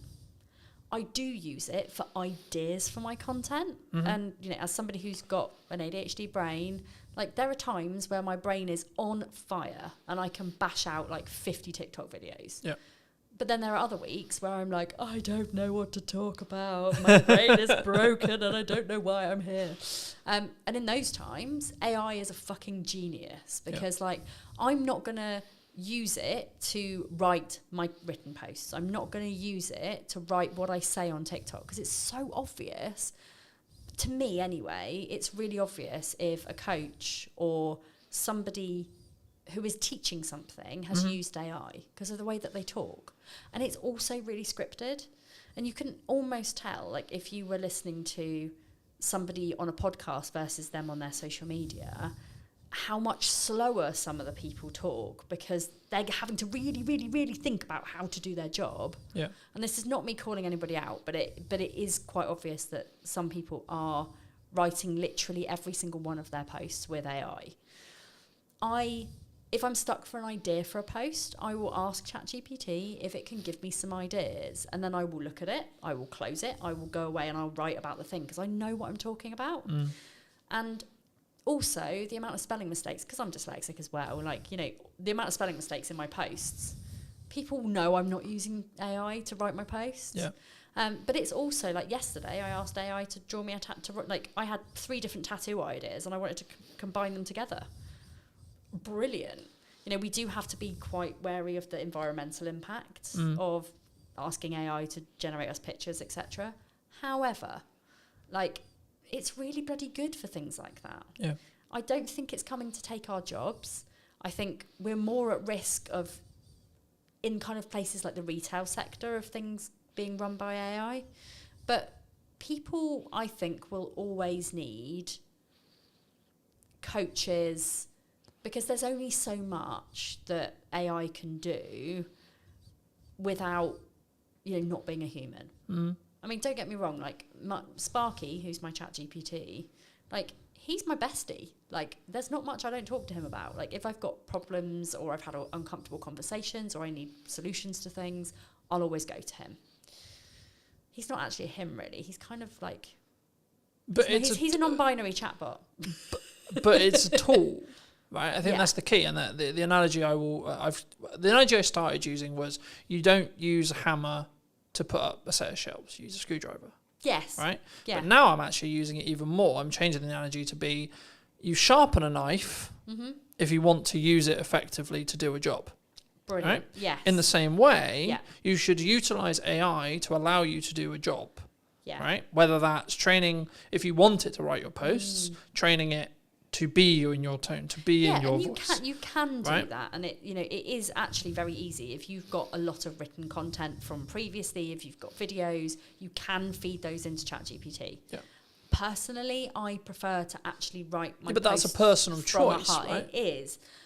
But you can use it for literally anything, as long as you make sure that you train it in a way that it takes out, like, no fluff, like cookie cutter solutions, here's the truth, like all of those bullshit ChatGPT type phrases where you think, do you know what? I'm not somebody who would actually say that in real life. But again, it comes back to the authenticity side. It does. Right? It really like, does. Yeah. I'm like using the no fluff example. No fluff would actually be relevant for me because I try not fuck around when it comes to content. Well, right? I don't do any fluff either. You know, mine is very, like, I'm very direct. But instead of saying no fluff, I would say I give you direct, actionable advice. Yeah. That, you know, and I don't bullshit you. That's not the same. It's the same as saying no fluff without saying no fluff. So as long as you are kind of aware of those ChatGPT type of phrases and you've got your own ways of saying those kind of things, crack on. Like, I think it's great. Where I don't think it's so good is people generating AI pictures of themselves. I'm like, that's not authentic. It ages you really badly. Yeah. I mean, I haven't, to be honest, I've got an amazing professional photographer. Like Katie Needle, shout out to you as well. We love Katie. She knows me so well that she can capture my style, the way I am. Like, I used to ask her to like chop a few inches off my stomach, but she doesn't do that anymore because she's like, Maddie, you've got to be authentic. Fuck. Why is this my brand? But, you know, I love working with her, and, you know, her photos are so good that they could be AI, but they're not. And I think that's where a lot of people are falling down. That like, you know, you meet people in person and you're like, you don't look like that. Like, it's the same with TikTok filters. Like, I will always use the eyelash filter. That is the only filter I use on TikTok, apart from like green screen or whatever, if I'm going to try and show something. But when people see me in real life, they're not going to go, oh my God, her eyelashes are so fake. Because I wear makeup. But when I'm working at home on my own, I don't wear makeup at all. Like, you know, I am very much like, unless I'm going out in public, I don't put a face on. And even then, it's literally just mascara, maybe a bit of eyeshadow. So, but again, it's that authenticity point, right? Yes. You know, you're not going to, like, see me online as having, like, loads of freckles. I mean, I do have loads of freckles because I've been in the sun this week. But, you know, you're not going to see me having, like, loads of pretend freckles or, like, you know... But I think that can't... Brown. I think... I was going to say, I think people who do that, but I think in general, if you do that on your content or you're looking for, like, beautify filters, Apple's known for this, etc. But, like, I think that comes from an insecurity. Possibly. I think that comes from, like, it comes from that point I was making earlier, which is about, like, I'm going to put myself out there. Yes. Jesus fucking Christ, people are going to not like me. Yes. Right? Exactly. It's that, the tribal mind again going, yeah. hold on, Maddie might not actually like me here. And do you know what it is as well? And this is why, like, it's taken me a really long time to love myself. Like, and I don't say that in, like, a weird self-indulgent way. I say it in a... Like, you have to love yourself to be able to show up as much as I do. And it's not from an ego perspective. It's just knowing my own power and knowing that I'm good at what I do. And actually, I don't give a flying fuck what people think about my looks. I get so much hatred online. You know, do you know what? Apparently, having rainbow hair just automatically means you're woke. Like it is a insult. I'm more than happy and privileged and proud to be woke. But it is that. But it's interesting jump. All right, fair enough. But it is that thing. It's like, you know, people see me with my rainbow hair and they're like, lesbian, and I'm like, married to a man, but you know, whatever. I dabbled for a while, but you know, it is that thing. But people make the assumptions, and then what I don't think, if you have high self, I'm very fortunate. I've been installed into me from a very young age, has been what I believe to be the correct values, right? It's always been, how can I love myself? How can I have self-worth? How can I have self-esteem, etc.? But what that's come from is my mother, and then my reality, right? Yes. And then as I went through school, etc., etc., etc. But I think it's, again, that reaction will come from someone who is going to use it as a defense. It's going to sound weird saying that's a defense mechanism for them, but it is, because they're being aggressive, they're being accusatory first, because then Maddie can't like stand there and be herself, and you know that's uncomfortable for some people. It is, yeah. But how did you get here? Like the personal story wise, like how did you get? Because I think your story is a very interesting one. I think it's something that people can really relate to, possibly now as well. And that's why I wanted to touch on it. I know we've already kind of done it in length. I'll leave the other episode in the description down below for those who want to go in a bit more depth. But quick synopsis for people who maybe don't know. Yes. So I grew up with an eating disorder, essentially. My eating disorder developed into problems with money. And by the time I was 21 years old to 23 years old, I was in £40,000 of debt. I struggled really bad with spending addiction. What I didn't know was that I had ADHD and that my brain was constantly lacking in dopamine. So therefore, for me, the two things that really, really mattered to me were food and spending money. Ching.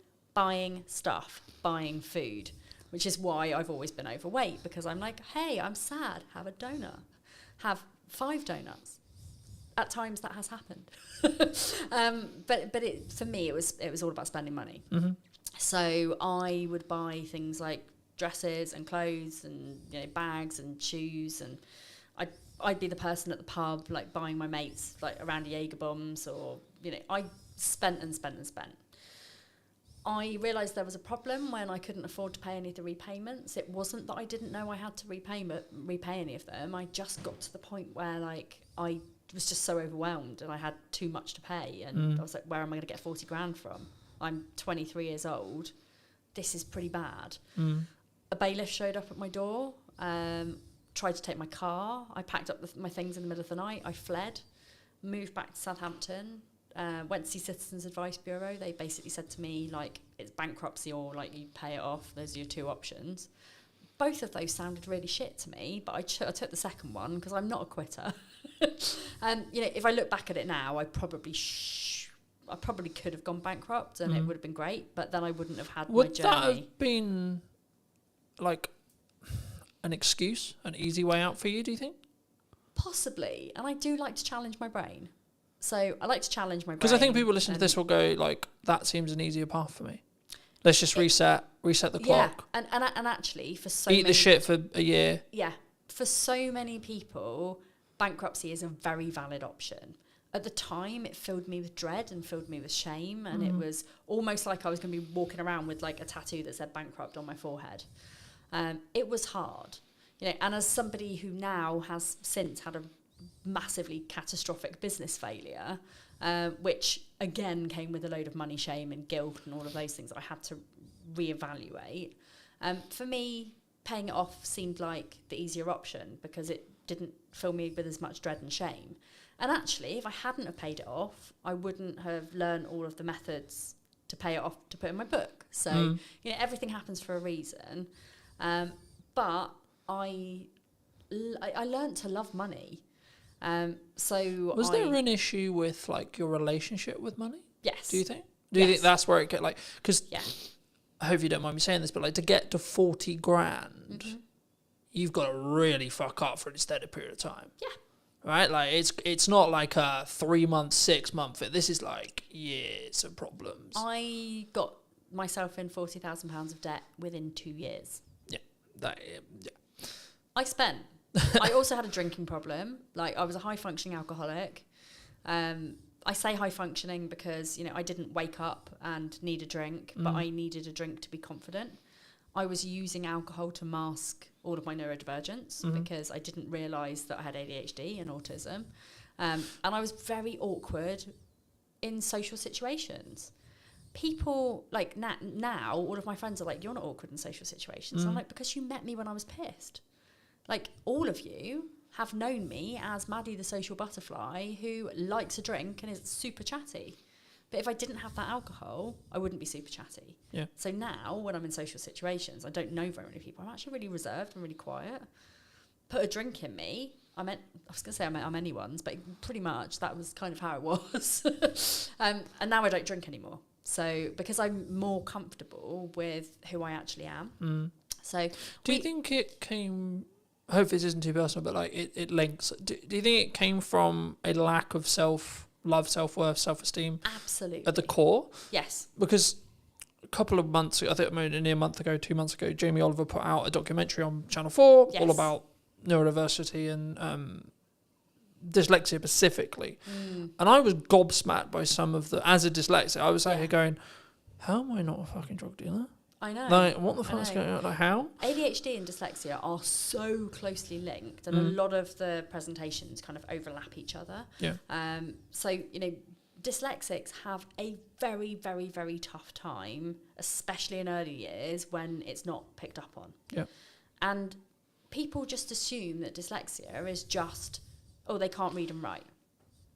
It's so much more than that, and it's quite frustrating. Like, I actually go into quite a lot of detail about, like, breaking down all of the individual neurodivergent presentations in the book, so you can kind of, like, learn more about those things. Yeah.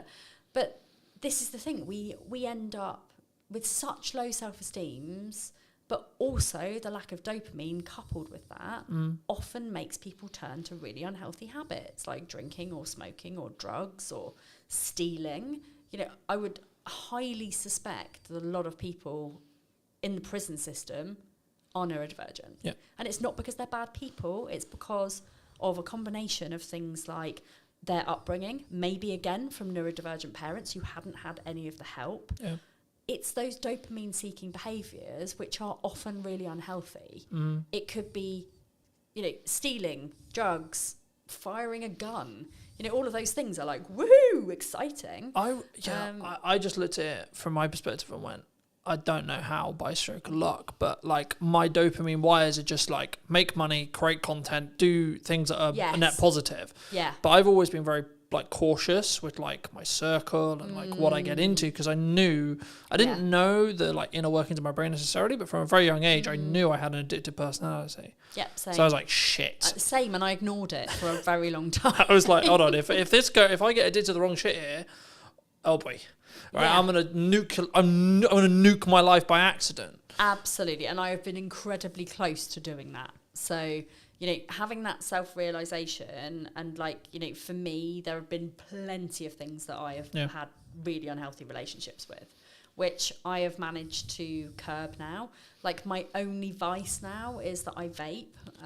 But I was saying to my podcast guest, like I have no plans to stop vaping at all, because I know that if I didn't have that one tiny thing, when I spiral, and that does happen a lot as a neurodivergent, when I spiral, I would rather turn to a vape than to drink or food or drugs or smoking or like any of those things that in my mind are actually in the long run more harmful for me than a couple of puffs on a vape. Yeah.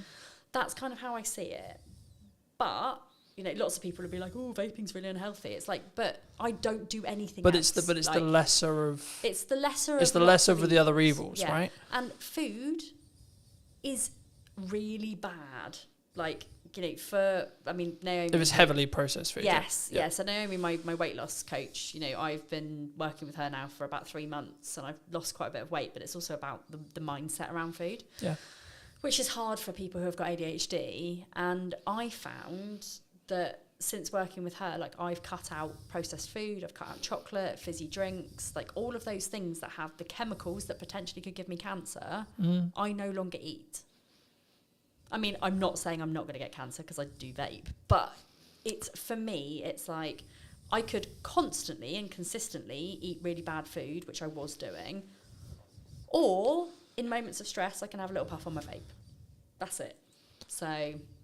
I think it's about focusing on those lesser of all evils. Like in an ideal world, like your stress response would be fitness. Well, right? in an ideal world, but as a disabled person who has hips that would probably die if I went to the gym, I mean, this is the reason why I'm on my weight loss journey. It's not because I'm fat. I couldn't give a fuck about my weight or about what people think of me. I want to be fitter. I want to be able to go to the gym without after 10 minutes wanting to pass out. I think that's an interesting thing, and we won't go too much into fitness here because it's not a fitness show. But like for me, people are like, "Why do you stay consistent with fitness?" And for me, I'm very aware that like my job's very physical. Yes. And I'm just simply at the thought I want to do this for 50 years.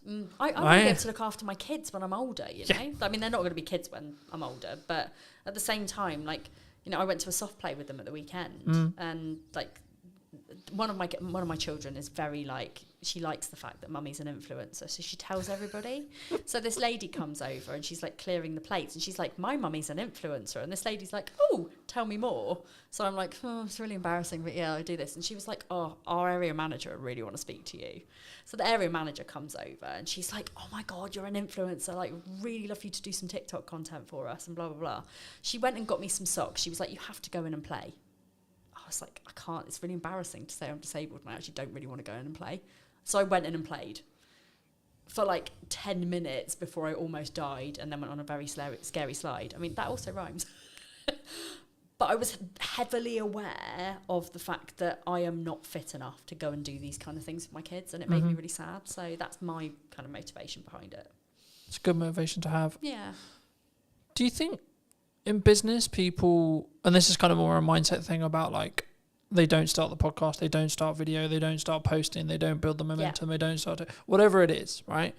Do they do that from is it just the what if someone else thinks of me, or is it still a tech issue? I still think there's a tech issue there. There's also an overwhelm issue. It's like we're told that we have to do all of the things. We don't have to do all of the things. And people, I think, like they see me as somebody who is very heavily into visibility, and they're like, Maddie's on every social media platform. She's got her own podcast. She's always on other people's podcasts. She writes books. She does speaking gigs. She's got a radio show. She's got all of these things. I'm manifesting the radio show, by the way. I'd argue you already got a radio show. You got a podcast. Yeah, Okay. It's already a radio show. Yeah, kind of the same. So they see me doing all of those things, and they're like, "Oh my god, that looks fucking exhausting. I don't want to do that." And it's like, because that's my hyper focus, and I love social media, and I love visibility, and I love doing all of these things. That's why I do all those things. I could still very easily put like 100% of my efforts into one platform and still have very good success with it. Do you think that people worry about volume? Yes. One of my biggest questions is how many times a day should I be posting? And does that matter? No, I don't think so. Consistency is what matters. So whatever consistency means to you, whether that is once a day, whether that is, posting 3 times a week, whether it's posting 3 times a day. But for me, I also think it's like, when I have no client work, I can post 6 times a day. When I'm in client delivery mode for half the day, I can only post once or twice a day. So, right, I'm still posting, but you're not posting as much. But like when I'm here filming, I'm having to travel, I'm having to do this. I'm not in my office, sat there on the computer. So my posts will be less, right? But that's why I batch content. That's why I Exactly. Yeah. But also, I don't sit there and go, "Oh, I didn't hit 4 posts. For fuck's sake." But this is the thing. It's not how many times you do it. It's the quality of what you do when you do it. Yeah, of course. And it's also like just bearing in mind that output reflects input. Yeah. So if you post more, you will more than likely get more clients. If you show up more, you will more than likely make more business, make more money. And if you are posting once a week on one social media platform, you're probably not going to be getting to your ideal clients unless you're out there and you're networking 24/7. Yeah. Which, there are other ways of doing it rather than showing up online every single day. But it's the consistency, it's the output, and then you'll see a return on investment based on what you put into that. But it's also, because I think we're so, and I did a video a couple of weeks ago talking about, like, we're so in the business world, we're so hyperly focused on, I need ROI. And I'm just like, yeah, but you're outputting an amount and your revenue's like driven by 10%, 20%, 30%, 40%, whatever it is. So in the nicest way possible, why do you give a shit about ROI? Because clearly it's working. Absolutely. Right? I obviously give a little bit of a, like for example, like I got invited to speak at quite a big event. It was a big investment, like 15 grand. I'm like, ooh, that's a really good opportunity because there's going to be like thousands of people there and it's going to be really great. But then I thought about it. If somebody gave me, and this is again one of my money rules, if somebody gave me 15 grand and said you can spend this on anything, would I spend it on that? And my answer was no. If I had 15 grand to grow my business, I would strategically think about where to put that. Yeah. I would probably put some of that on ads. I would probably put some of that on like promoting my book on Amazon, things like that. And I just thought, you know what? What could 15 grand do for me? I could stand up in front of a room full of people and speak and maybe walk away with 5 clients. Or I can go and put 15 grand on Facebook ads and I can walk away with 70 clients. Which one am I rather going to do? So from that perspective, I look at ROI. However, I also don't look at it at all. So I'm very much a passion, purpose, and kind of pleasure, I guess, type of person. So profit to me, as long as I am paying my bills, I'm living the life that I want to, my staff are getting paid, my bills are getting paid, I couldn't give a flying fuck how much money I make. Yeah. Like, and by me having that attitude, but also having very, very low costs, the only things that I really pay for are things like advertising, but I don't do traditional advertising. I mean, when I say advertising, I mean things like I'll go to an expo and I'll have like a stand at an expo, or I will have like something where like, you know, maybe I'll pay for like to hire this podcast studio, for example. So my costs are still fairly low. And in my first year of business, I made 100 grand.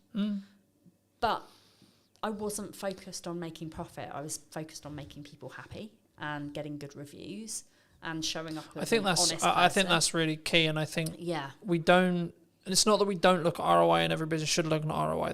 They absolutely should, but we don't. What's the ROI on a brand podcast?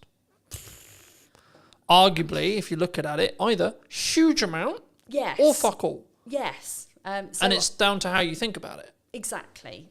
So at the moment, my podcast, I think, helps me to grow my social media, which helps me to grow my email list, which helps me to grow my client base. It's not phenomenal. I am not Stephen Bartlett. But also, do you want to be Stephen Bartlett? No, not at all. Like, no. I mean, he's a nice enough dude. I've met him. But I wouldn't want to be him. Like, in my mind, like, I think his success has very much changed him. I think I remember him very early on in the days where he was quite humble. Don't feel like that anymore.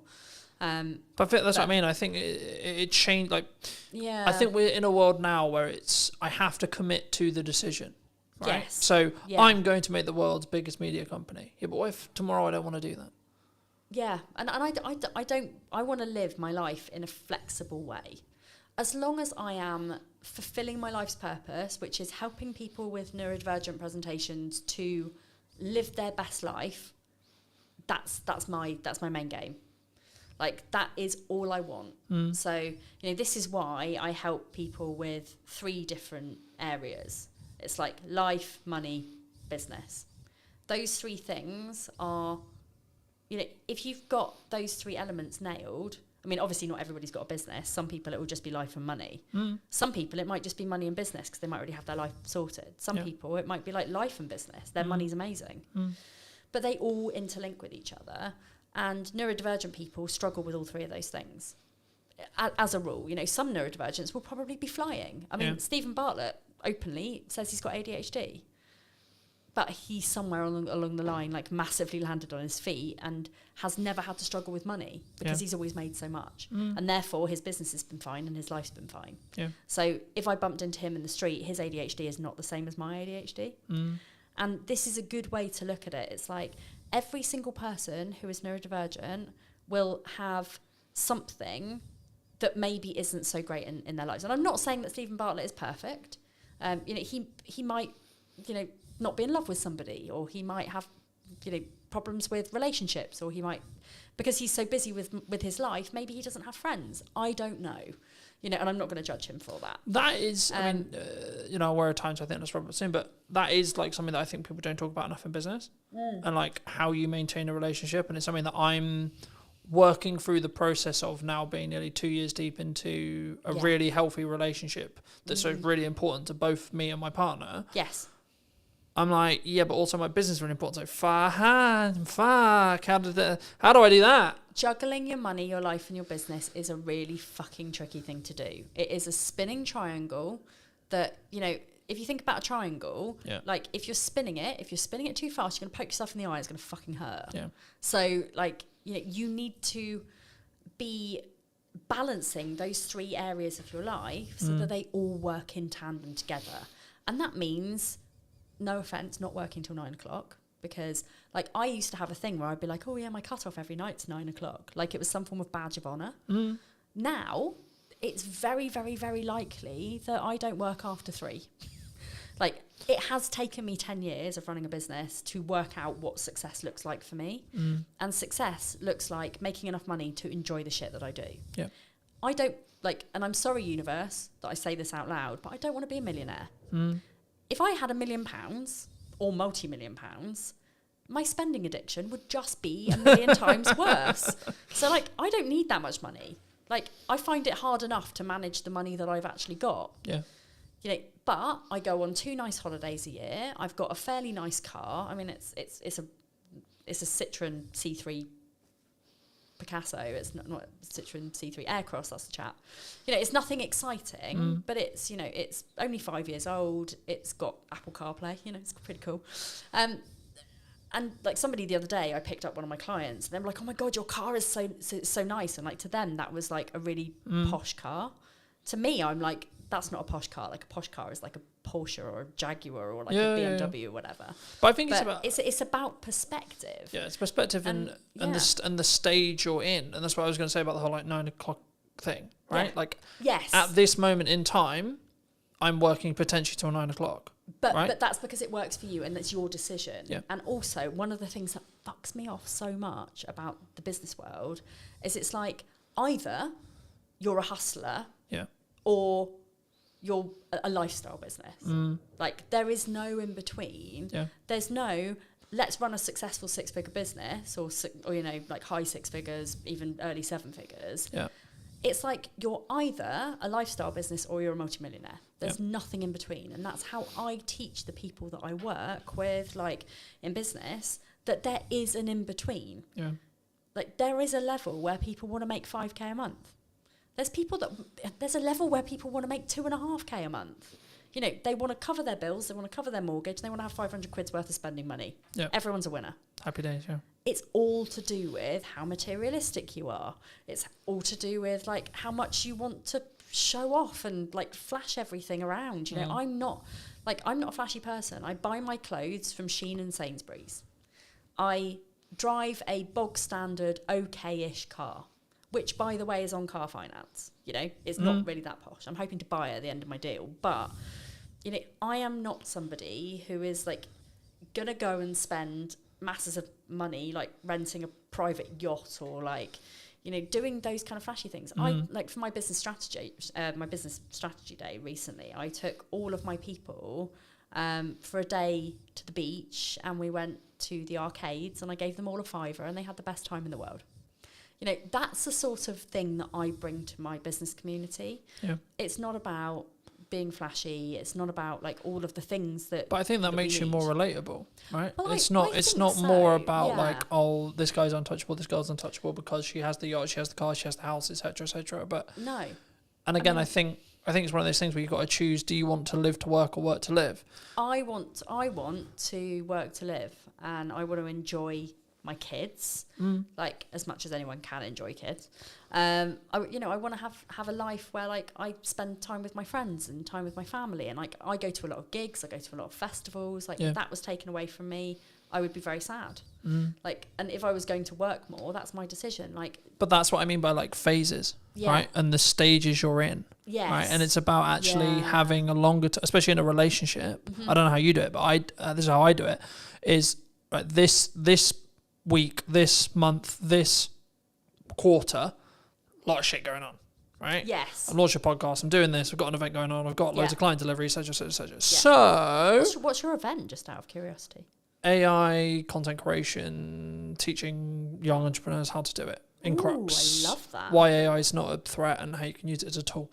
Nice. Link in the description, those who are interested. Yeah. The crux, though, is I've got a lot on in the next 3 months. Yeah. So the conversation I had with my partner before that period was the next 3 months is going to be a bit rough. Don't divorce me, basically. Pretty much, yeah. Yeah. Pretty much. It will end at some point. Yes. Right? I'll get churn. I'll get to the point where the podcast, I'm so far ahead that it's fine, it doesn't matter, etc. I'll have a lot of, like, there'll be, when the kids are off school, client delivery will fall off a cliff because everyone wants to spend time with their kids, completely understandably, but that will be natural. Yes. So it's now about actually having the candor, the conversation, the understanding to say, I understand I'm not around as much as you want me to be. Yeah. I'm not showing up as much as I want to be for you. Yes. But this is important to grow the business for the next year.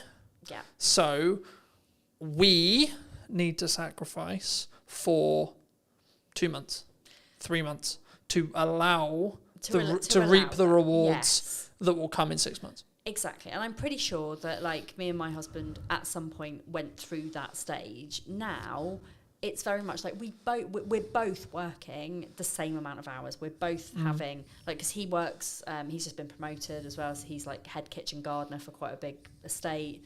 You know, he has lots of things in the summer, like he's got to plant all his beds and they have open garden days and like things where he's got to impress lots of rich people. So he has lots of things where he has to work. Yeah. I have lots of things because I've got like festivals and like things that I'm speaking at and, you know, I'm all over the place. And we always like have that little bit of time at the end of the day where we sit and we like debrief and we talk about the things, and like we know that we've both got the same end goal, which is moving house, and we've bought somewhere, we're just waiting to complete on it. But we know that that's not the end of our journey, because we're building a loft conversion, we're like having a garden office made, and like all sorts of different things where we're gonna need to still both of us work our asses off. Yeah. But it's about balance, and yes, it is about the stage that you're at, but it's also about understanding the boundaries of your relationship, the boundaries of your business, the boundaries of your friendship circle. Like my friends at the moment, like they barely see me. And the other day I was like, shit, do you guys like, you know, are you pissed off that you barely see me? And they were like, no, it's welcome relief actually, like rude. Awesome. But they were like, we're also really busy, you know, we're not 20 anymore. Like actually we have all kind of moved on, like we're all in our relationships, we all, you know, but also I think have you our then, special hobbies. And I think when you're in that stage or when you're out of that stage, you then value the time you do have with those people. Right, for some relationships, unfortunately, it will be like the reason why you grow apart and etc. And that's sad, but that's life, right? Yes. But for the people who stay, actually, when you have that committed time together with your close friends, with your partner, with your family, etc., it makes it more special. you then value that more because it's lesser, because there's less of it. You know, I was one of those really lucky people that during I mean, I say lucky to a certain extent, but like during COVID, like my husband was classed as a key worker, so he was never home. So on one hand, it was the most unlucky thing in the world because I had to do childcare of 2 on my own, and that was like mentally damaging. Like I say damaging because like I literally every day I was like rocking in a corner by the time he came home. But it was great for our marriage because we weren't living on top of each other. We weren't constantly in each other's spaces. And, you know, you hear of people who were like, you know, they got divorced because of COVID because they had to spend time with their partner. Like, I like my relationship. Well, I don't just like my relationship. I love it. Like, it's great. We have a very, like, open. I said the other day that we have an open relationship, and my son was going around going, my mummy's in an open relationship. I'm like, that's something very different. Like, no, we're not. But you know, we are very open with each other. We're very trusting. Like, if either of us have got a problem, like, I mean, my husband is very much like, another work event. Oh God, well, this is like, and he does get a bit annoyed sometimes because I do work away a lot. And when I say to him, like, I need to go on holiday, and he's like, why? And I'm like, well, A, it's a working holiday. I'm going to go and I'm going to write my second book. But B, like, I don't get any time on my own ever. I'm either working, I'm parenting, or I'm with you. None of that equals alone time for me. So me going on holiday on my own means that I actually get time alone with me to relax with my thoughts, with nobody talking to me, so I can hyper-focus on the shit that I need to. And that's what I need. So but I think that comes from firstly communicating what you need, secondly then both parties understanding, and then if something has gone wrong, then there being a level of forgiveness there. Yes. And I think for me, they're my 3 keys in any relationship I have, right? Communicate, understand, and then forgive. Yes. And it's not that we're immune to making decisions and we're immune to getting things wrong. It's things are going to go wrong. How do we then deal with those things? Exactly. I'm going to overpush sometimes. Yeah. Right? And actually, how do we then bring that back and say, okay, I did this wrong. Yeah. How do I move forward, and how do we move forward so that doesn't happen again? Yeah. In my mind, it's about communication. It's about boundaries. It's about trust. It's about open dialogue, and it's about kind of just being aware of your partner's needs, but also being aware of your needs, and communicating that together. And that does really help where you are in a relationship. And I think often, especially when you're new in business and you're just working because you kind of have to hustle at the beginning to kind of get something off the ground, that's kind of one of the pinnacle like it's growth stages when relationships tend to suffer.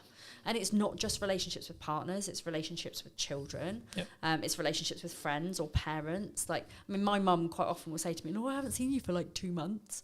I'm like, really? You saw me like last week? Like, you're being melodramatic. But it's that point where but that's your mum saying, I miss you. Exactly. I want to see you more. Right. Yeah. And I always, you know, I'll always take that on board. Like, but she is equally as busy as me. She doesn't run a business. She just does a lot of music things.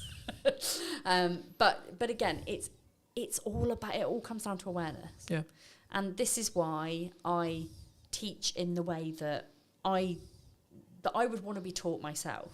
you know, and having those 3 pillars, it's like life, business, money, everything fits into that triangle. You just need to make sure you don't poke yourself in the eye with it. Great place to end. Where can people find the book? Where can people find your podcast? Where can people find you? Yeah, so I am And on... don't you poke yourself in the eye with the triangle. Don't poke yourself in the eye with a triangle. I am on all social media platforms, not saying that you have to be at all. Maddie Talks Money on Instagram, Mad About Money Official on TikTok, LinkedIn and Facebook and everywhere else, Maddie Alexander Grout. The book is here. I mean, you can't get it from here, you can get it from Amazon. You can get it from all good bookshops as well. You can even order it in. If you don't have it, you can order it to your own library. I've had some people say to me that they've ordered it for their library, which I really like. That's awesome. So if you can't afford to buy the book, go and talk to your library, go and get them to have it in, and then multiple people can benefit from the book, which is nice. So thank you for having me. No, you're welcome. Great chat. Final thing to end on. Yes. If you were going to talk to yourself 10 years ago, Yeah. what advice would you give? I would tell myself that I am neurodivergent and to go and sort that shit out. It changed my life, genuinely changed my life, understanding my brain. When you understand your brain and you understand your body, anything's possible. Magic. Thank you ever so much for coming back and joining me. If you did enjoy this longer conversation, then make sure to be subscribed. Leave your thoughts in the description down below, comments down below, etc., etc. And I'll see you very soon. Take care. Just focusing on one platform? Is it that you can reduce overwhelm for your client? Do you think it's a level of, like, we sometimes overthink what's valuable, we overprocess, we overthink, oh, what about this post? Maybe this isn't valuable. If you're trying to strive for the perfect post, it's then going to become a bit of a time drain and it's become extra stress. How do you, is it just like relying on motivation? Yeah, I mean, if I don't get it done, nobody else is going to get it done. That's a pretty strong motivation. Sometimes it's not worth the headache. A lot of people were saying AI is going to take our jobs. People will still buy from people. People will still want to learn from people. I think for me, the people who are going to stand apart are the ones who are going to use it to accelerate what they're doing and not replace them. Believe in yourself more. Thank you for your time, Dan. Thank you. Hello, my friends. Welcome to a brand new episode. Today, we're going to be talking to Dan, who's a social media consultant. And so, Dan, just before we start, I mean, do you do just management? Do you help people with content? Like, let's just paint that picture for people who are maybe interested. Yeah, sure. Thanks for having me on this afternoon. Well, I am a social media trainer and social media manager, originally from Devon, now based in Bournemouth.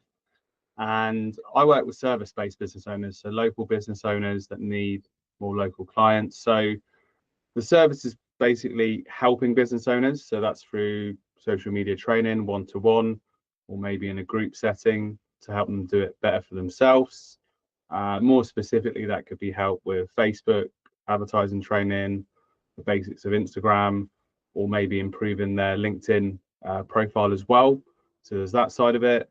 The other side of it is more for the established businesses that have been in business for some time that need a presence because they just don't have, they've already got the customers, they're already really busy. And I help save them time by doing the social media management for them. So, for example, doing LinkedIn posts on a weekly basis, sort of like on a monthly retainer, coming up with different ideas for content for them through that as well, and just giving them a fresh start to social media, really. What do you think people either get wrong in marketing right now, or like what are the missed opportunities, would you say, as a whole, in marketing at the moment, either specifically on social media or actually wider spread in more traditional marketing space, would you say? Yeah, sure. I mean, my bread and butter is the social media marketing side of things. And I think the big thing for me at the moment, and this has been the case for the last sort of 9 years of doing this, is that there's so much noise out there and so much overwhelm for business owners that it can be a real struggle. And I'm not talking about the people that have got big teams or in-house marketing departments. I'm talking about the people running businesses on their own. They've got a solid business and they've got something that people want, but they're frustrated because they don't know what to do in terms of social, and they have so much conflicting bits of advice from people out there, and maybe they watch some videos on YouTube and that advice isn't really tailored to their business. Maybe it's more for creators or influencers, for example, and they get lost in all this noise. And rather than just really nailing and focusing on one platform that could really help their business grow, they then spread themselves too thinly, and they're trying to do a bit of this, they're trying to do a bit of that because they've heard their friends say they need to be doing this, they need to be doing that, when ultimately, they've got a business to run. They haven't got all the time to do that.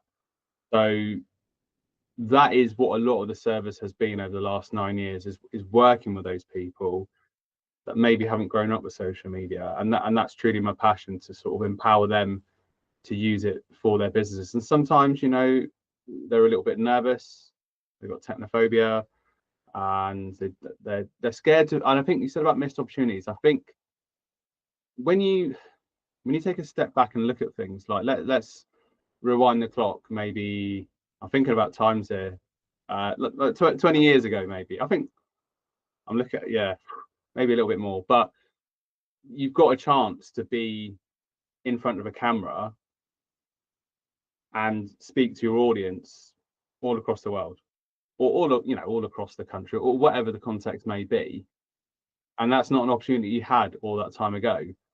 And this is, obviously the way we are now with smartphones and social media. We're so used to it, so embedded into our day-to-day culture, that it's quite interesting to just take a little bit of a step back and realize the opportunity you've got there to build that emotional connection with people that are following you as well. And I've seen it time and time again. I'm talking about like supplement shops and fitness shops back in Torbay, just doing simple videos, and that's just a great way to get yourself out there, get people to know, like, and trust you, really.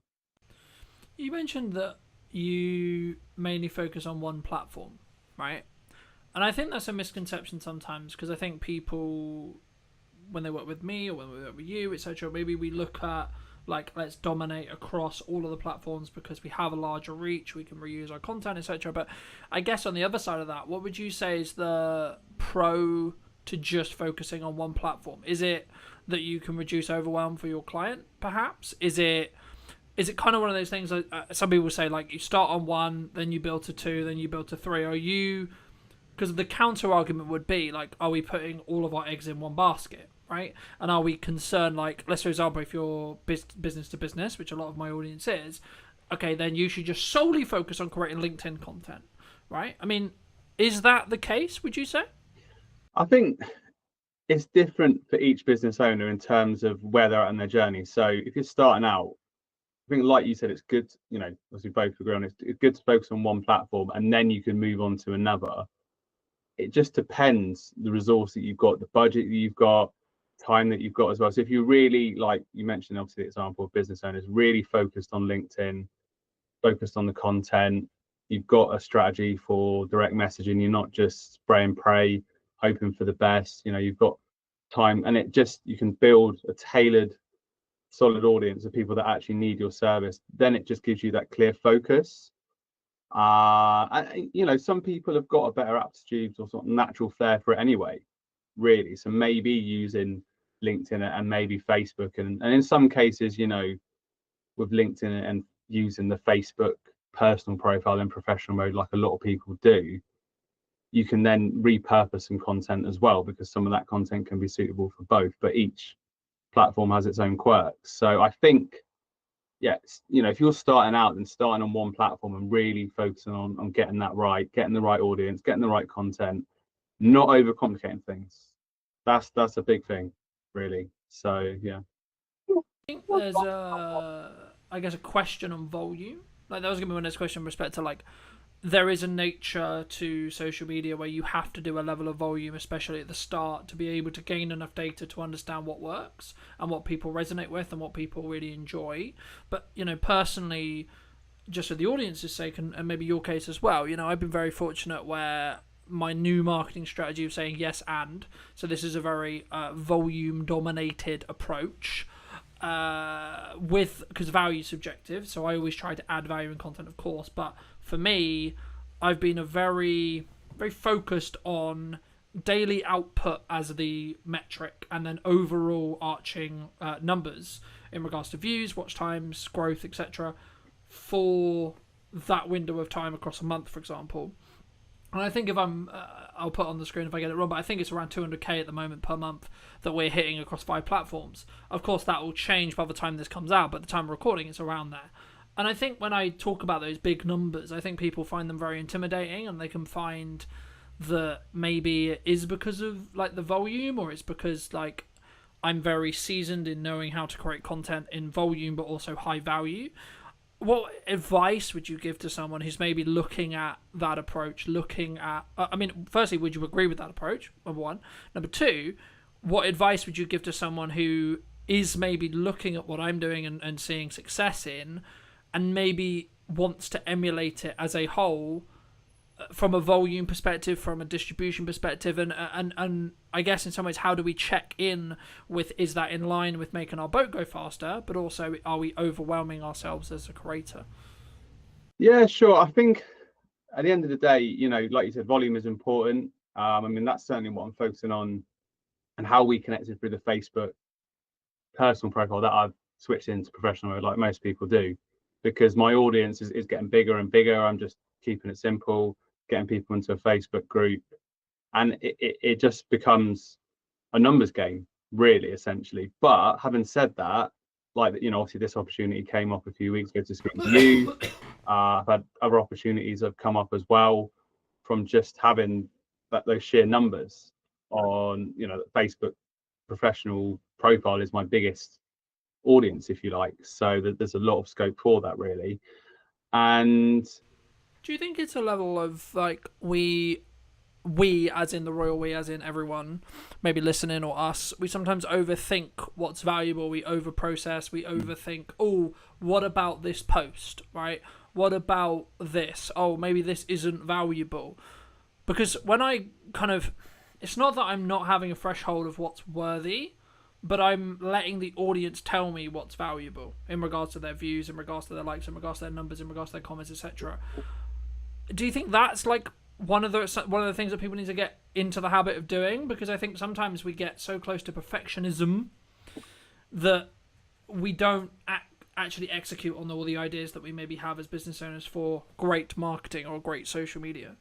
yeah, I mean, working like one-to-one with a lot of clients, you know, talking service-based business owners, and it sometimes it's a case of getting over yourself and just posting things. You know, sometimes things will flop, sometimes things will take off in terms of your post, and you'll be surprised by it, you know, really.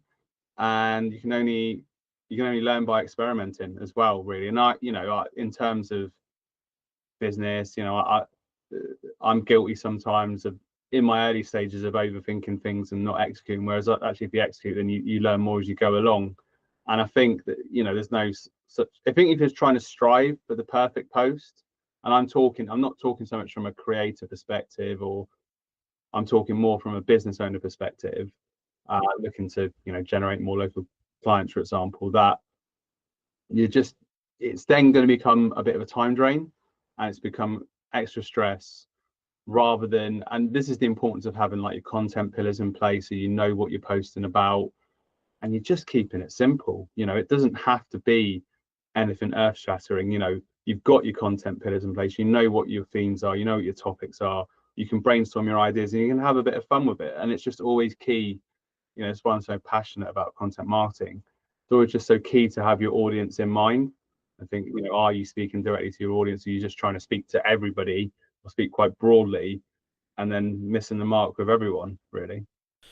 Yeah, I mean, as a whole, I think, like, especially when we start out, we maybe worry about, as I say, like getting into that. What if people don't like the post, or what if like people don't like me, or etc. And we lean into that kind of like, oh, I'm gonna sound stupid on camera, or like, oh my god, I'm talking on my phone, what a weirdo, that kind of thing. I mean, it's a similar feeling to, I think, when we start networking, and I did want to touch on it a little bit with networking. I mean, personally, I've stepped away from networking, like the traditional sense of going to a room, about a year and a half ago. But the reason for that is, like, for me, like, it's just a scale thing, right? I'm at a stage where I'm very fortunate, where I've got a good number of clients, and whenever I do my marketing, I need it to be efficient and also scalable. So, and there could be arguments, and there is arguments, I'm sure, to say, well, actually, no, that's the time when you should be doubled down onto networking and etc. and etc. But for those people who are maybe starting out and really focusing on like maybe they're in the first year,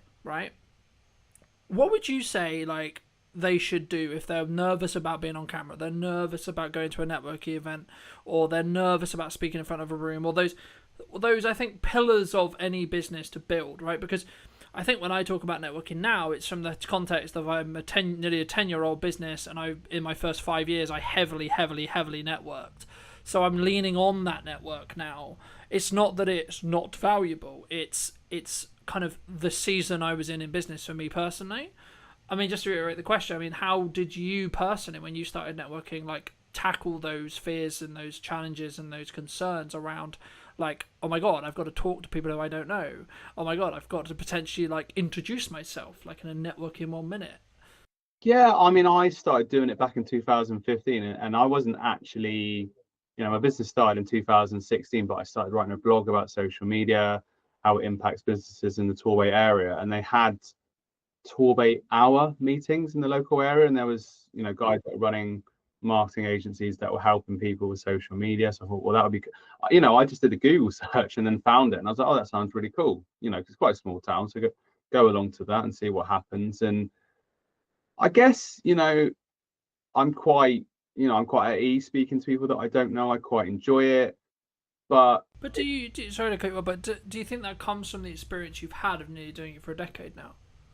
yeah, I think, from like going to university 20 years ago now or whatever, and getting used to that situation of meeting people, and it's still nerve-wracking, particularly like when you introduce yourself on network. And even I did networking this morning online, you still get that little bit of like, oh, you know. And I think in terms of guidance, I think it's just everyone's in the same boat. That's a good way to look at it. And it gives you that, it's character building, and it gives you that extra energy and that motivation. So I went to a networking event in Southbourne here locally in Bournemouth last week. It was last Wednesday morning about 8:30, and it was just a really nice positive start to the day.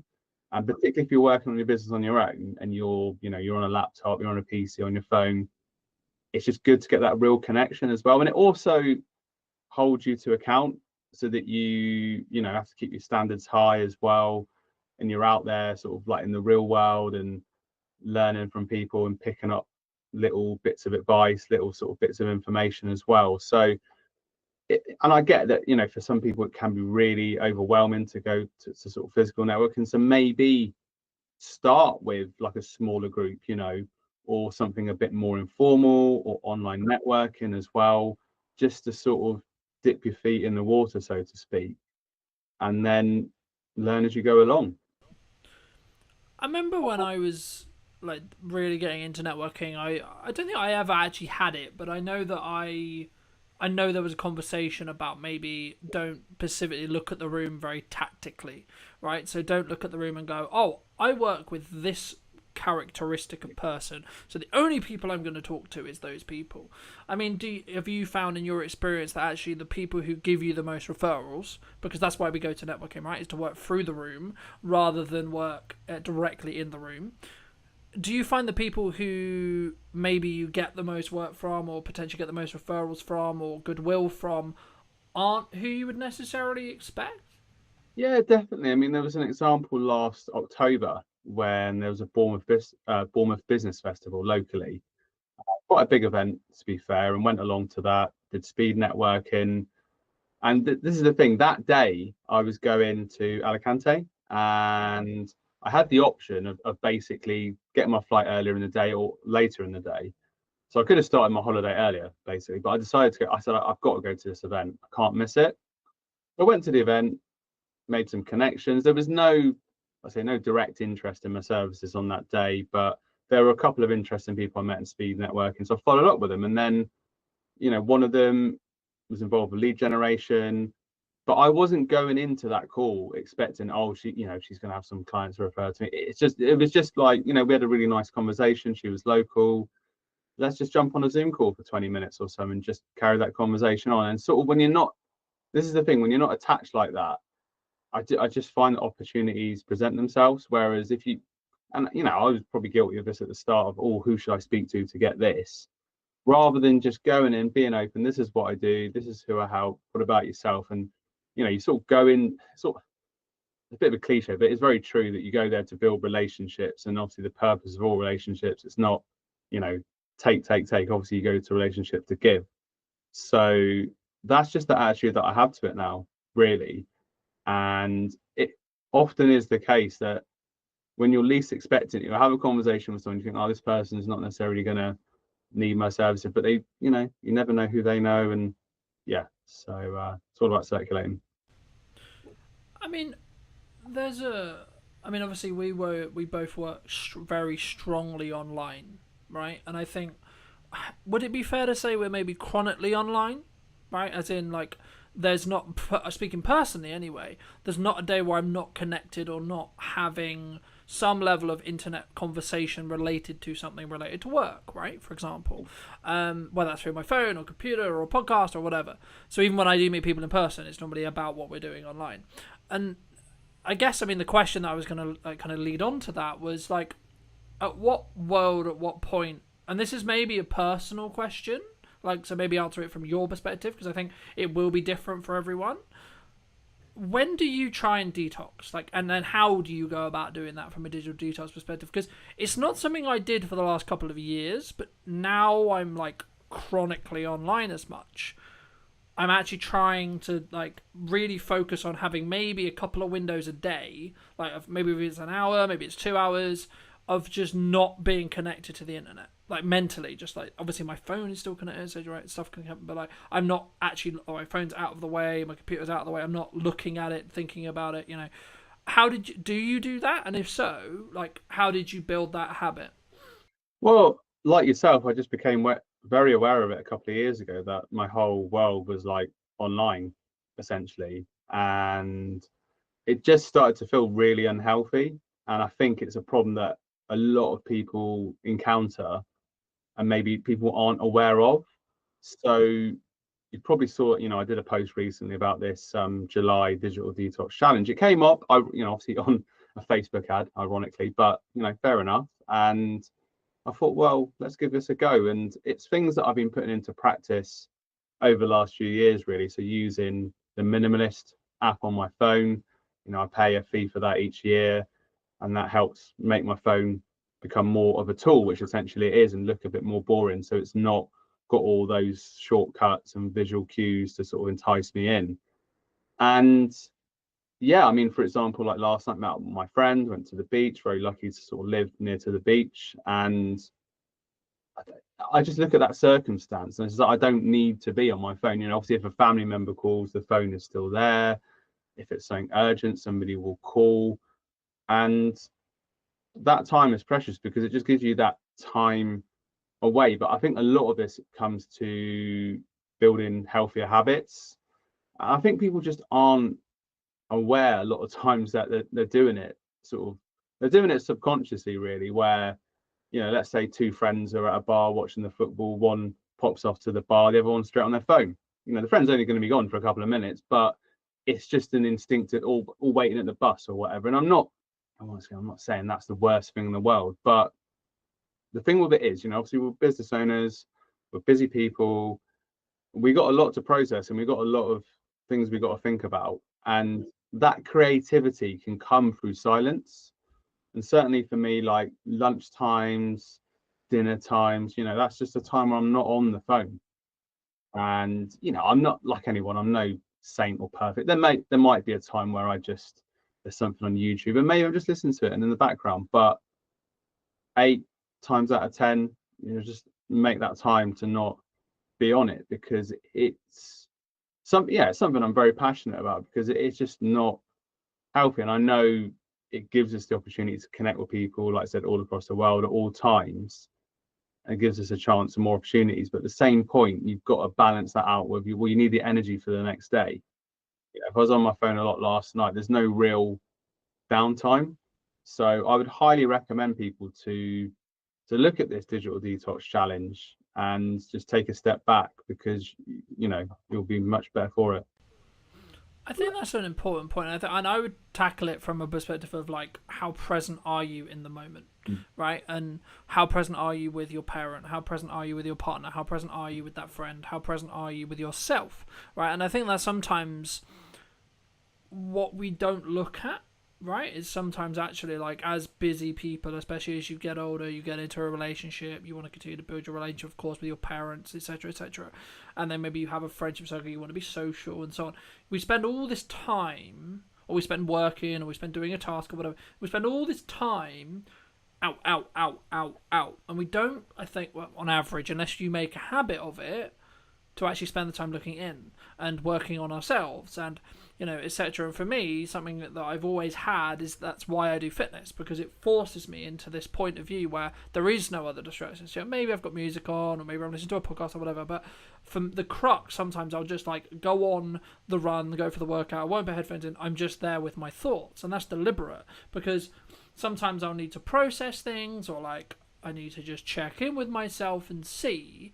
But I think it does open up, like, you need to be present. I think you can actually show up better for those other people I was alluding to if you are willing to allocate that time to have the, alone time with yourself, or etc. And sometimes for some people that can be really hard, but something that I did want to ask you about is, obviously we both work online, we both work on social media, and these platforms are designed to hook our attention in, right, and for us to consume content. And if you're doing content correctly, you'll know how this works with hooks and call to actions and value adds and, having text on screen and all these like tricks psychologically. How do you, as a social media manager or social media consultant, however you want to think about it, like, go on social media to do a task, whether that's posting or whether that's like market research or equivalent, when you're like consuming that, not be drawn into that content, especially on TikTok, for example? Yeah, it's super hard. I mean, particularly with Instagram as well, and how the algorithms work. Like it's difficult because you can get sucked into a vortex. Facebook, personal profile, professional mode that I mentioned before.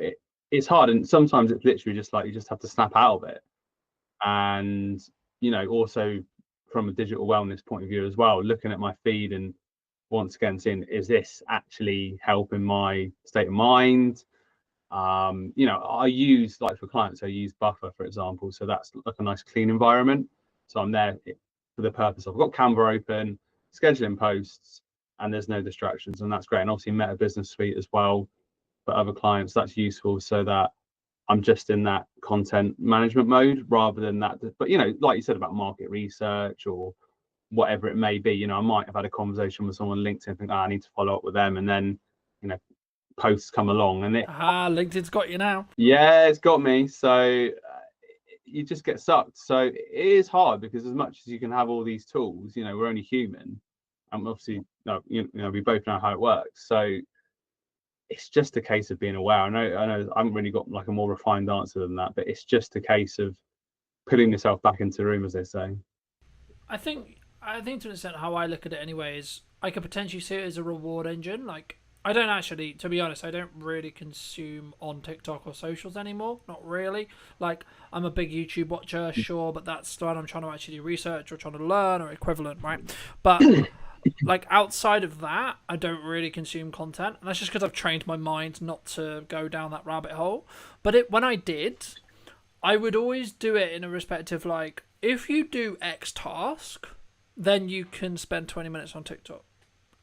Like, completely cool, completely fair, scroll for your heart's content, And I think, I mean, to an extent, that kind of, in some ways, that leans into my next question, which is going to be around, like, what lessons have you learned from, like, growing a business, or what lessons have you learned as a whole, like, in your business journey? But I think for me, just before I pass back to you, I think using that reward pathway and using that, like, you do a thing, then you get a reward, I think is really key, because it allows you to still have the things you enjoy, but it also allows you to not feel then guilty about enjoying those things, because you've tied it to an outcome, right? So, I need to get this work done for a client. Okay, cool. When the work is done for a client, I can then do the thing I enjoy. But just to reiterate, what lessons specifically have you learned? What specific lessons have you kind of taken from? So maybe like the last 5 years, perhaps, or maybe the last year. Yeah, definitely. I mean, there's lots of lessons. I mean, a big thing for me has been personal development, knowing that, I am my business, I run my business, and the more I invest in myself, the more I'll get back from my business, because I'm a stronger person. And I definitely think, particularly over the last, I'd say, like 2 years, I've been much more focused on tapping into like the local business community as well, and not feeling so alone, and joining the online networking groups like Larten Live, Oni, Entrepreneur Circle. You can just be with people in the same boat as well, and I really appreciate those opportunities to connect with people, and because it's very easy to just sort of be in that solo mode and kind of isolated in that sense. So that's a big thing. And I think as well, kind of not being afraid to fail as well and learning from failures. That's obviously a big pressure, but certainly the more you fail, the more you learn. That's one of the big things I've learned as well, and not also, I think it's probably a thing that a lot of people can relate with, not being your harshest critic, as much as I am a lot of times my own harshest critic, because I want to keep doing better and everything. Giving yourself some slack as well. I think there's a difference to like when you, so for example, every single client shoot I've ever had, I've always done a debrief afterwards. And the point of that debrief isn't for me to beat myself up on what I didn't do well. It's to say, sick, you did it. Client seems to be happy. Things seem to be going well. Cool. But what if we could make it better? Right? And I think for me, those debriefs allow me to make those 1% improvements so that by the end of the year, I'm 37 times better at my craft than I was a year ago. And it kind of, to an extent, leans into maybe what you touched on a little bit about the networking thing and like building those longer term connections. But what role would you say that community, it's kind of a buzzword now, but like community as a whole, or having a community of business owners around you, whether that's digitally interacting with content and you're both kind of both interacting with content, or physically at a networking group, or maybe like check-in circles, or etc., however you want to do it, or accountability partners, so on, so on. There's loads of ways to do it. What role would you say those community element actually has for your business, but in general as a business owner? I mean, one of my values, is tied in with community as well, because I've been involved with lots of communities in the past. I was involved with a YouTube channel, Elite FPL. That was a big part of that channel, was, and still is, being part of a community, a sort of online worldwide community that are passionate about fantasy football. And then, being part of these networking groups like Larten Live that I mentioned before, Oni, Entrepreneur Circle, and the local business events as well. I'm a used Patch, which is a local workspace in Bournemouth. So once again, without wanting to spout out another cliche, you're not on the journey on your own, and you've got other people to bounce ideas off. You can learn different things from different people, even from their challenges, which they might have a different business to you, but then you can relate it back to your own business as well.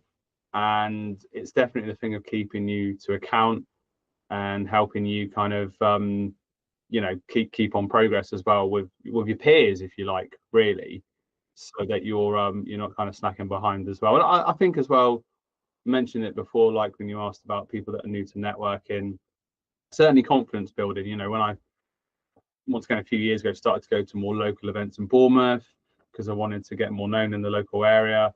I was quite nervous rocking up to these big events, and that has lessened, and I've actually started to embrace and look forward to it as time has gone on. So it's been quite, confidence building as well. I think sometimes when we look at business owners, or we look at maybe someone's social media, it's very highlight orientated, so that can naturally like build your confidence, but also it can go the other way. I think sometimes where people often wonder or often worry about like, what if they're not doing well, right? And I think something that I'm very proud of is actually whenever things aren't doing well, I've taken 100% accountability for that, but also number two, I've also like be willing to be open and share it. And I think that's one of the reasons why I'm potentially, from people who watch my content consistently, they tell me like, you're a human, right? So like, it's not like this, like, oh, things are going super well and etc. And I hope it makes me perceived, or makes me believe, that I'm more humble than maybe others. But it kind of does link into my next question, which was going to be around, obviously business doesn't always go well. for whatever reason. I mean, do you have a specific either set of challenges or like a larger set of challenges that you're willing to share, that also like how you then overcame those challenges, more importantly? Because I think sometimes it's important for us to share a level of vulnerability there, but also share to the point where like actually it can be a tool to show like, no, don't go down there because there's a bear there, for example, right? I mean, have you had any challenges like that you're willing to share and how you then fix them? Yeah, massively. I mean, it's constantly every day's a school day, as they say, and you're constantly learning. So, I mean, there've been challenges before where I've started out just working with solopreneurs, working just with a couple of businesses, and then end up working with lots of businesses all at once and having to put all the sort of foundations in place to do that, and not always getting it right, and making things that I regret, things that I wish I'd done differently. But making that transition hasn't always been easy. I'm talking about sort of organization and things like that, and running things smoothly, and you don't know what you know till you know it, as they say. So once you go from, I had a period where I was just running a few social media accounts, doing some training here and there, to then running social media training for big groups, 20-30 people every day, and just feeling overwhelmed at the time, really. And because I didn't have the infrastructure in place in terms of like the admin, all the tech side, really. And you are learning the hard way, really. But I think once you move past that and invest in your business more, like invested in business mentorship and training, and then the thing is, once you've had that experience and things haven't necessarily gone always how you'd like them to go, and then you do training and it goes really well, you get really good feedback, and you think, oh, actually, I've learned from that experience. I now moved on. I'm a stronger person for it, and you sort of feel confident in yourself again. I think it's like there is probably a psychological term, something on the lines of the survivor. It's not survivor bias. There's something else there, but it's basically the crux of it is things happened to me. I survived it, so it gave then a knock-on effect to my confidence, because I know I can survive that again if it was to happen again. And I think for me, as someone who's been, could say in some ways turbulent, had business turbulence, etc., like, and I'm sure everyone has within reason, I think it's one of those things where to an extent you have to lean into what you knew worked previously, but also be trusting in the self that you'll figure it out. And sometimes there's challenges in business, sometimes there's challenges with retainer clients, there's challenges with project clients, there's challenges as a whole. And I think it's about how you approach when things aren't going as well as you would like them to, is what really will stand you apart, firstly from your client perception point of view, but also from a marketing point of view. And I think it comes from you. And I think especially is like whether you have a team or whether you're the leader or whether it's just you plus freelancers or just you, I think it has to, regardless, the inner work has to come from you. I mean, my next question was going to be around like, how do you balance, or how do you lean into motivation? Like, are you strong in discipline in respect to like when times are hard and you know that the thing you have to do is show up and do the work? How do you sort of push through that? Is it just like relying on motivation, or is it just solely down to, because my view's always been like, it's solely just down to, if you got to get shit done, you just got to push through it with the self-care and understanding that you can give yourself a time when you fix the problem, but there is a level of just, you have to be disciplined to get it done. Yeah, I mean, if I don't get it done, nobody else is going to get it done. So I think, and that's a pretty strong motivation, really. I think when the chips are down, a lot of time that's when I come out fighting in a way, really. And it's just, yeah, it's not always easy. But I think, once again, when you run your own business, you're reliant on yourself, and that is a test of your character anyway, and it helps you grow even more. So I'm not going to sit here and say, oh, it's always been easy, and that there haven't been times that I've hid, for example, when there's been opportunities or there's been networking and I've maybe gone into my shell a little bit. But I think, and this, I don't know how to say this, but like when you have like an employed job, there probably are times where you're working and you sort of what you got to do, and then your neck isn't always on the line. Whereas when you're running your own business, you haven't necessarily got those safety nets in place. I'm not saying that having an employed job is not pressured at all, but I think it's different, right? And I think even if you have a retainer, and even if you have a pot of money, and even if you've done the financial work and you've done the money management work and etc., you still, from your core, don't like losing a client, right? Personally, I don't. I never like saying goodbye to a client, or deciding to part ways with a client, or a client deciding that as well. And normally, it's a mutual like thing when that happens, right? But I think for me, it comes down to sometimes you've just like you've added the value you can add, and as you do it more, you'll understand that it's just part of the process sometimes, like especially if you're growing yourself, like as your expectations or like etc., like there's only a certain line that you're willing to go, especially if your expectations are rising. And but also it needs to work for both people, and sometimes the regardless of like the project or like the client or the retainer or even the job, sometimes it's not worth the headache. And if you're fortunate enough to be in a position where you've got the pot of money, you've done the financial resources, and you've done the financial work to be able to maybe step away and say, actually, no, I don't need to accept that anymore, then great. If you are not in that position, then like I would say work on that to get to that position. But also I think, and I was going to ask you about like what your plans are for maybe like the rest of the year, because we're filming this roughly around the middle of 25, which is weird to say because it just feels like we were in January, but it always seems to be the way. I mean, what do you want ideally, like either for you, or do you think like from a marketing point of view, do you think like is there going to be any like drastic shift, or like is there any opportunities that people who may be listening to this could take advantage of in the next 6 months? yeah, I mean, obviously I I did the social media training and management I talked about, and that you touched upon like the community as well, shifting towards like a group membership, a community where I teach business owners in a community, and the community work together. So that's something I'm really excited about launching sort of towards the end of the summer. So there's going to be a networking opportunities within that, and different scope for working with like a group together rather than just working with single business owners in isolation, if you like. So I'm looking forward to that as well. I mean, we've not really spoke about AI, but obviously that presents a lot of opportunity, well, massive opportunities for people that are looking to learn how to use it for their businesses as well. So there's scope for that. And yeah, I mean, talked about the digital well-being side of things as well. That seems to be something that I've seen come up in terms of courses or help for digital well-being as well. So there's different areas, and it's just seeing how viable those areas are and how much support people need, really. You mentioned AI. I mean, where do you see it? Because for a long time, a lot of people were saying AI is going to take our jobs. Then it sort of became the person who's utilizing AI is likely going to take your job. Where do you sit on it?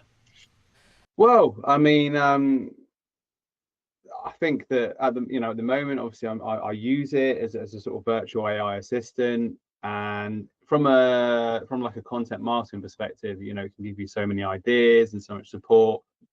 But ultimately, still, I've still seen people doing this where the copy is clearly AI generated, and it loses the tone.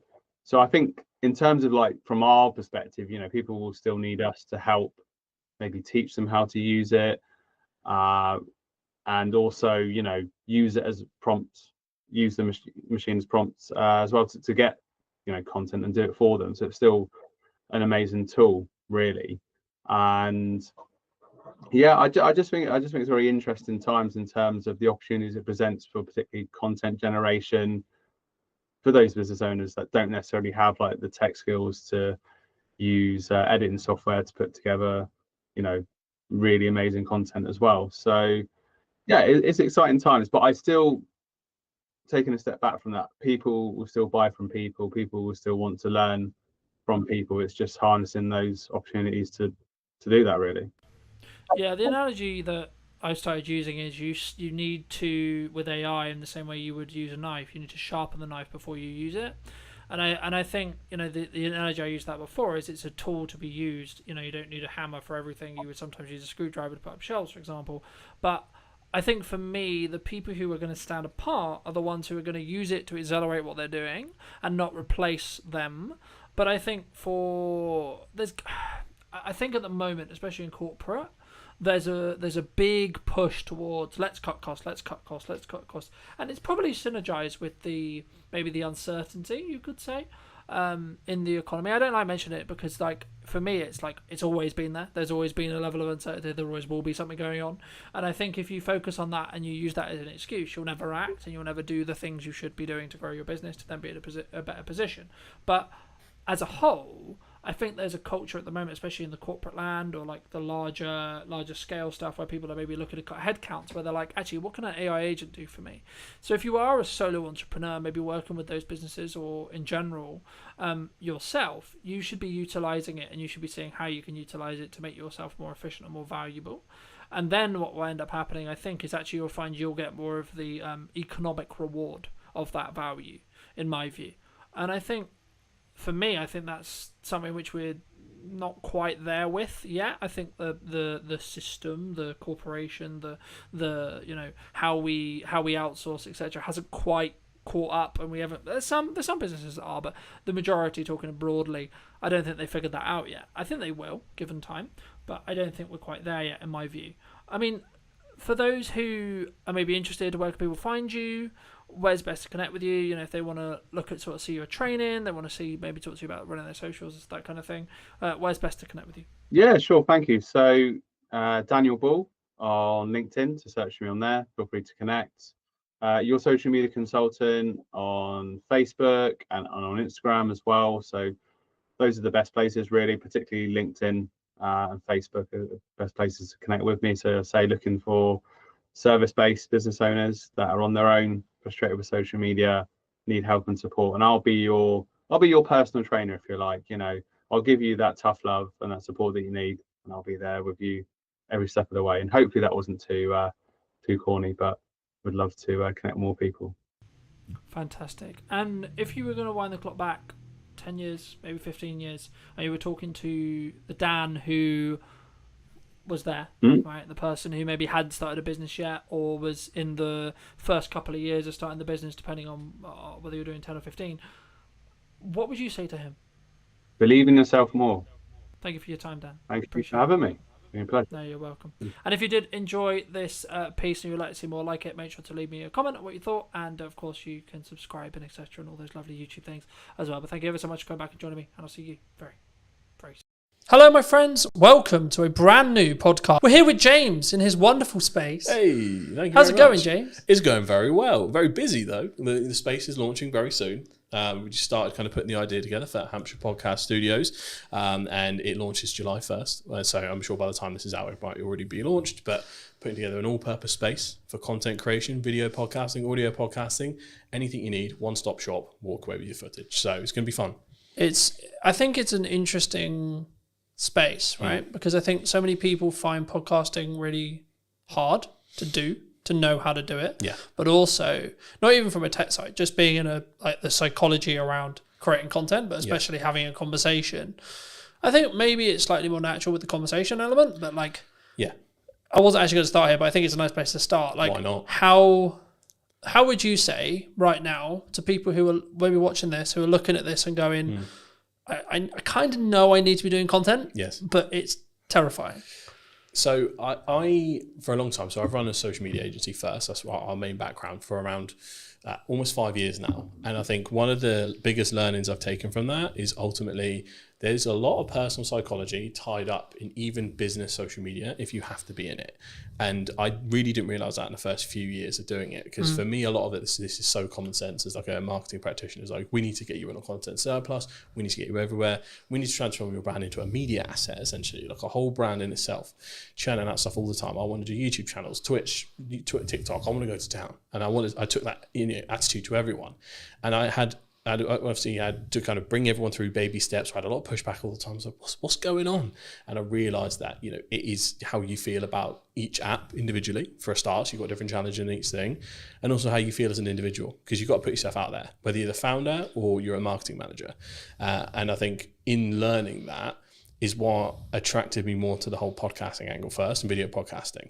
When you try and drop someone straight in it to create 2 camera, YouTube videos and TikToks, you forget everything you've ever said in your whole life.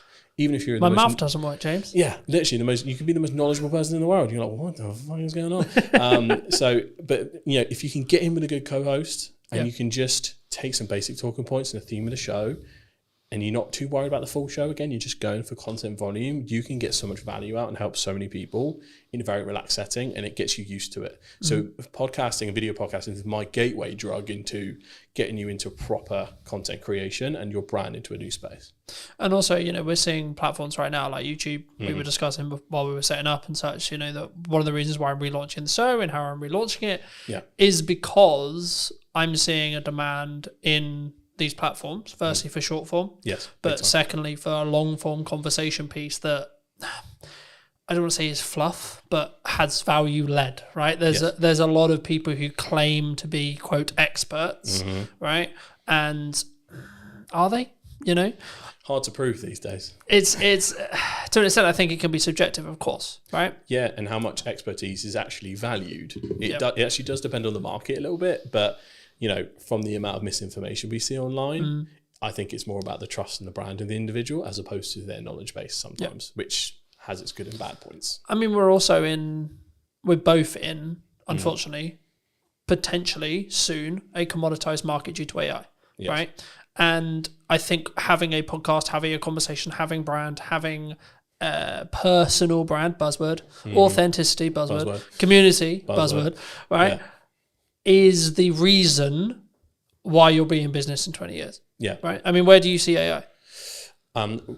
Its point right now, because one of the USPs of Hampshire Podcast Studios is human-led AI enabled, right? We've kind of created a unique workflow where using 3 or 4 different softwares, we can kick out a really good service much more quickly than it was ever possible before, depending on how fussy you are with shooting settings and all that kind of stuff. So it's right now it's beautiful for grunt work. It's beautiful for getting out of the way some of the things that were actually quite tedious. When it gets to the point where it can do the advanced stuff, then we're in a different space.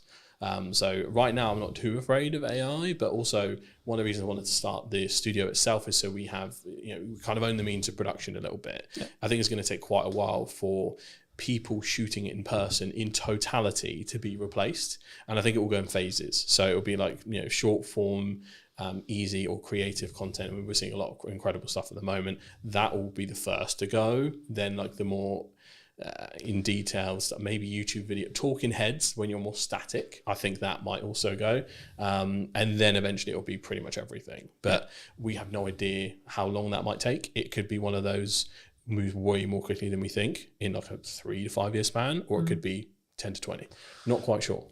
It is interesting, right? Because we're also in a world where AI influencers are a thing now. They will continue to be a thing, right? And I think the commoditization of attention, the gathering of attention, is what marketers want, right? Yes. What we're talking about when we go into detail and we add value is the tactics and the nuance that comes with, when we first met, we were talking about TikTok as an idea, right?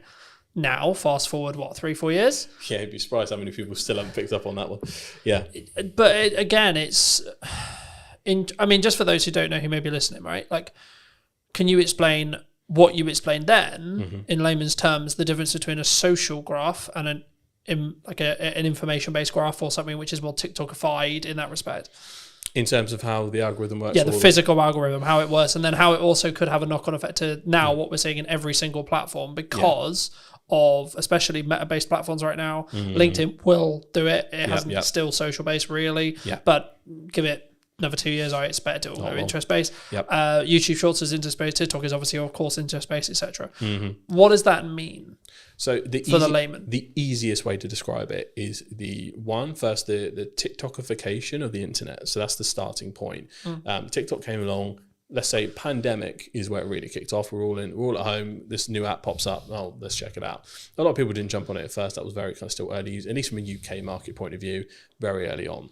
At some point, everyone clocked onto the fact that TikTok pretty much has the best algorithm going for interest-based suggestions. I'd say even more better than YouTube in terms of how that works. So it then became extremely addictive.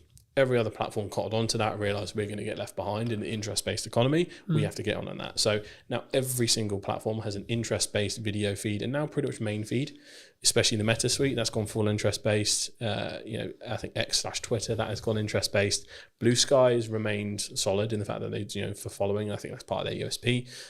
Even LinkedIn now is going interest-based feed they're testing it a little bit on the main feed, but mostly on that kind of scrolling video. So it is unavoidable. And that has essentially created a very interesting thing where it's the social part has been removed from social media. It's gone. It is just media. And if your brand or personal brand or as a freelancer, you're not part of that interest-based economy where you're churning out stuff that will eventually get to the right person, you will be left behind a little bit in that. Overthinking quality, overthinking substance sometimes can hinder your attempts and testing to get to where you need to be. I'm always a proponent of scale, test fast, even if you need to post quite a lot, figure out what works, where are your golden veins that you need to mine, and then start improving little by little the same way a creator would. Yeah. That's all I'm always looking at.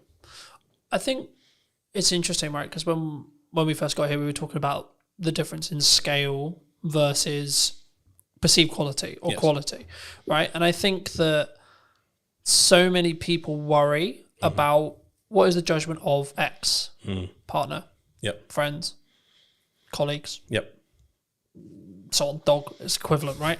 What are the, I'm going to spam them, right? What I'm going to post too much is part of knowing what works. Volume, would you say? Yeah, well, you need a certain amount of volume to test, and at what point does it become spammy? This will differ per platform, and some platforms is pretty much impossible to spam.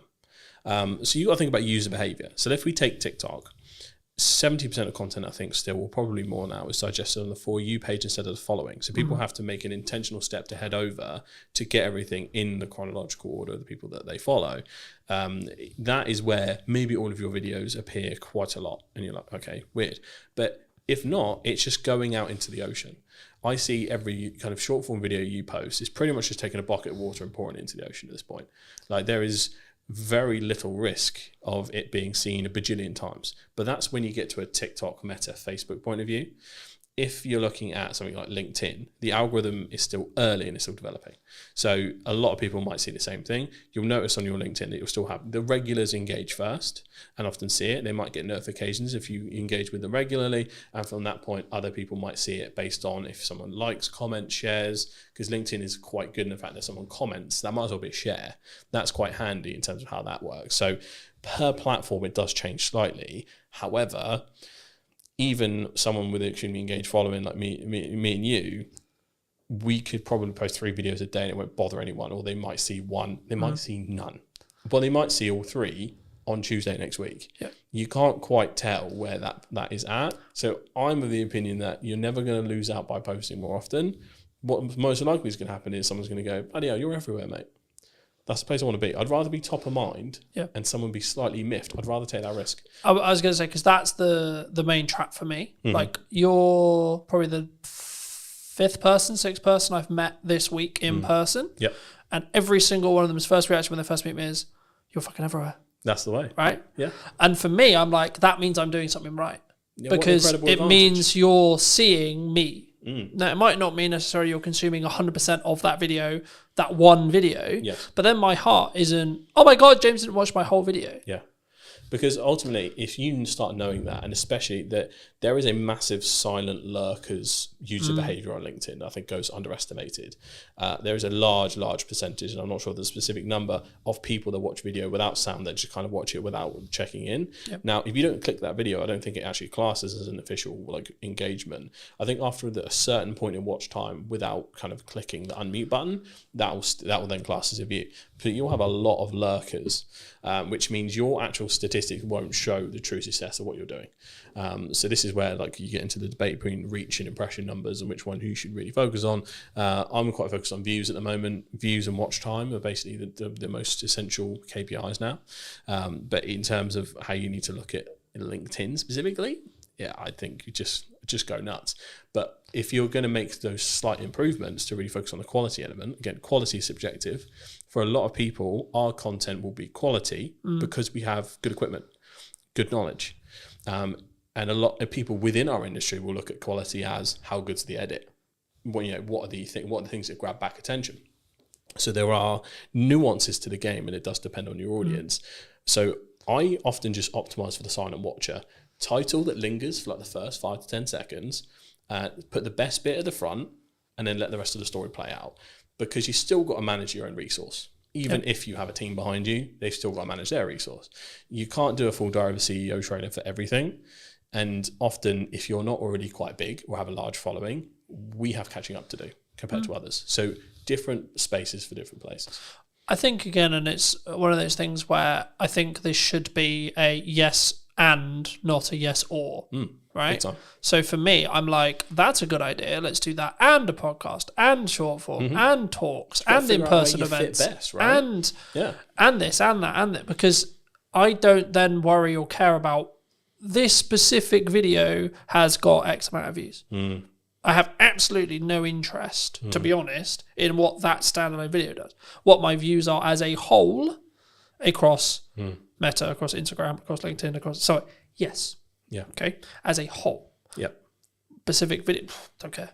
Yeah. Because I don't know what's going to go well or hit. The only way you can do that is test it, right? Yeah. Test and it something and look at which... the spikes on your graph. Yeah, and something when you're specifically creating content around a targeted event like an in-person event or a service you're trying to sell, etc. Yep. A strategy that's worked for me in the past and will work now is put out a load of short form stuff, see what happens, see what works, and then media buy, ad, Meta, placement, etc. against the stuff you already know works because you've already got the viewership, you've already got the metrics, and that way you're not then potentially wasting pounds or dollars figuring out going, is this good? Now, this is one of those things where you might want to tweak the copy slightly because it's an ad and not a post, etc. Things like that. But overall, it's going to work because you already know the creative's good, you know? Absolutely. And the thing is, for me, I think people, they use the I'm trying to create one polished video on LinkedIn as an excuse not to be working. Yeah, because a lot of people will take that out. Again, this is where we come back to the personal psychology point. We know we're supposed to go to the gym. Do we all go all the time? Some people do. Most people don't. That's just the reality of it. It's Gary Vee that made the point originally. You know, social media is like going to the gym and eating healthily. We're going to relapse. We're going to mess up. We're not going to stay consistent all the time. We're going to have sprints where we kill it and then times where life happens. Yeah. Don't punish yourself for that. Kind of go with the flow. Do what you can do best. And this is what the testing allows you to do. Find what medium is the easiest for you to create and find most comfortable. Because I've noticed that I'm a big proponent of TikTok and its uses and how it works. In terms of me creating TikTok content, I'm actually quite bad at it. In terms of the pacing, in terms of how you need to deliver it, sometimes some of the memes and things like that, like I personally struggle. That's why we have a good team behind us. Whereas in a YouTube or podcast setting, I thrive. And I think that is sometimes a matter of age. Sometimes I'm 28, so I'm either the oldest Gen Z or the youngest millennial. So I'm right in that center point, depending on what blog you read. So, but I grew up with YouTubers, so that is how I often visualize and say my thoughts and verbalize them. And some people will talk as TikTok because, for example, if you got your phone out. The viral hook is as you're putting the phone down. Guys, the other day I did this, right? And they'll prop their phone down. That is the telling the story or popping the phone down in the car or talking in the car or the quick flip up. This is stuff that is derived from TikTok and is done really well. And it's something you can learn, but it's not something that will come natural to you if it wasn't your first port call almost. So you do have to adapt to where you're at. And once you test, once you get used to it, because you've got the barriers of editing, you'll hear yourself, you'll see yourself. We are so used to it at this point, it doesn't matter. But there was a point in time where we were like, oh my God. Wait, I sound like that? Yeah, literally. What the fuck? Literally. And now, for some reason, it sounds exactly the same to me. But before it sounded so different. Yeah. But there is that hurdle. So I'm very acutely aware, even in a B2B corporate setting at some of the largest companies, if I've got the challenge of bringing a video podcast in or video content, that person has to start from ground zero. Yeah. It does not matter how big that brand is. If we have to use someone, but I deal with $100 million deals, James. Yeah, and then and I go, all right, tell me now, and I put my math doesn't work. Who am I? What day is it? Who are you? So it's hard, but you have to practice. Yeah. This is what a lot of brands do have some hubris around it. Like, I'm a big brand, we can do whatever. Yeah, it depends on your presenter. Unless you're going to bring in a professional presenter and pay. But again, should you, from a brand point of view? Because the whole point is I'm talking on camera, right? You need so to the have same someone- person who sells is the same person who's talking on camera. Homegrown will always win, in my opinion. Homegrown, authentic, buzzword. Homegrown, authentic. We like our buzzwords We today. do. Homegrown, authentic, and just, I think, not tied to perfection is probably the best piece of advice I can give Done when is it better comes than to perfect, corporate right? content. Yeah. Like something completely unedited, probably similar to how this podcast is going to be, flows nicely. You can tell it's genuine. Their corporate trust is at an all-time low as is. You know, if you are going out with something ultra polished that's over the top, you brought a TV presenter in, good luck relating to anyone, right? It is that kind of equation. So yeah, factor that in. If you're the biggest brand or just starting, both people are kind of in the same place. Yeah. And if you are starting, I think you'll pick up things, right? Like I've noticed, you may have noticed it in the show. I didn't piss around at the start. No. You know, No, it 'cause was you lose bang, people this is immediately. who I am talking to. This is what's going on. Bang, we're talking to James. Cool. Yeah. Straight in, right? That's only because I'm used to doing long form content on YouTube. I've been doing Absolutely. it like 2 years, consistently for 2 years now. Yeah, because a lot And- of people don't realize the first 10 seconds is the new thumbnail. That auto plays as soon as you hover over the video. Yeah. So if you don't get straight into it, Well, you've lost someone, and I know how the YouTube algorithm will work in the respect to, right, if someone sits and watches this for 10 minutes and is interested in this conversation, they're gonna then be then the video, the big podcast will be served to a larger Big time. set of people, and then so on. That's how stuff goes viral, right? Same with short form, but on a more narrow basis. The key, I mean, like, okay, we're probably at the point where people, if they're going to click off, they're going to click off. Hey, happy days. Yeah. So let's give people a bit of a history lesson on you, right? I mean, when we first met, you were not running this. You were running what, from my understanding, was a basically fully service social media company Yep. that helped B2B brands think like craze yes. in Crux, right? Yeah. Okay, what happened? How did you get here? How did you start there, and then how did you get here? So it was really interesting. So the official journey was, scroll all the way back, lockdown, I think 2021 or 2022, is somewhere in that range. We all start working from home. You know, weird day for us. We think we're going to be back next week. Oh boy, did we mess that one up. So we were there, and I realized that, you know, I felt like I was outgrowing the place I was at, to put it that way, and I was like, I could probably do this. So got an ad up on Fiverr, and for a month it kind of did nothing. Had no idea what I was doing. I came from an advertising marketing background, 4+ years in that, working in-house and agency side, so I had all of the knowledge to bring. It was just a case of how do I business. I had no idea. So that ad basically did nothing for like a month, and then suddenly it put me in this like featured creators section. So I had a lucky break there. Most people don't admit their luck, folks. That's how it happened. And then from there I got my first client, and then got my second client through Fiverr. I got my third. That pretty much got me to a point where it was around what I was earning, and I just went, see ya, and then I took a risk from there. And then from there it started to just me, one person, two person, third person. Ended up kind of, as we're going along the scene, working with the likes of the University of Southampton, Barclays Eagle Labs, American Express, Global Business Travel, people like that, over that 4-year period, almost 5 years, and it grew very fast, very quick. Didn't know how to business, so from that point it was a tricky thing to navigate. And eventually I was just like, this is also isn't making me happy. We grew way too fast. Way too much pressure, navigating contracts, chasing people that hadn't paid. It was that essentially, and overspending too. We had office space at the time because I was in my head, and I think a lot of people's minds, we still had the path to return to normal. So I was spending a lot on hybrid office space to go, come in if you want, you don't have to, but we have a space where you can still be creative, we can collaborate, and then trying to figure out what that was. But that was lots of extra spending on, you know, mostly UK team. We had an overseas team as well, and helped facilitate both. So we had kind of a hybrid model, but in the end there was a few kind of financial things we ran into in terms of contracts, things like that with larger clients, and it pretty much was, it sunk the boat. But I then kind of took some time away because it also happened at the same time as some personal losses. So I was very anti-work for like at least a year or two, I'd say. I was in the mindset of like, why do we do this?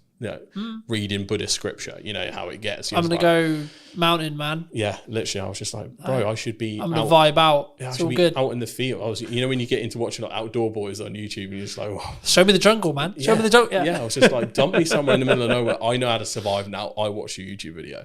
I can make fire because I watched it on YouTube. Man, make fire. So I was in that zone for ages, but then I rebranded, created a new agency with a different spin on it called Straw Hat Social.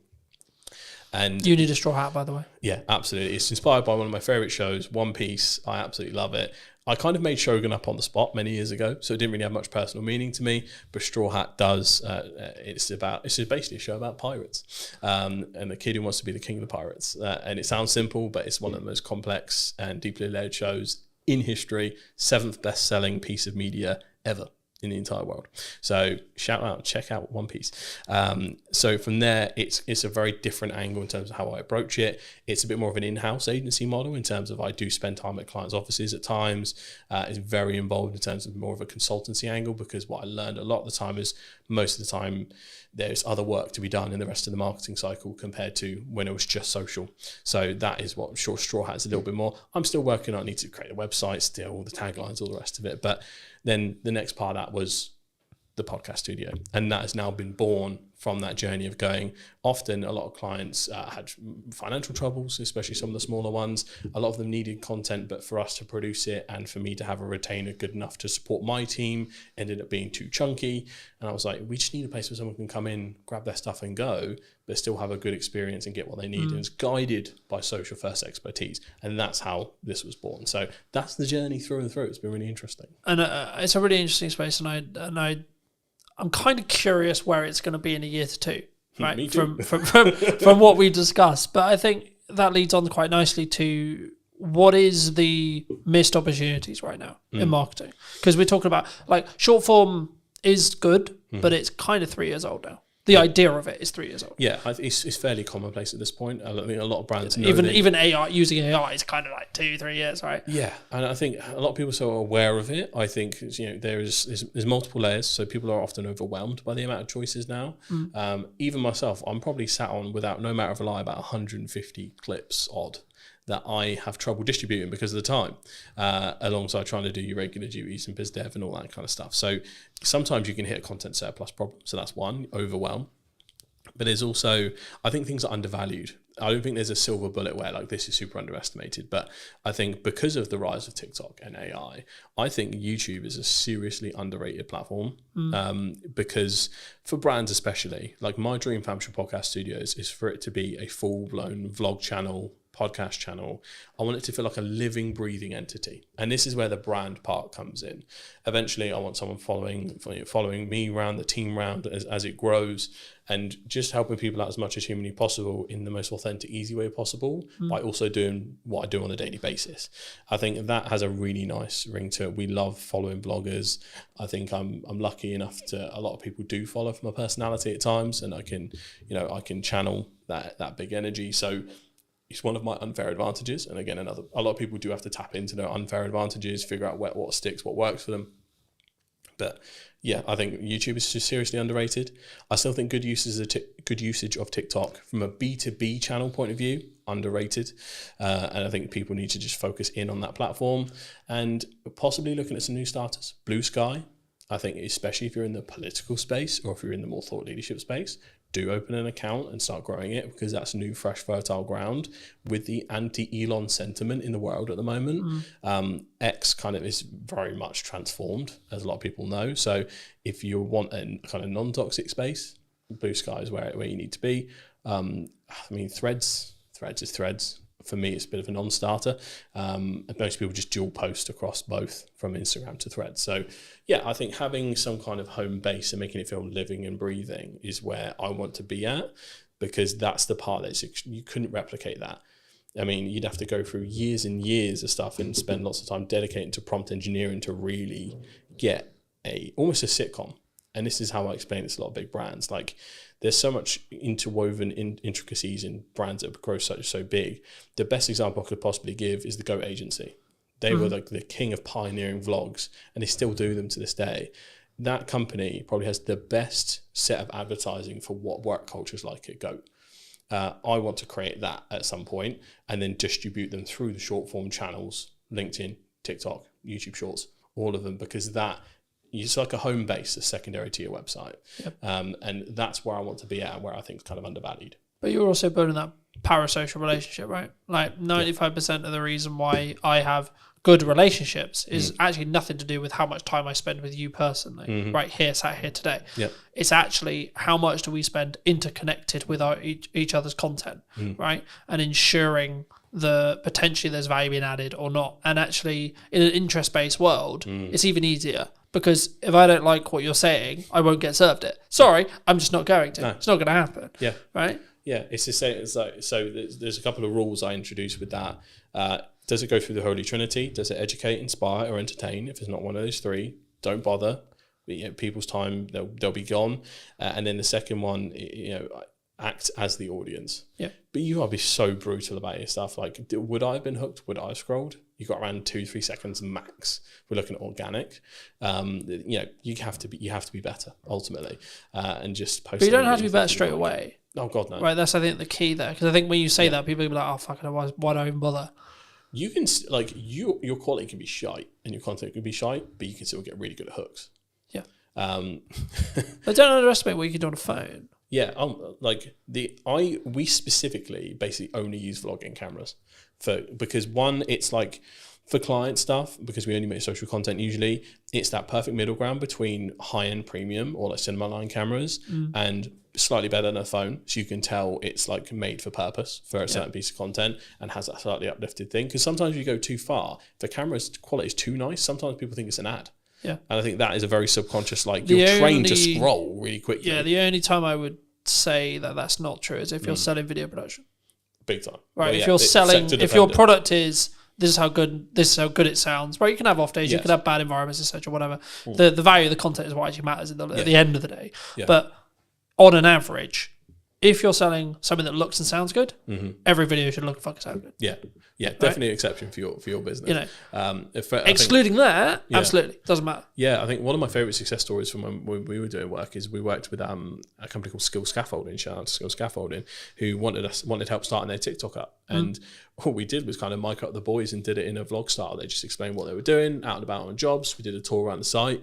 Mate, I think we got millions of views from that. It was in the first 3 months. There was a real appetite for industries that you wouldn't think so. Construction, massive. If there is a construction company out there listening right now, you need a TikTok account, you need a YouTube account, you need to go hard. I couldn't believe how much people were like, because it basically is all the boys that got home from work, like, oh, is he using a fucking 380D, or like, you can't be doing that, you got to wrap this up different way. So there was the positives and the negatives of like going, oh, I would have done it that way. But there was this, like, again, that parasocial relationship there, even from the actions they were taking, because they were like, I do that at work too. That representation of something they didn't see before, I think is massive. And I think a lot of companies, I think they're too boring to do stuff like that. Are probably I can't do that. I'm an accountant, James. I think the accountants could absolutely do it. Like, it would be so funny to have like a funny accountants podcast or like just a vlog at the accountant's office. And the whole hook is, I'm going to prove to you that accountants aren't boring. And then you just show the work day. I remember that I did a strategic session with a networking group that unfortunately doesn't exist anymore. But the point was, an accountant asked me, how do I do hooks? And I said, think about worst case scenario, someone gets their books wrong. What's going to happen? Yeah. And the hook ended up being like, if your books are shit, your business is going under. Yeah. And then they went into the whatever, right? But it's like, you have to grab the attention straight away. It's like, fuck, shit. Yeah. Okay.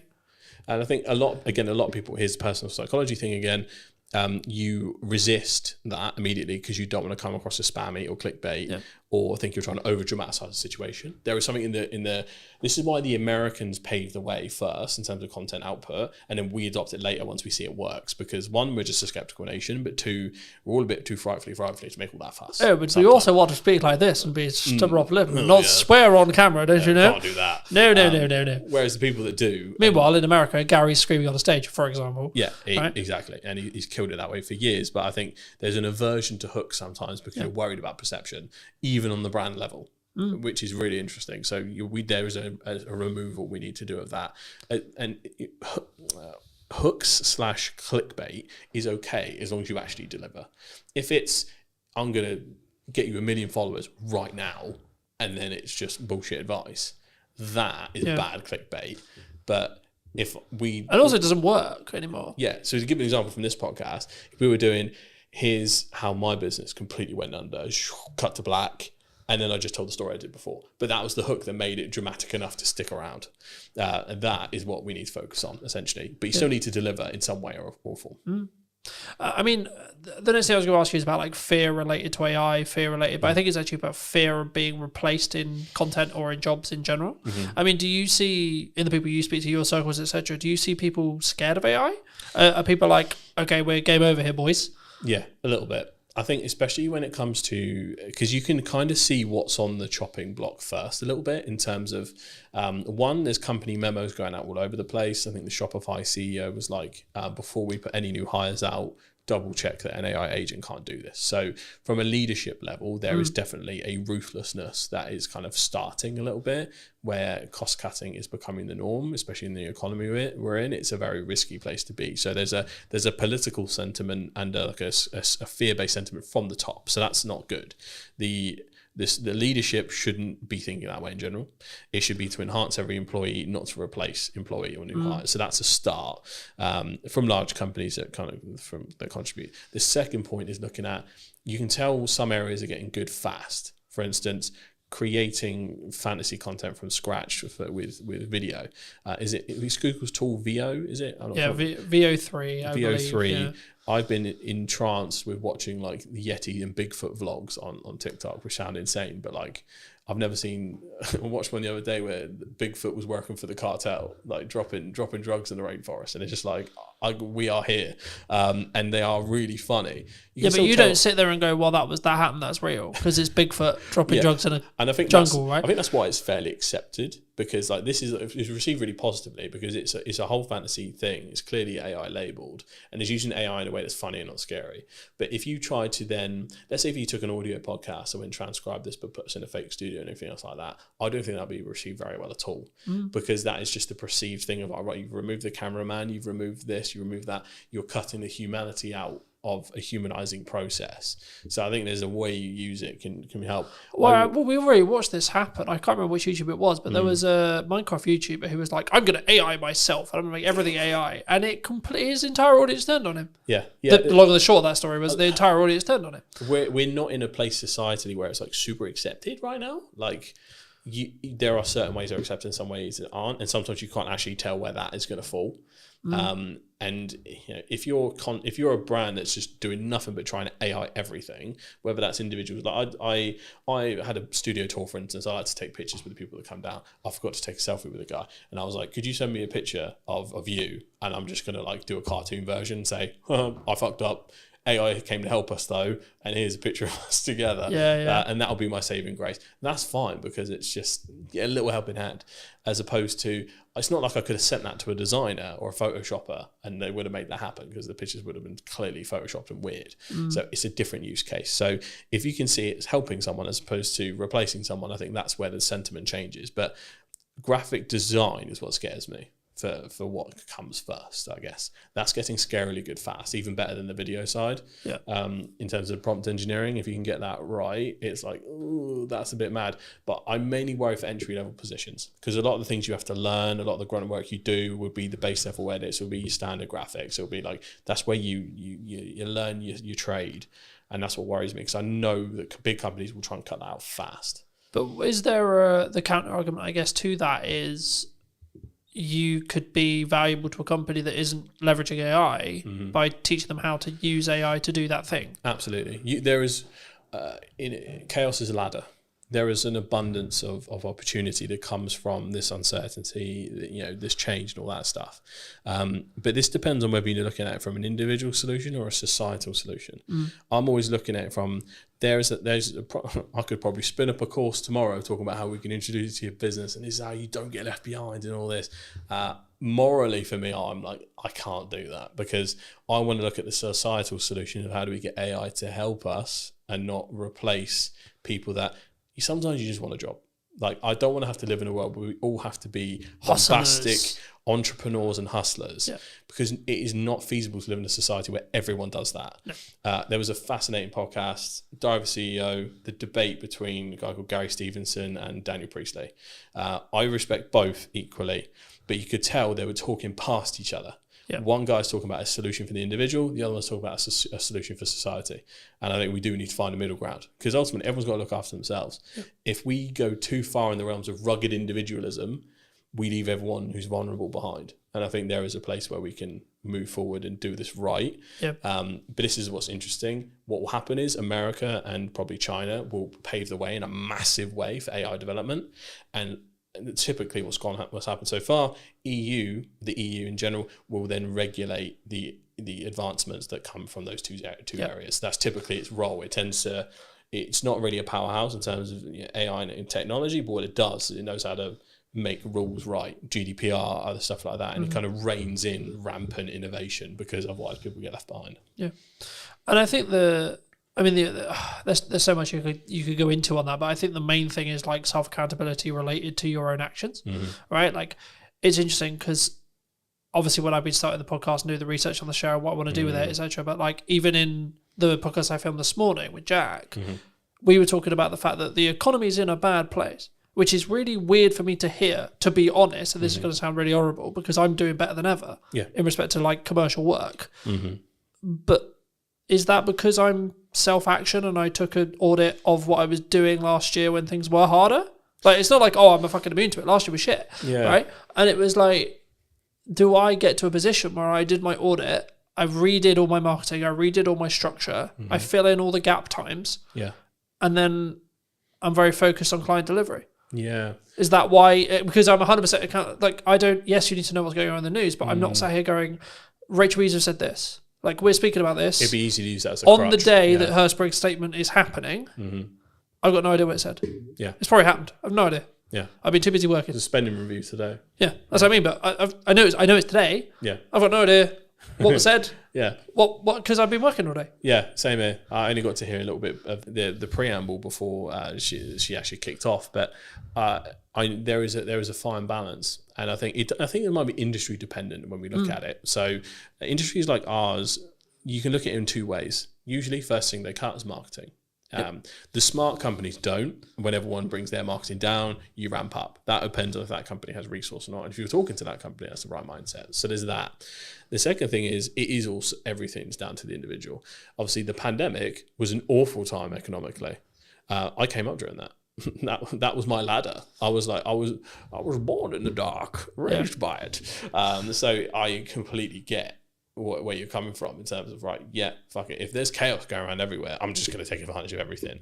But I think you just need to focus. I don't think it's just as simple for as business owners, like you just need to focus on what the fuck yeah. has worked and what the fuck you think is going to work, and then just get your head down, right? Stop getting heady or whatever you want to call it. Yeah. In XYZ person said this, or Donald's done this, or the PM's Honestly, done this, or the news cycle so on. Is so draining at this point. It is. For most people's own sanity, and I'm super clued into the politics and news and all that stuff, it's almost impossible to keep up with America at the moment. And obviously that affects the world, unfortunately.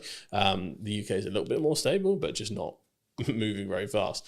So, but I think the easiest way to describe it is like, I think the motorcyclists have a term for it when they get focused on the big truck that's next to them. If they stare at the truck, they will subconsciously get closer and turn into it. They're like, no! Even though they could just like not go that way, but like it's like their hands make it. It's like when you're supposed to look where you're throwing the ball and things like that. So for business owners, freelancers, everyone that has like the agency over what they can do, I think that they need to focus and really kind of hone in, and like you say, just like blinders on. I don't care what's happening. The world is falling down around me. I'm going to make this money. That's the opportunity we have. But then the socialist in me kicks in, where I just want the people that just want a job to be able to have a job, be stable, be happy, without having to be like, mega AI improvements, I'm going to upload your business. Because some people, we need the world to go around with people that just do jobs. Yeah, but you can call it like the people who clean the cars or clean the office or clean the shop or whatever. There needs to be those people. Yeah. But I think people who are willing to be that extra level, right? They should. right? And I think it's important if you can right now, if you're in a functional position where you can push forward, you can. Financially, you can. Energy, you can. Fires me up, right? Something I've noticed as I start doing podcasts and other things is I'm less focused on where the business is. Now you'd be like, but that doesn't make a, like that, so on. But with financial planning, I know that I'm fine regardless. Yeah. And actually, I'm like, okay, cool. But actually, I'm then winning more work because of that. Yeah. Which is a really weird Tell you what, concept, you know? It's very similar. The biggest learning I had from when the business started to go down on my side was my lead tap almost entirely turned off when I stopped focusing on social. Social was my main pipeline. Inbound was our main pipeline. It's not like we had like mega, website inquiries or anything like that. That was my lifeblood. But what happened was subconsciously, I was like, we've grown to a point now. Bigger companies don't bother with all this social media. Like, maybe I can just calm down a little bit. Ironic enough, considering what I did. But I was like, I almost sat in this complacency of they'll come to us now. I'd have to try as hard. Would it be fair to say your ego got in the way? A little bit, yeah, I think so. But also there was We're big enough now. Look at us. Yeah, it was also a point where I think there was not safety in numbers thing, but we had a fairly good sized team that I was like, we are one of those stable proper companies now. Like it felt like we had like when you feel like an institution can't go down or anything like that. So there was a little bit of that, but also because of all the growth and growing pains, there was so many fires to put out individually. Yeah. It just took my eye off the ball. It also drained a lot of my energy, so I couldn't really refocus back on. I couldn't bring that same enthusiasm. The ideas used to come to my head. That was almost taken from me by the stress of a growing organization. Yeah. And I think, again, it's probably another problem that people might be facing that isn't talked about enough. But ultimately, like all of that combined, it made me deprioritize social. And that was essentially the start of the death of 1,000 cuts. So, yeah, social is important, folks. Don't be like me. But we're okay now. It's good. It's, I think in that respect, and I think to an extent, it's also about understanding where you are, right? If you don't want to grow and you're happy where you are, then yes, you should still do social. But it should be less of a priority if you're trying to scale. If you don't want to grow, you should focus on social even more because you just that pipeline. You want it stuck there for whenever you need something. Just pluck something out of it, like a box of toys. And also, you don't know what projects are going to come from those connections, from those ideas, from those things. Nearly everything that I do now has come from a pipe idea that has happened while I'm asleep, while I'm there. The concept of the new format of the show. It will sometimes be remote, sometimes hybrid, sometimes on location, etc. That came from downtime. That came from me thinking, right, okay, I'm doing this on social. I'm good with this. But what about this? The same with the AI workshop. And the content creation workshop I'm working on at the moment, right? Same thing. It's like, okay, cool, that makes sense. There's demand for that potentially, right? Needs marketing, cool, fab, cool. And the same thing, and I know you want to talk a little bit about live streaming. Where's live streaming fit into this then? Live streaming is really interesting. So when I'm always a proponent of looking at creator economies. So creator economy in general is essentially where are all the platforms right now where people are making a living from? Where's a lot of the content coming from? Where's a lot of the trends starting? All that stuff. So it's so important to find what's happening right now. YouTube and TikTok essentially had dominated for a long time. Twitch has basically come out of nowhere, and a lot of people do stream on different platforms, but Twitch is the most important one. Live streamers, I think in general, have replaced YouTubers as the main go-tos, because what's happening is, in Gen Z circles anyway, what's happened is you've got Kai Cenat, iShowSpeed, Drewski, all these people that are like more often creating content via live stream. They have so much more content they're able to distribute. They started dominating the airwaves, very similar to how podcasters dominate the airwaves via clip distribution. They started winning the war of attribution in regards to kind of just like getting clips out there here and there, and in interest-based content. But they have that huge file of long form to be able to then... these people stream 8 hours a day. That's what I mean. If you look at political streamers like Hassan Piker, he literally streams 8 hours a day, Monday to Saturday. Like, it's an insane amount of content. He's giving takes constantly. Every piece of news that happens live, he's staring at the computer, essentially waiting for the next headline to come through so he can give a take. He has full thing. But then his editing team, which is important to mention, will then have that clip on YouTube within like 2 hours, whilst he's still streaming. Within a couple of... So he's really unique in the fact that obviously he's a left-wing, almost socialist creator. he opens the door, so he has no copyright on his content. So he allows other people to use his content and monetize their YouTube channels without striking them. So he has a content economy where everyone makes stuff for him. Yeah. He has his own channel where he monetizes and things like that, but his channel is often 1 or 2 days late. There are a multitude of clip channels that get stuff in while he's still live. It'll come out within the hour and it will just take that 10-minute segment or that 40-minute segment. It's incredible the speed in which those people work, because they make a living off of Hassan making a living. Yeah. So it was fascinating to see how this happened. But Twitch streamers have become like the front end of like the social cultural zeitgeist, to use a weird term. So ultimately, follow what they're doing. And I think the first few brands that get serious about live streaming, and I think brands like, we've seen Foot Asylum, for instance, lead the way in terms of YouTube channels. If they can find a way to do Twitch, if, you know, even B2B brands, like my dream would be to like live stream entire studio days, to be able to stream other people's podcasts if they were comfortable with it, to show what they could do through my channels, to kind of always be sharing the love in that sense. You would be able to see such an awesome mix of different things. Each industry, you know, some industries won't be able to do it, some can, but I think if they're the first to market, there is a rare opportunity there to be taken seriously in that space, because Twitch has only been for like gaming for a while. Let's Chat style stuff has become more and more popular. That is now the most popular thing. It's less gaming and more essentially completely universal. Do you think that the TikTok live shopping experience is also going to be a game changer in the next 10 years? They are going hard on that. I keep getting ads for webinars to become like kind of a TikTok live agency, because they're trying to bring other people into the fold. It's really interesting. It's something we're considering for the studio, to have almost a live shopping zone, or to figure out how to kind of do that properly. We have sets for it, but there's a certain kind of aesthetic and way to do it. Live shopping is becoming crazy. TikTok shopping sells insane amounts, you know, without considering potential bans. At least in the UK, that's nowhere near anything. In the States, I don't think they'll ever ban it, because Trump gets too many headlines from TikTok and too many views. So I think he'll leave it the way it is.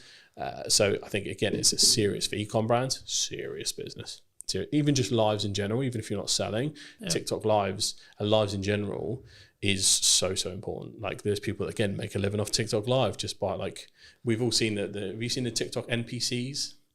Yeah, so people pretended to be different characters, or every time someone sends them a little emoji, they go, wow, emoji, thank you. And they act like robots for hours and hours, but they make ungodly amounts of money from it. But it's surely insane. linking back to AI, that'll be commoditized by AI. Or is it because it's an actual person being aware? Is that the commoditized point? At least for the NPC non-playable characters. For the non-playable character streamers, the whole point of it is the novelty of you're making a human being dance like a monkey. Right. Okay. Essentially, because you make them Here, say have a peanut. dumb stuff. Here, have a peanut. Okay. Yeah. People are sat there donating 1, 2, 3, 4, 5, 10 pound just to make them do stupid shit. Yeah.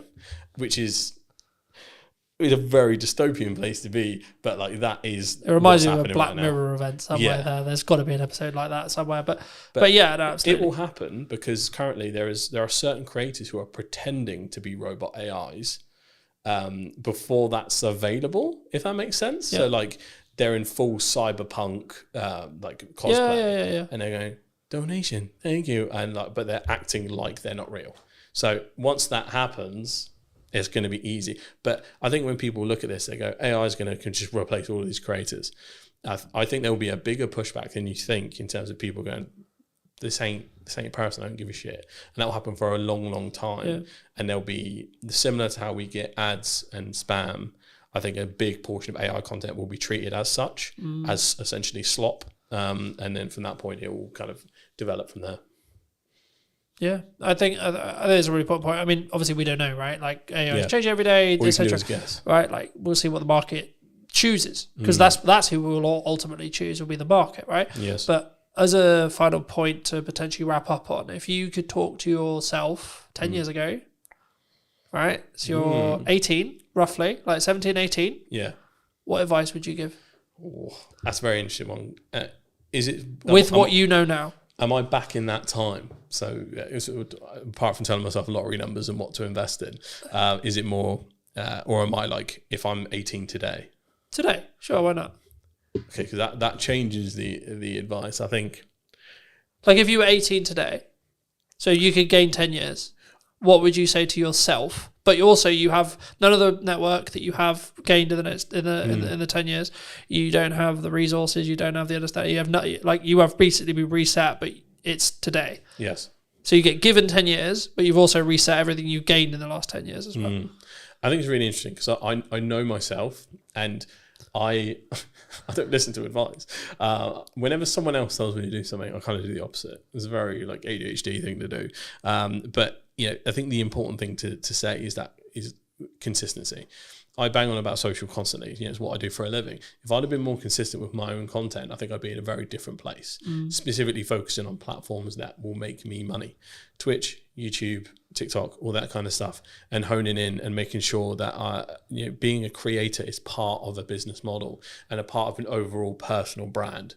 Like we talked about before, personal brand is going to become so important. Some people say LinkedIn profiles will end up replacing CVs altogether because if anyone's ever done recent job applications, it's awful. It's very much how you get around it and get knowledgeable and letting the people know who you are. It's all going to be knowing who you are. So the game of contacts and black book has evolved to online. So if you're starting with no contacts today, it's probably the best point in time you could ever start for that kind of thing. But you have to have a clear strategy and try and conquer the fear of feeling like you don't know enough straight away.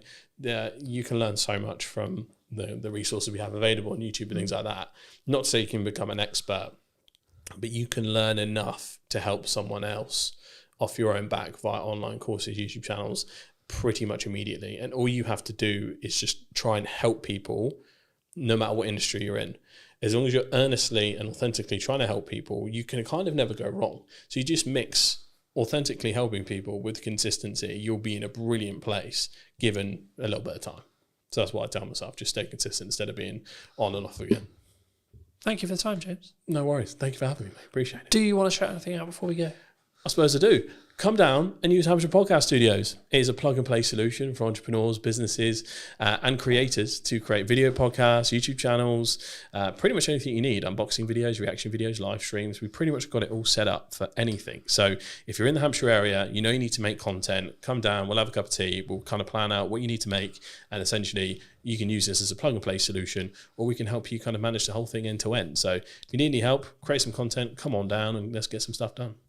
Thank you ever so much for joining me, ladies and gents. I hope you took value from mine and James's conversation. We're going to leave it there. I'll be back very, very soon with a brand new podcast. Who knows where I'm going to be? I might be in Southampton, might be in London, might be somewhere completely different or digitally. I'll see you very, very soon. Thank you ever so much for coming back and joining me. And take care. Hello, my friends. I hope you're well and welcome to a brand new podcast. Today we're going to be talking to Christine, who does branding. There you go. Did your interview for you. Thank you. Why does branding... I wasn't going to start here, but I think it's important to talk about it. We live in a world where there's lots of noise on social. There's lots of AI conversations. There's lots of points of view when it comes to what should I be doing, should I not be doing. Why do you focus on branding? I focus on branding because a lot of businesses are completely overwhelmed when it comes to marketing. They really don't know where to start. They don't know what they're doing. And I was finding that doing visual branding, logos and stuff like that with clients, I was finding that at the end of the project, they still didn't understand what their business was actually selling. So by doing brand strategy, which is what we're really talking about here, it's about understanding exactly who you are, what your business is, your positioning and everything else that's involved. And then that gives you a core to work from when it comes to marketing. So it sets your tone of voice and all the rest of it, and then you can take it from there. So I think there's so much there, and I'm sure we'll get into a lot of it. But for me, I've been in a very interesting place the last month or two. I've been very focused on growth. I've been very focused on client delivery. I've been in a very grateful place because of the amount of work I've got going on. And as I was setting up, we were sort of talking a little bit about kind of all the plates I'm currently spinning and some of the concerns that maybe come with that when you see someone like me doing that. And I think it's a very action-led thing, but I'm not focused on the outcome. I'm not focused on the result. Yeah, of course I want it to happen and I would like it to happen, but I'm purely just focused on the journey of getting there and saying, right, I've got to do this, this and this, and my action will compound across time to then mean that I've got the successful podcast, I've got this successful business, I've got this successful marketing.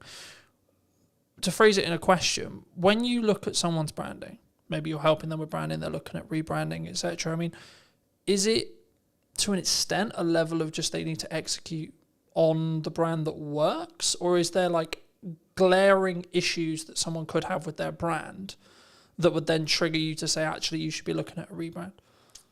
Do you think?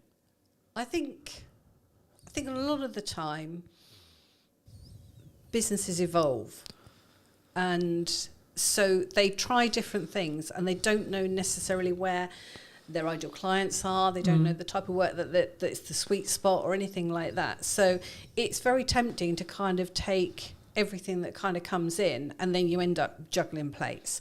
But in actual fact, once you've sort of established your brand and gone through exactly what it is you are looking for, you become very much more focused. And that's the core to everything, really, with taking on work. I mean, it may be that then you turn down work because it's just not appropriate to your end game. So yes, I think. Do you think clients struggle with saying no sometimes? Oh yeah. Because I think there's a mindset of, in some ways, you could say it's there's going to be no more work out there. The work's not going to be there. I haven't structured my finances or my business, and so like this was a problem I had in end of 23 into 24, which was I was overspending every month in comparison to what was coming in. Right? Yeah. And I wasn't doing the financial work to build a foundation to allow me to be able to have the freedom to be lean enough from a cash flow point of view to do the other growth things that I needed to do to continue to then grow. But I was coming from a place of, I need this to make me money today. I need this to make me the money next week, because I have bills at the end of the month that, to be honest, at that time, I didn't know where the money was coming from. Yeah, You and know. that's typical, especially in the early days of running a business. But the problem is you become so busy running around doing those jobs, and I'm just as guilty of it. You become so busy running around doing those jobs that you haven't got the time, the bandwidth, or the brain space to actually think about the fact that it's really not going to help where you go. Yeah. I mean, it becomes very much a feast and famine, as we were saying before coming on air.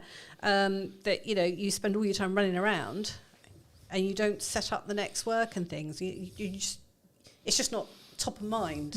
And I think that's one of the key things about setting down exactly where you want to be, the type of clients you want to be working for, your position in the marketplace, etc., etc. Like I say, you become very blinkered then. I think there's lessons and stages, right? I think I'm always of the mind where I'm very grateful that happened, and that I nearly lost the business multiple times. And I would actually argue it's made me and my partner a lot stronger because she's seen another side of me. Like now, everything's sunshine and rainbows in comparison, right? Yeah. But I think for me, it gave me a real reality check, because I'm sure some who know me would be like, oh, Colin's very egotistical. He's very, he thinks he's the bee's knees kind of thing. And I was like, yeah, but actually I know I've got a skill set now that's, when my back's against the wall, I'm in a corner, I know I can get out. Yeah. And I think that for me, that's a different power, if you could say, a different confidence, a different resilience. And I think that's the thing that's maybe lacking. When we first spoke, we talked a lot about AI, and I'm sure we'll get into AI, but like for me, I'm seeing kind of people who are lacking resilience in the respect to how the turbulent market, like you can look at geopolitics, you can look at like general politics, you can look at what are Labour about to do with like changes to corporation tax and et cetera. But I always look at it and go, okay, well, can I affect or change any of these things? Can I affect and change what's going on in the market and how business confidence is? Not really. So yes, I need to be aware of what's going on and what opportunities are there, but actually the only thing I should potentially be blinkered on is the things you were talking about in regards to positioning, focus and output, but also what am I doing to develop? What am I doing? This podcast came from an idea and now I'm executing on it. It's not, I think some people, and to phrase it into a question, it's going to be like people have ideas and then they don't execute on the ideas, right? I mean, why in your experience do you think people do that? I think I think part of the problem at the moment, or for the last few years, has been this idea that, and it's probably going to sound very controversial, but there's a lot of talk about things like niching down. Now, it can go to an extreme, I think, and what we really need to be doing is finding ways of being adaptable, because with ever-changing markets and that, the people that survive are the ones that are going to adapt. So while it's great to niche down, if you niche down too far, you can really struggle when things change. So it might be useful to say that you work in a particular industry, but that's, if you just say that you work in that industry, that's when you're going to struggle, if that industry then suffers. Yeah. So yeah, I think it's all about adaptability. Do you think people niche because it's easier for them? The general attitude seems to be that you can make more money by niching. Yeah, I heard that. So there are a lot of designers out there who have niched down and just say that they work in a particular industry. Now, I don't do that. I have worked in certain industries and I can push those if I wanted to. But for me, if I was to niche down too much, I'd be bored out of my brain, because, you know, the same challenges come across all industries generally. So it's, you know, it doesn't really matter whether one week you're doing something like for, you know, branding for a care company, and the next minute you're doing something for a plumber. something in the aviation industry, or plumber, or whatever. So, you know, it's the same problems, just with slightly different issues that come with those industries. But everyone's generally facing the same sort of issues. And obviously I've got enough experience to, you know, to be able to do that. Do you think you need resilience to be able to be that, like, open? I mean, I've always been of the view that you shouldn't niche specifically into an industry, because I always use the example of, like, say that to wedding videographers during COVID, for example, right? It's like, how'd that go? But I think for me, like, I get why, and I've worked with some people who are very specifically niche and it's worked for them. But for me, I also think maybe it's an authenticity thing.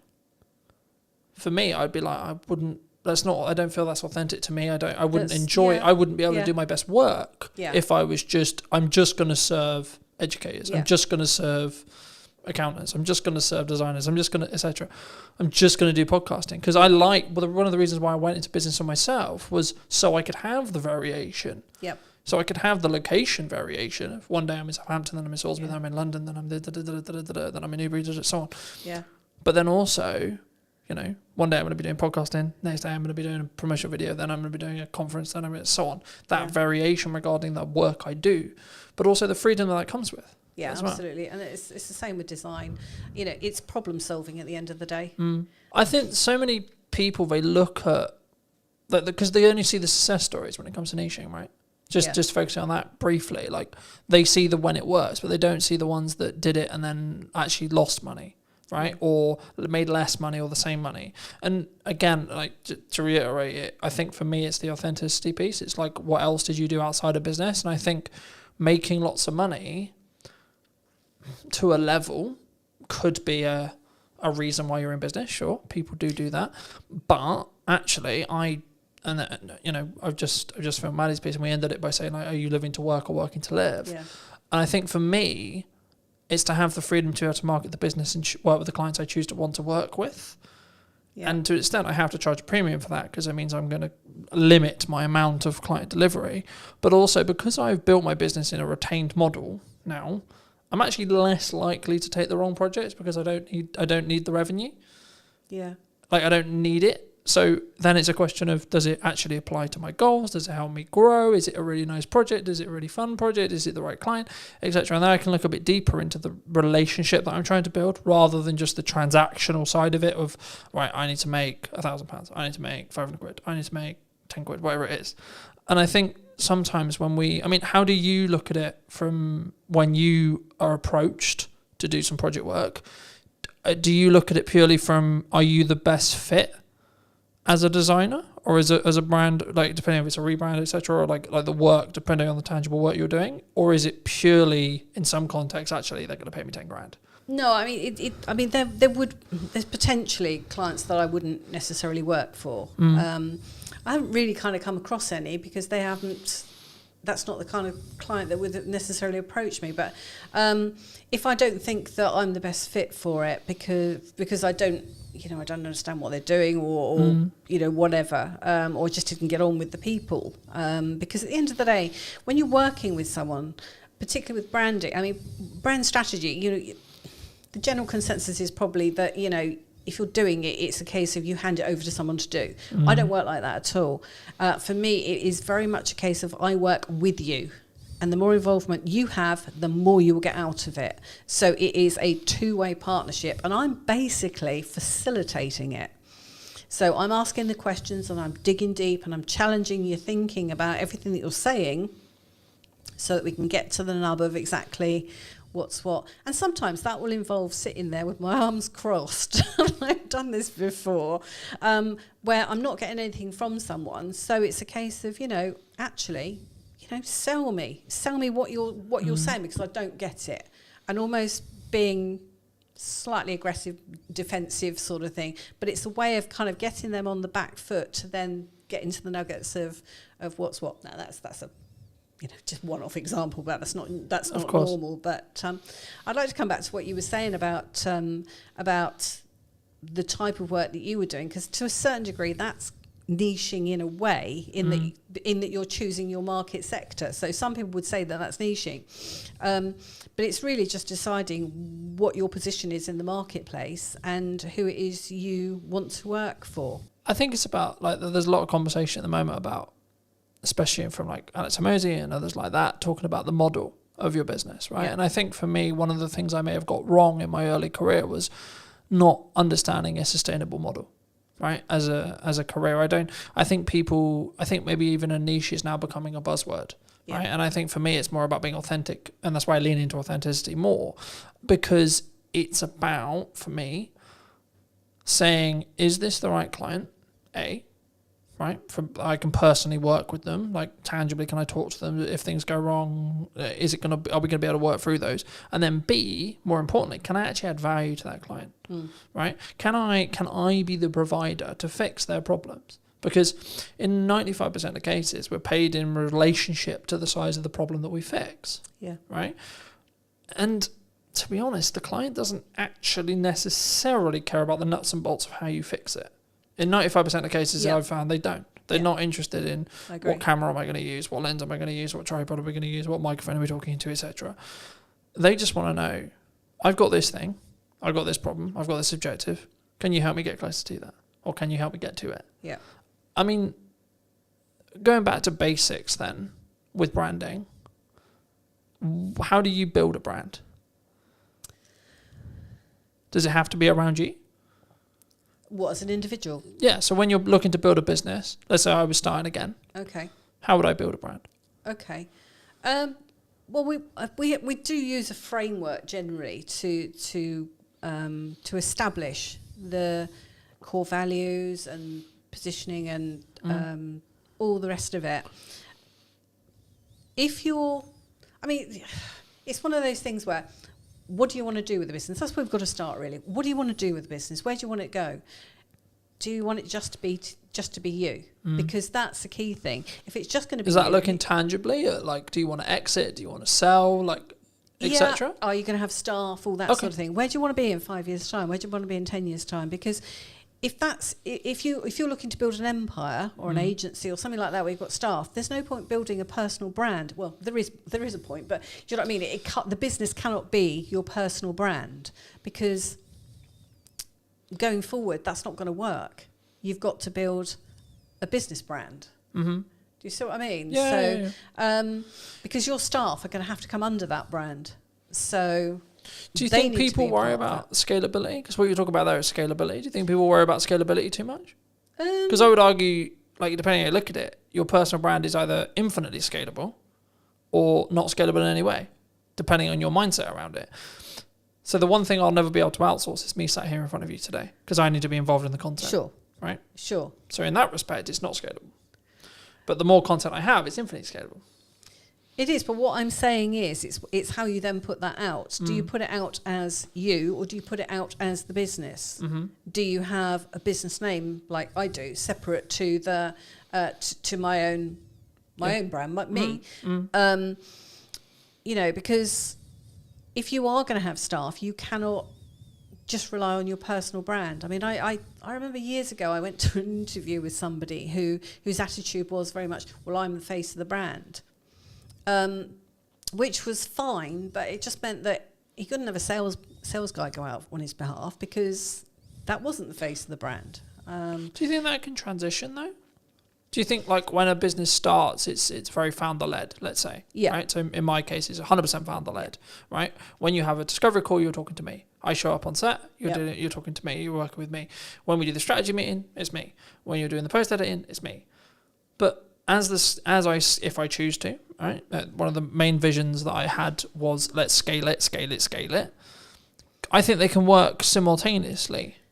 It depends where in the growth process you actually come in with this, really, doesn't it? I mean, yes, if it's at the very start of a business, but what I'm saying is those are the questions that we ask for going forward. Because if you are going to stay as a freelancer or as a solopreneur, whatever, then build your personal brand, because that's probably got more equity long term than your business. But do you think that's Do you think clients and consumers are more open to connecting with people's personal brands than company brands then?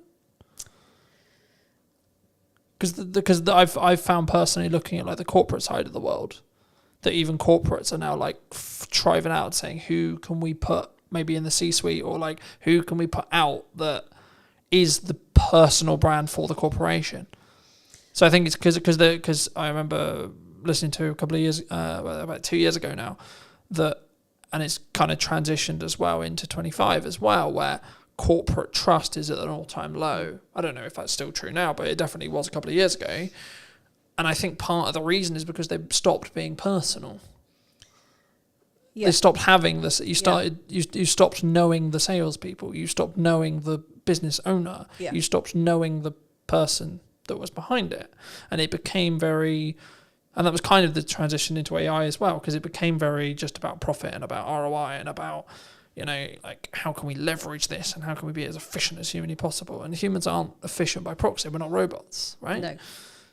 But I guess to phrase it into a question, I mean, do you think that looking at the larger scale, or maybe with the corporate world, because like our unique selling proposition to smaller business owners is we can be personal, we can be me, right? Because that's what we sell. That's we're not scalable by proxy, by deliberate. Do you think corporates should be looking at personalizing their business brands? What happens when the person leaves? If it's a person, if they've moved company, then what? What is that person putting out? Are they putting out stuff that's on brand with the company's policies, or are they putting out stuff that's completely random, and at odds with it? It's difficult, isn't it? Yeah, it's a difficult one. I think there's pros and cons. I think there's risks like anything when it comes to that. But I think, that maybe the medium-sized companies that may be listening to this, or the larger companies that listen to this, I think you have to make that decision, and then you have to commit to it for a period of time. Yeah. And to an extent, you are potentially risking, and that's why I sort of lean towards C-suite, because they're less likely, they're more committed to the company that they're in because they're C-suite. But actually, I would say, okay, well, let me pivot the question differently. If you're an employee or someone who's entrepreneurial minded or starting out, then should you just focus on personal brand? Do you think? I don't think you should ever just focus on personal brand. I mean, or can you run them side by side? Yeah. Because people know I'm Colton from Brandon Media, but they'll probably know Colton more than they'll know Brandon Media. Yeah, I think you should run the two. I mean, that's what I would do with various clients is run the two. So you have stuff that's a bit more key messaging, perhaps, that's going out on the company side, and then stuff that's a bit more personal on the on the individual side. and then the two, there's no reason why the two can't work together. But I mean, I think going back to what you were saying about sort of staff and that, you've only got to look at what's happened with the BBC recently, where you've got employees that are putting out stuff that the BBC haven't agreed with. So, you know, that can become part of your brand strategy, that because staff do need to know where the rules and regulations kind of are with it. So, you know, that can be included in your brand strategy as to how your staff behave when it comes to things like social media, as well as, you know, how they behave with customers and how they look and behave on premises, etc., etc. So, yeah, the whole thing kind of ties up staff, because staff at the end of the day can be biggest advocates. Yeah. No, I agree. I think that's quite a cautious line, though, from an employer point of view. Like, as someone who's been employed, where I won't say their name, but I was employed, and the social media policy was basically, you can't, which I get and I'm completely cool with, you can't name us in any way, you can't talk about us, etc., which I get, but that's kind of the line I would draw, because I think the issue can come is when you're saying to someone who works for you part-time or works for you full-time, you're then saying, you can't post on social media full stop, right? I think that's when the concern is for a lot of people, because I think they would be like, well, from like a civil to liberty point of view, it's like, well, no, you can't control that. But not even there. It's actually like, you're now bleeding into my personal life, and like, you're stopping me from developing like a potential side hustle or like a business on the side, etc. And I think, from my view at least, a employer needs to be quite cautious with how they, like, I get it from a PR point of view, I get it, I do. But you need to be quite cautious in how you execute that, in my view, because you need to make sure that where the boundary lines are. Like, it's completely cool if you work for, like, let's just say Company X, that I shouldn't be writing as an employee of Company X. Oh, well, Company X is blah, blah, blah, blah. Yeah, sure. That's the danger, Right? But if I've got an opinion, or I want to talk about something that's completely irrelated of Company X, why shouldn't I be able to put that on social? And that's why I think the kind of the to and fro, and having the and treating people like adults, right? And having the adult conversation. It's not about like, you must follow your contract necessarily all the time. It's actually, people are going to make mistakes, right? And that's kind of leading into my next question, which is going to be like, we can have the brand strategy to the T, but what if I want to do something that's not on that? When it comes to marketing and output, do you think I shouldn't? Brand strategy is really guidelines more than rules and regulations. So, you know, should I post about my dog, for example? Depends whether it has any relevance, I suppose. Or and whether it's a nice dog. Or, you know, I've referenced when I'm not in a relationship in content before. Now I'm in a relationship, I've referenced that dynamic, right? Yeah. But my partner's not wanted to be as public as me, so I don't use her name. Right, it's got nothing to do with the fact that like she's not cool with being on it. It's just respect out of her, and saying, well, okay, well she's not as a public person as me, and that's cool. But I can still talk about the dichotomy between how I balance a business and I balance a relationship, and the how my thoughts have changed across time. But that isn't specifically business related. It's not like, what's the ROI on that? You know, if you're just going back to the ROI thing again, it's like, well, what's the ROI on that conversation? I mean, those are probably the posts that will get the most, traction anyway. So I think it's just about being sensible with it. I mean, you know, I know plenty of clients that their staff do post something we put out, or they'll reference something that's happened that they've done at work or whatever, and that's just them showing their skill set as much as anything, or you know, success of something. So I think it's one of those things that decisions need to be made. As with any aspect of branding, it's about making some decisions and setting down some guidelines. And what companies do is up to them.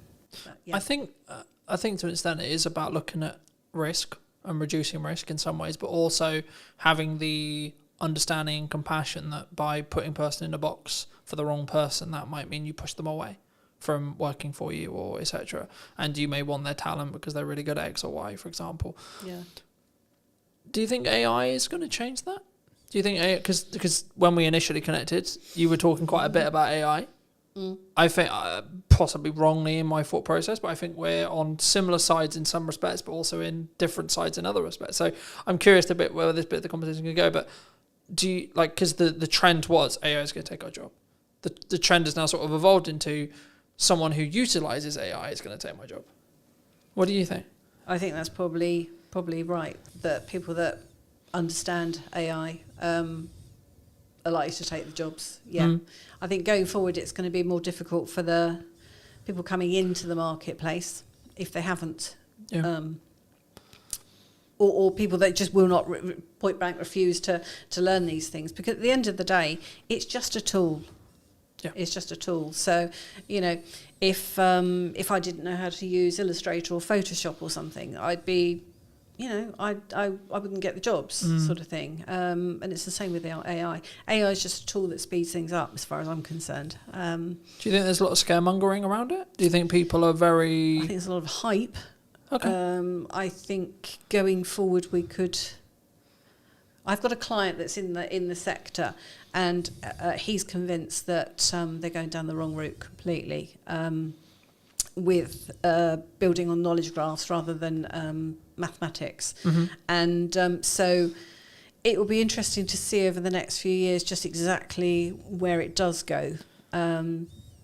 Because if it's learning from itself and it's making mistakes along the way... Well, that compounds on mistakes, Yeah. And the worry is if that then gets used for things like medicine and stuff, where's that going to end up? So yes, it's an interesting one, and I've embraced it because for me it's like having an intern that I can just get to do a lot of grunt work and then go through and check everything, and it's been an extra pair of hands. So I mean, you know, we've discussed at length how I utilize it, how I'm utilizing it, and etc. But I do feel concerned for 16, 17, 18, 20 who are wanting to skill up. Yeah. Because the entry-level jobs will be done by a robot, whether that's AI, whether that's a physical robot that's being run by an AI, or whether that's a self-service checkout that has AI features built into it, etc. Like, we can machine learn it. All these they're kind of buzzwordy. They're actually ways of describing the inside tech. Yeah. In reality, it's technology taking and making stuff more efficient. That's actually what we're talking about.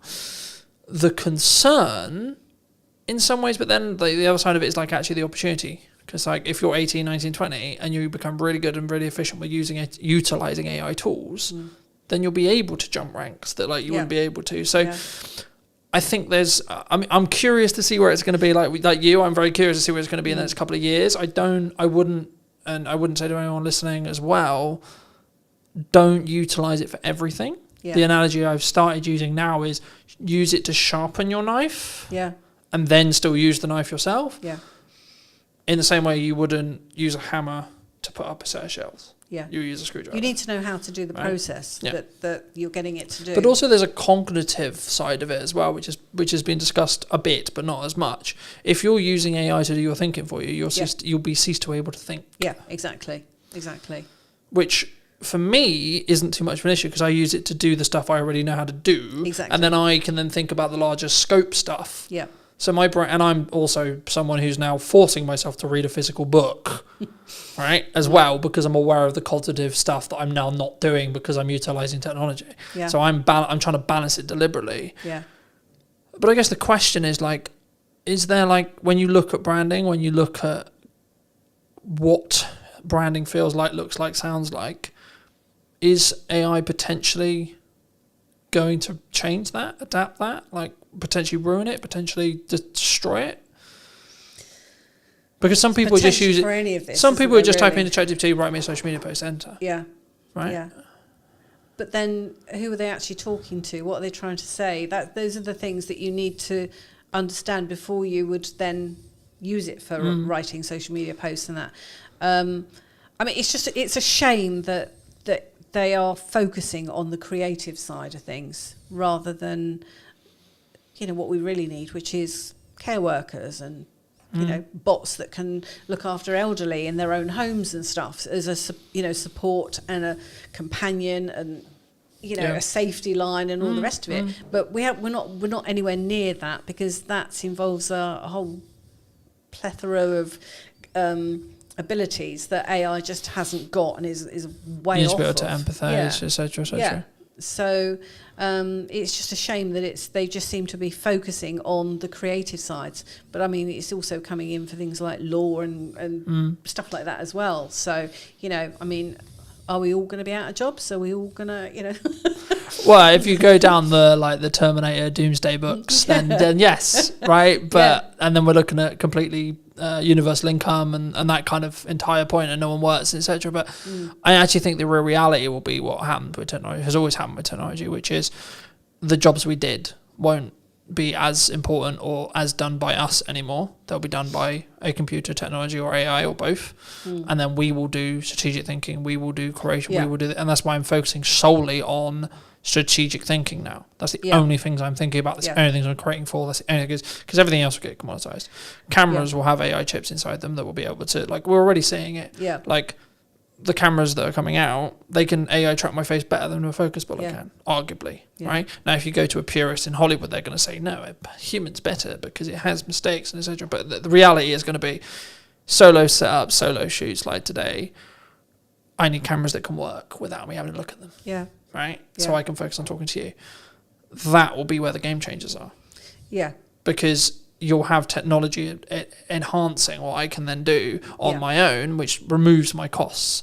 And I've been thinking about this a lot. It's like, well, actually, businesses have done this always. They've tried to find ways to pay people less or outsource it to other countries, and they've always looked to reduce costs as part of being in business. But it did also open up a question, which is like the counter opposite to AI, which is what role does emotional intelligence play in our branding or in business?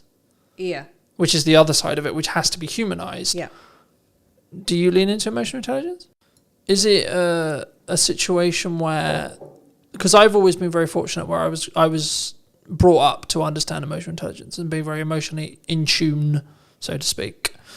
I could go down the road of like men are known to be a masculine, stoic thing, but I've noticed actually the people who are, quote, winning when it comes to social and what they're doing can lead with emotional intelligence, meaning they can lean into either the feminine energy of being empathetic and understanding and that kind of thing for periods of time, and then also then transition and shift into the go-getter, stoic, I've got shit to do, fuck my feelings, it doesn't matter, I'll deal with it later kind of approach. And I think actually the people who don't sit on their morals and go, I'm a stoic man or I'm a stoic woman, but then also don't lean into I'm a victim, the world's really difficult, and actually can balance between the two and bounce between the two and lean between the two, will be in a position where they are more likely to win. Because they won't just be, in the same analogy, smacking a head repeatedly against the wall going, well, the wall's not breaking down. But it's a case of understanding your client in that situation, really. I mean, if you know that your client is a female of a certain age and likes, you know, certain rom-coms and all the rest of it, you're going to have a more feminine approach when you communicate with her.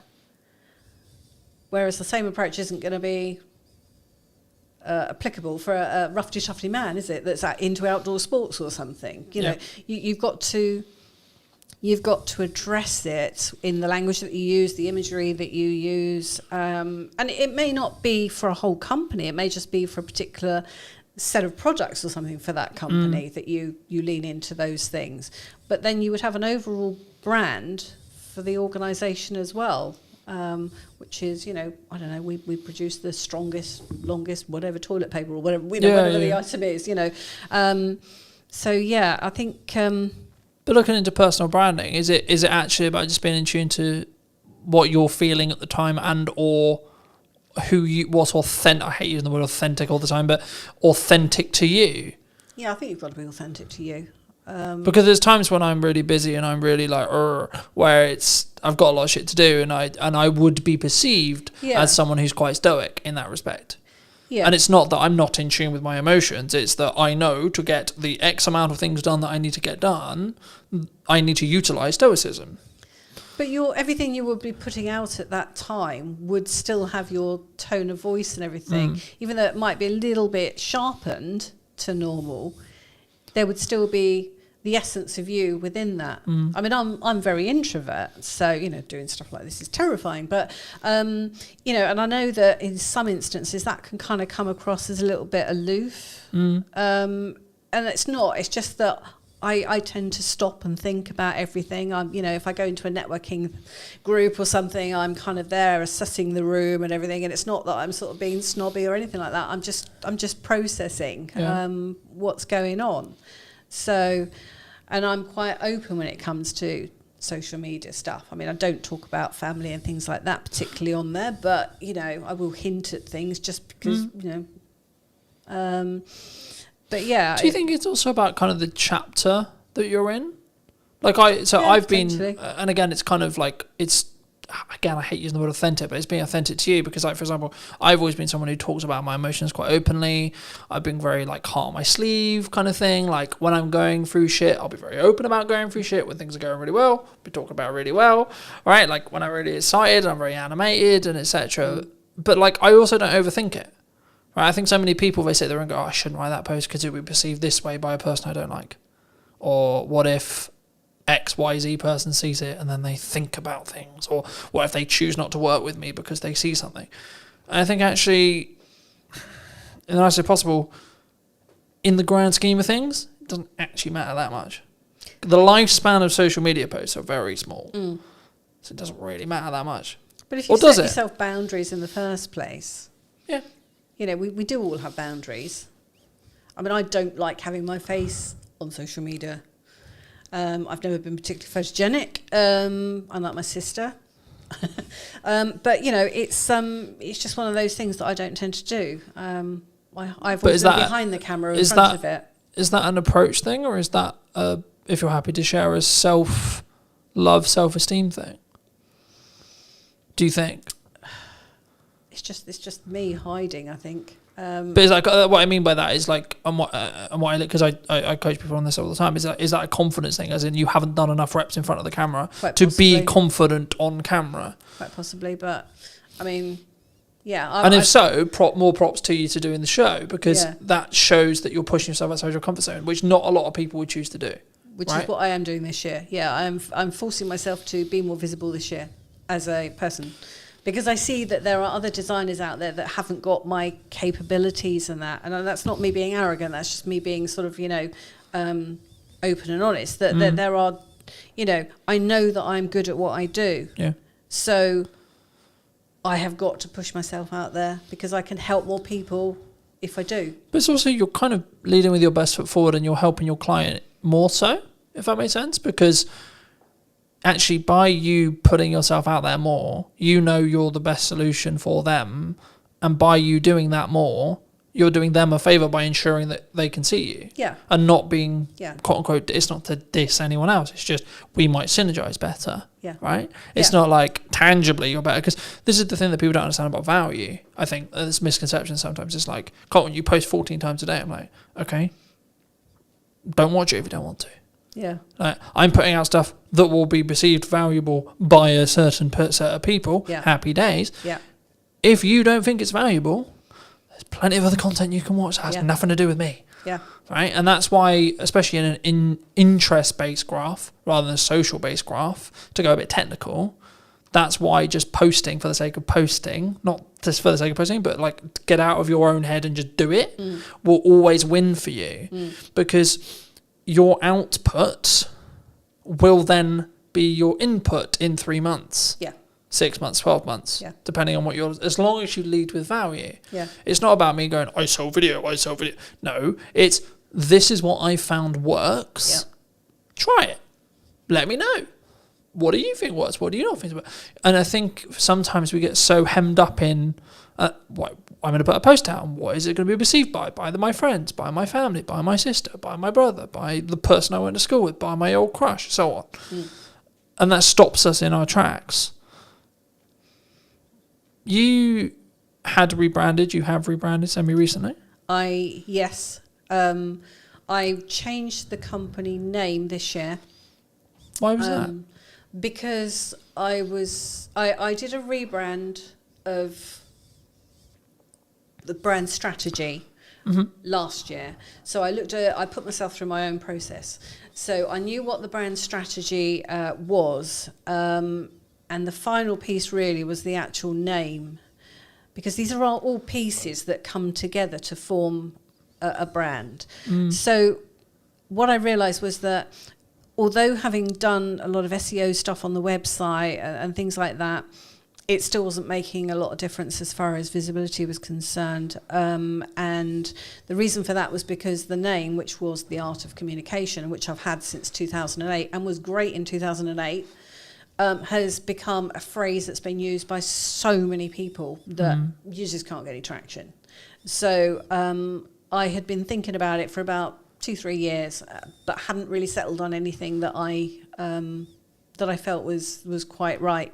And in the end, I just thought, I've got to do something, and it makes sense just to change it to Art of Comms Creative, because same URL, same emails, all the rest of it. It's just a step forward. So and everything else about the brand was already in place. And that's something that I've done with other clients as well, where they've had their business for 2-3 years or a bit more, and they've found that they wanted to have a rebrand, and we've looked at the name as part of that, because they just weren't working. I mean, some of them were long names and all the rest of it. So, and the other thing with rebranding like that is well, once you've got your brand strategy in place, it is possible to pivot with everything else remaining the same. Yeah. So it could be that you change a name, you change a product or something like that. But if you've got all the rest of it in place, that's just one element that you need to then alter.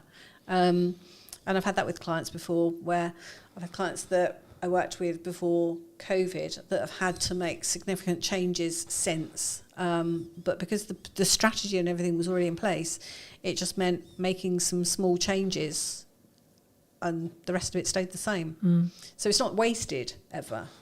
I think sometimes we don't we underestimate the seasons we're in, and I think it's that as long as that branding, comms, tagline, colours, typography, camera, network, etc., served that season, then it doesn't matter if you completely change it. As long as it's then in line with what you then want to do. And the keys and the reason why I didn't mention the values there is because the values are the bit that need to stay the same, in my view. I think it can be very difficult if you do change drastically. I mean, we've only got to look at a certain car advert that changed recently and bombed. But I would argue they changed their target demographic there. Yes, and that was half which the was the issue. Yeah, right. You could have reworded and redesigned the logo 1,000 times over, and as long as you were still talking to those same people, who cares? Yeah. So it can be very dangerous doing that. I think you've just got to. But that's why I think you need to be authentic when you start about your values, meaning the business. You need to install the values that you have into the business, whether it's a business brand or your personal brand or both. And then you need to be very clear on your target demographic. They can slightly tweak and change in respect to like the ideology and like the age and so on, and like maybe the income level, because especially as you scale and you're looking to make more money, the target that you had when you were looking for really small micro businesses won't be the same as when you're looking to work with medium to large, right? Yeah. Just in income. Yeah. But the problem that Jaguar had was they went, we have a certain set of people who we've talked to for 50, 60, 70, nearly 100 years. Yeah. Actually, no, man, we don't want to talk to you anymore. Yeah, we're not interested in you. Actually, we're going to go over here and talk to these people who actually didn't really like us to start with. Yeah. And that's the problem. You don't necessarily have. And then call it a rebrand. Yeah. You don't necessarily have the influx of new clients coming in that are the rebranded clients, and you've alienated your existing customer base. Yeah. Yeah. And it's not about being like overly political or anything, in my view at least. It's actually about understanding who you serve. Yeah. And actually saying if you're going to make a transition, a pivot, whatever you want to call it, Are you slightly pivoting or are you drastically pivoting? And if you are drastically pivoting, have you thought about the downside and have you prepared financially to make sure the company can run for 2 years while you build the momentum on the other side? There's nothing wrong with that. You might have gone, actually, I don't align with that anymore. But instead of doing it in micro changes, what Jaguar would do is we're going to go over here. No, actually, no, we're going to go over here. Yep. So funny enough, it didn't work. Yeah. And it was then became a laughing stock on the internet, which I found quite interesting. It was very interesting to watch. Yeah, very interesting. And I was like, which comms manager just got fired, right? Because you know a comms manager got fired somewhere. They did, right? And the agency got fired. And it's like whoever came up with that idea was like, you could have done that in 2 pivots, not 1. But you don't know what Jaguar was saying to them. So I mean, it's all being blamed on the agency. But I mean, at the end of the day, but also did, and this could be anyone, not necessarily aimed at Jaguar, but did they want to lean into where they believed the future with political correctness was going? Who knows? You know, I've always been of the view that if you don't like what I say, don't listen to it. Yeah. Right. So maybe I'm anti-political correctness. But that's what branding is about, though. It is about not just attracting people, but also putting some people off. Yeah. And I think for me, I've always been, I have a 100% honesty policy that sometimes gets me in big trouble. All right. But sometimes with clients as well. But I think that's being more authentic to me. And I think that's actually really important because, like, if I make a mistake, I'll put my hands up and go, I'll make a mistake. Yeah. But also if I think that the client's comms or the client's communication before the project was the problem, I'll say that this wasn't on the list. Yeah. I had it the other day. It's like, I did, but that wasn't on the deliverable list. So funnily enough, it's not a deliverable. It's not to deliverable quality. Yeah.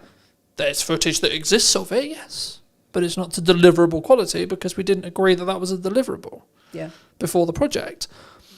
And then I purely just focus on how can we do it better next time. I don't dwell on it. I just go, well, okay, there was a miscommunication. I don't even point the finger. I just say, well, there was a clear miscommunication there. But I think that's natural in business. And sometimes that might mean we don't work together. Okay, fine. That also might mean, actually, I think that strengthens your relationship with the client sometimes. It can go either way. Yeah. And I think, do you see that that's actually okay sometimes? Like mistakes happen in business, and like how does it say more about a person, I guess, in a question about how they deal with the problem and how they deal with the mistake rather than because mistakes are bound to happen, right? Yeah. I think about a lot of it is about managing expectations. I remember years ago I did a logo for a company down in Portsmouth, and there were 2 partners involved, and one of them loved what I'd come up with, and the other one was completely no. He was almost stroppy about it. The guy that loved it, he came on and he said, "We've got a problem here." And so I just sort of said, "Do you know what? Let's have a meeting and we'll sit around the table and work out what's going on here." And I went down there, and funny enough, the guy who loved it scarpered. He left me with the other guy. But love to meet you. Bye. But as it turned out, I mean, what we did is we sat down and I just sort of said to him, look, went through the various things, sort of like, what about the colours? Yeah, I'm fine with the colours. What about the fonts? Yeah, I'm fine with the fonts. So where's the problem? So what's the issue then? Actually, I promised someone who's an investor that we would use certain aspect in this logo, which we haven't done. And I'm kind of like, oh, okay, we can sort that. Do you know what I mean? It's kind of like, let's just get it resolved, and then we can move on because, but I could have just sort of said, what's going on here? That's not right. I'm a designer, I know best and all the rest of it. But no, let's actually work on this together. Do you think there's a level of ego there? Like, as in you have self-worth rather than you have an ego? Yeah, I don't bring... There's no place for an ego in design, especially when it comes to branding. I was saying business, right? You need self-worth in business. I need to know what I'm worth. I need to know that I'm valued, I need to love myself, etc. Yes. Yeah. But I not sit on my high horse and go, oh, I'm an ego. No. I mean, one of the things I don't have is a particular house style.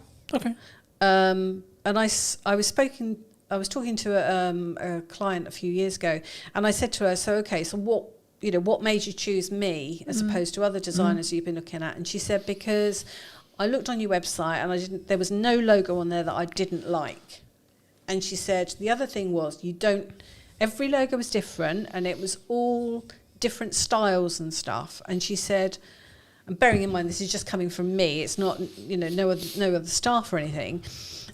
She was kind of like, and I realised that you would actually listen to what I wanted, and I wouldn't be pigeonholed into what your house style. Yeah. And I thought that's actually quite a wise thing to sort of like to realise, because actually there are people out there that will do house, a particular style, and if you want that style, go to them. Yeah. But that's what you're going to get, is what she was saying. So I thought that was quite intelligent. Do you think it's like, I see this in marketing quite a bit, where it's like, this is how we market a business, and I've always been listening to the client and listening to what they want to do, and then try to amplify that. Yeah. But also, I'll also say in the next breath, I'll go, well, I know why you're coming from, but that's not going to work, and here's why. Yeah. But I also come with a solution. I don't just go like, that's not going to work, bye. But I think for me, that takes a level of conviction, because also I'm putting my neck on the line, because if that thing that I've just said doesn't work, I look like a right twat. Right? Because I said your idea is not going to work, but my idea also didn't work. So do you think it takes a level, I guess to phrase it into a question, like, A, is conviction important? B, do you think having that level of conviction comes with experience and time? And then developing those instinctual, what works, and looking at maybe market reaction and maybe it's specifically in branding, it's like, why should we use a colour here, and using colour psychology, etc. Those things that maybe a client wouldn't think about. Yeah. I think a lot of it does come from experience and having, seen how things have gone in the past, and just having a real in-depth knowledge of how these things work makes a difference to the outcome. But it's always a partnership between a client. It's never just me doing something. It's always a case of, right, I'm thinking through things, whether if it's a print sort of item, the technical specs and all the rest of it that we need, and what's the call to action, and what's the marketing message, who's the target audience, all those sorts of things. What do we really want to get across here? But yeah, it's very much a joint partnership. There was another client that I worked for once, and I remember I wasn't working for the boss, I was working for a managing director, and I had a meeting with this particular lady, and the boss happened to come into the room, and I was a little bit worried, because I thought at the time, it's all very well working with the managing director, but if the boss then says, I don't like what you've done, where do we go from there? And he came into the room, and I just sort of like grabbed him and sort of said, project seems to be working, going through pretty well, sort of thing. Are you happy with the logo and the design work that we've done? And do you like it, sort of thing? And he said, doesn't matter whether I like it. He said, it's whether my clients like it. And I thought, bingo, yeah. So, all went through easily and that. But, it's just a case of working together to get the end results that we're looking for. So understanding the results at the start, what we're trying to achieve with this. What's the job? What's the ROI? Going back to the ROI side, and I think that's interesting, because I think it's the same thing. And when you do anything, I think I had an ideal that was, I want the podcast to be like this. I want my business to be like this. I want what I do with content to be like this. But if the market reaction is, no one gives a shit, got to change it. But a lot of people don't start off like that. I certainly didn't. I didn't know what I wanted my business to be at the very start. It was basically started because I needed to work for myself, because I needed to work around childcare. And then as things have kind of progressed over the years, it's now actually, what do I want this business to look like? What kind of clients do I want to work with? What kind of hours do I want to do, and all the rest of it? That all then gets a bit more solidified. But it's about helping clients really on their journey. That was one of the things that came out of me doing my own rebrand and my brand strategy was, the fact that I'm a people pleaser. I like to help people. And one of the things that I realised was that I can't help a lot of people on my own. But what I can do is I can enable a few people that can then go on to help other people. Yeah. So it fans out as a as a sort of structure. Well, it has a knock-on effect. And Yeah. I mean, the next question I was going to ask you is specifically about marketing. Do you think that people need to lean into more ideal action, as in like executing regardless of the outcome or regardless of it's not perfect, to make the ball start rolling, rather than I'm going to sit on all my ideas and I'm going to execute when it's perfect? I think there's got to be a level of perfection there. I mean, I don't mean perfect, but I mean, there's You have got to be hit a level certain standard, of competence course. and, Yeah, all the of rest of course. it. There's no point putting out just rubbish for the sake of. Well, there's no putting posting for the sake something of out. posting, right? Yeah. Oh, look, I posted today. Yeah. But if you have intention behind it, then it's better to put something out than wait for it to be. Because when absolutely it's spot on. perfect, Well, exactly. right? Like for me, imperfect action consistently will always outbeat Yeah. waiting for perfection. Because if you're growing, Yeah. personally growing or Yeah. business growing, your definition of the word perfection Yeah. will be different, right? And what's perfect today may not be perfect tomorrow with all the changes that we've got going on around us. And also, it may not align. Like I've been in a very fortunate position where the business has taken me on multiple journeys, that some of which are very lesson heavy, other of which are like filled with joy and filled with happiness, right? But I'm still grateful for every single one of those. And I've actually found that what I want from the business has completely changed in the now nearly 9 years I've run it. When I started, and I was naive, you could argue I was naive, I was, but I was not more naive than I am now. I was like, I'm going to grow the largest production company or the largest marketing agency in the world, right? It's going to be huge. It's going to be this. And then until you actually start having the office, having the staff, having the costs, having the stress, I was like, fucking hell, no, never mind. Yeah. But What now is success? but I've now realigned it to be actually, okay, maybe one day, sure. But I've now stretched my time window to be, I want to do this for 40 years. I want to still be able to do this in 40 years. And then see where we are. It's not about necessarily that. And I think there is a point in that. And the goal I've always had, and the reason why I still sort of lean on that goal, is because if you set an extraordinarily large goal, you're constantly trying to chase the stick. Or the carrot on the end of the stick. You'll never be content with the results that you create, which means you're constantly looking to grow and develop, which I think will be a better place than, oh, well, I did it. If I look at just doing 20 episodes of this podcast, I've done episode 20. Yeah, Done. now what? I'm done. Yeah. I can stop now. Yeah. But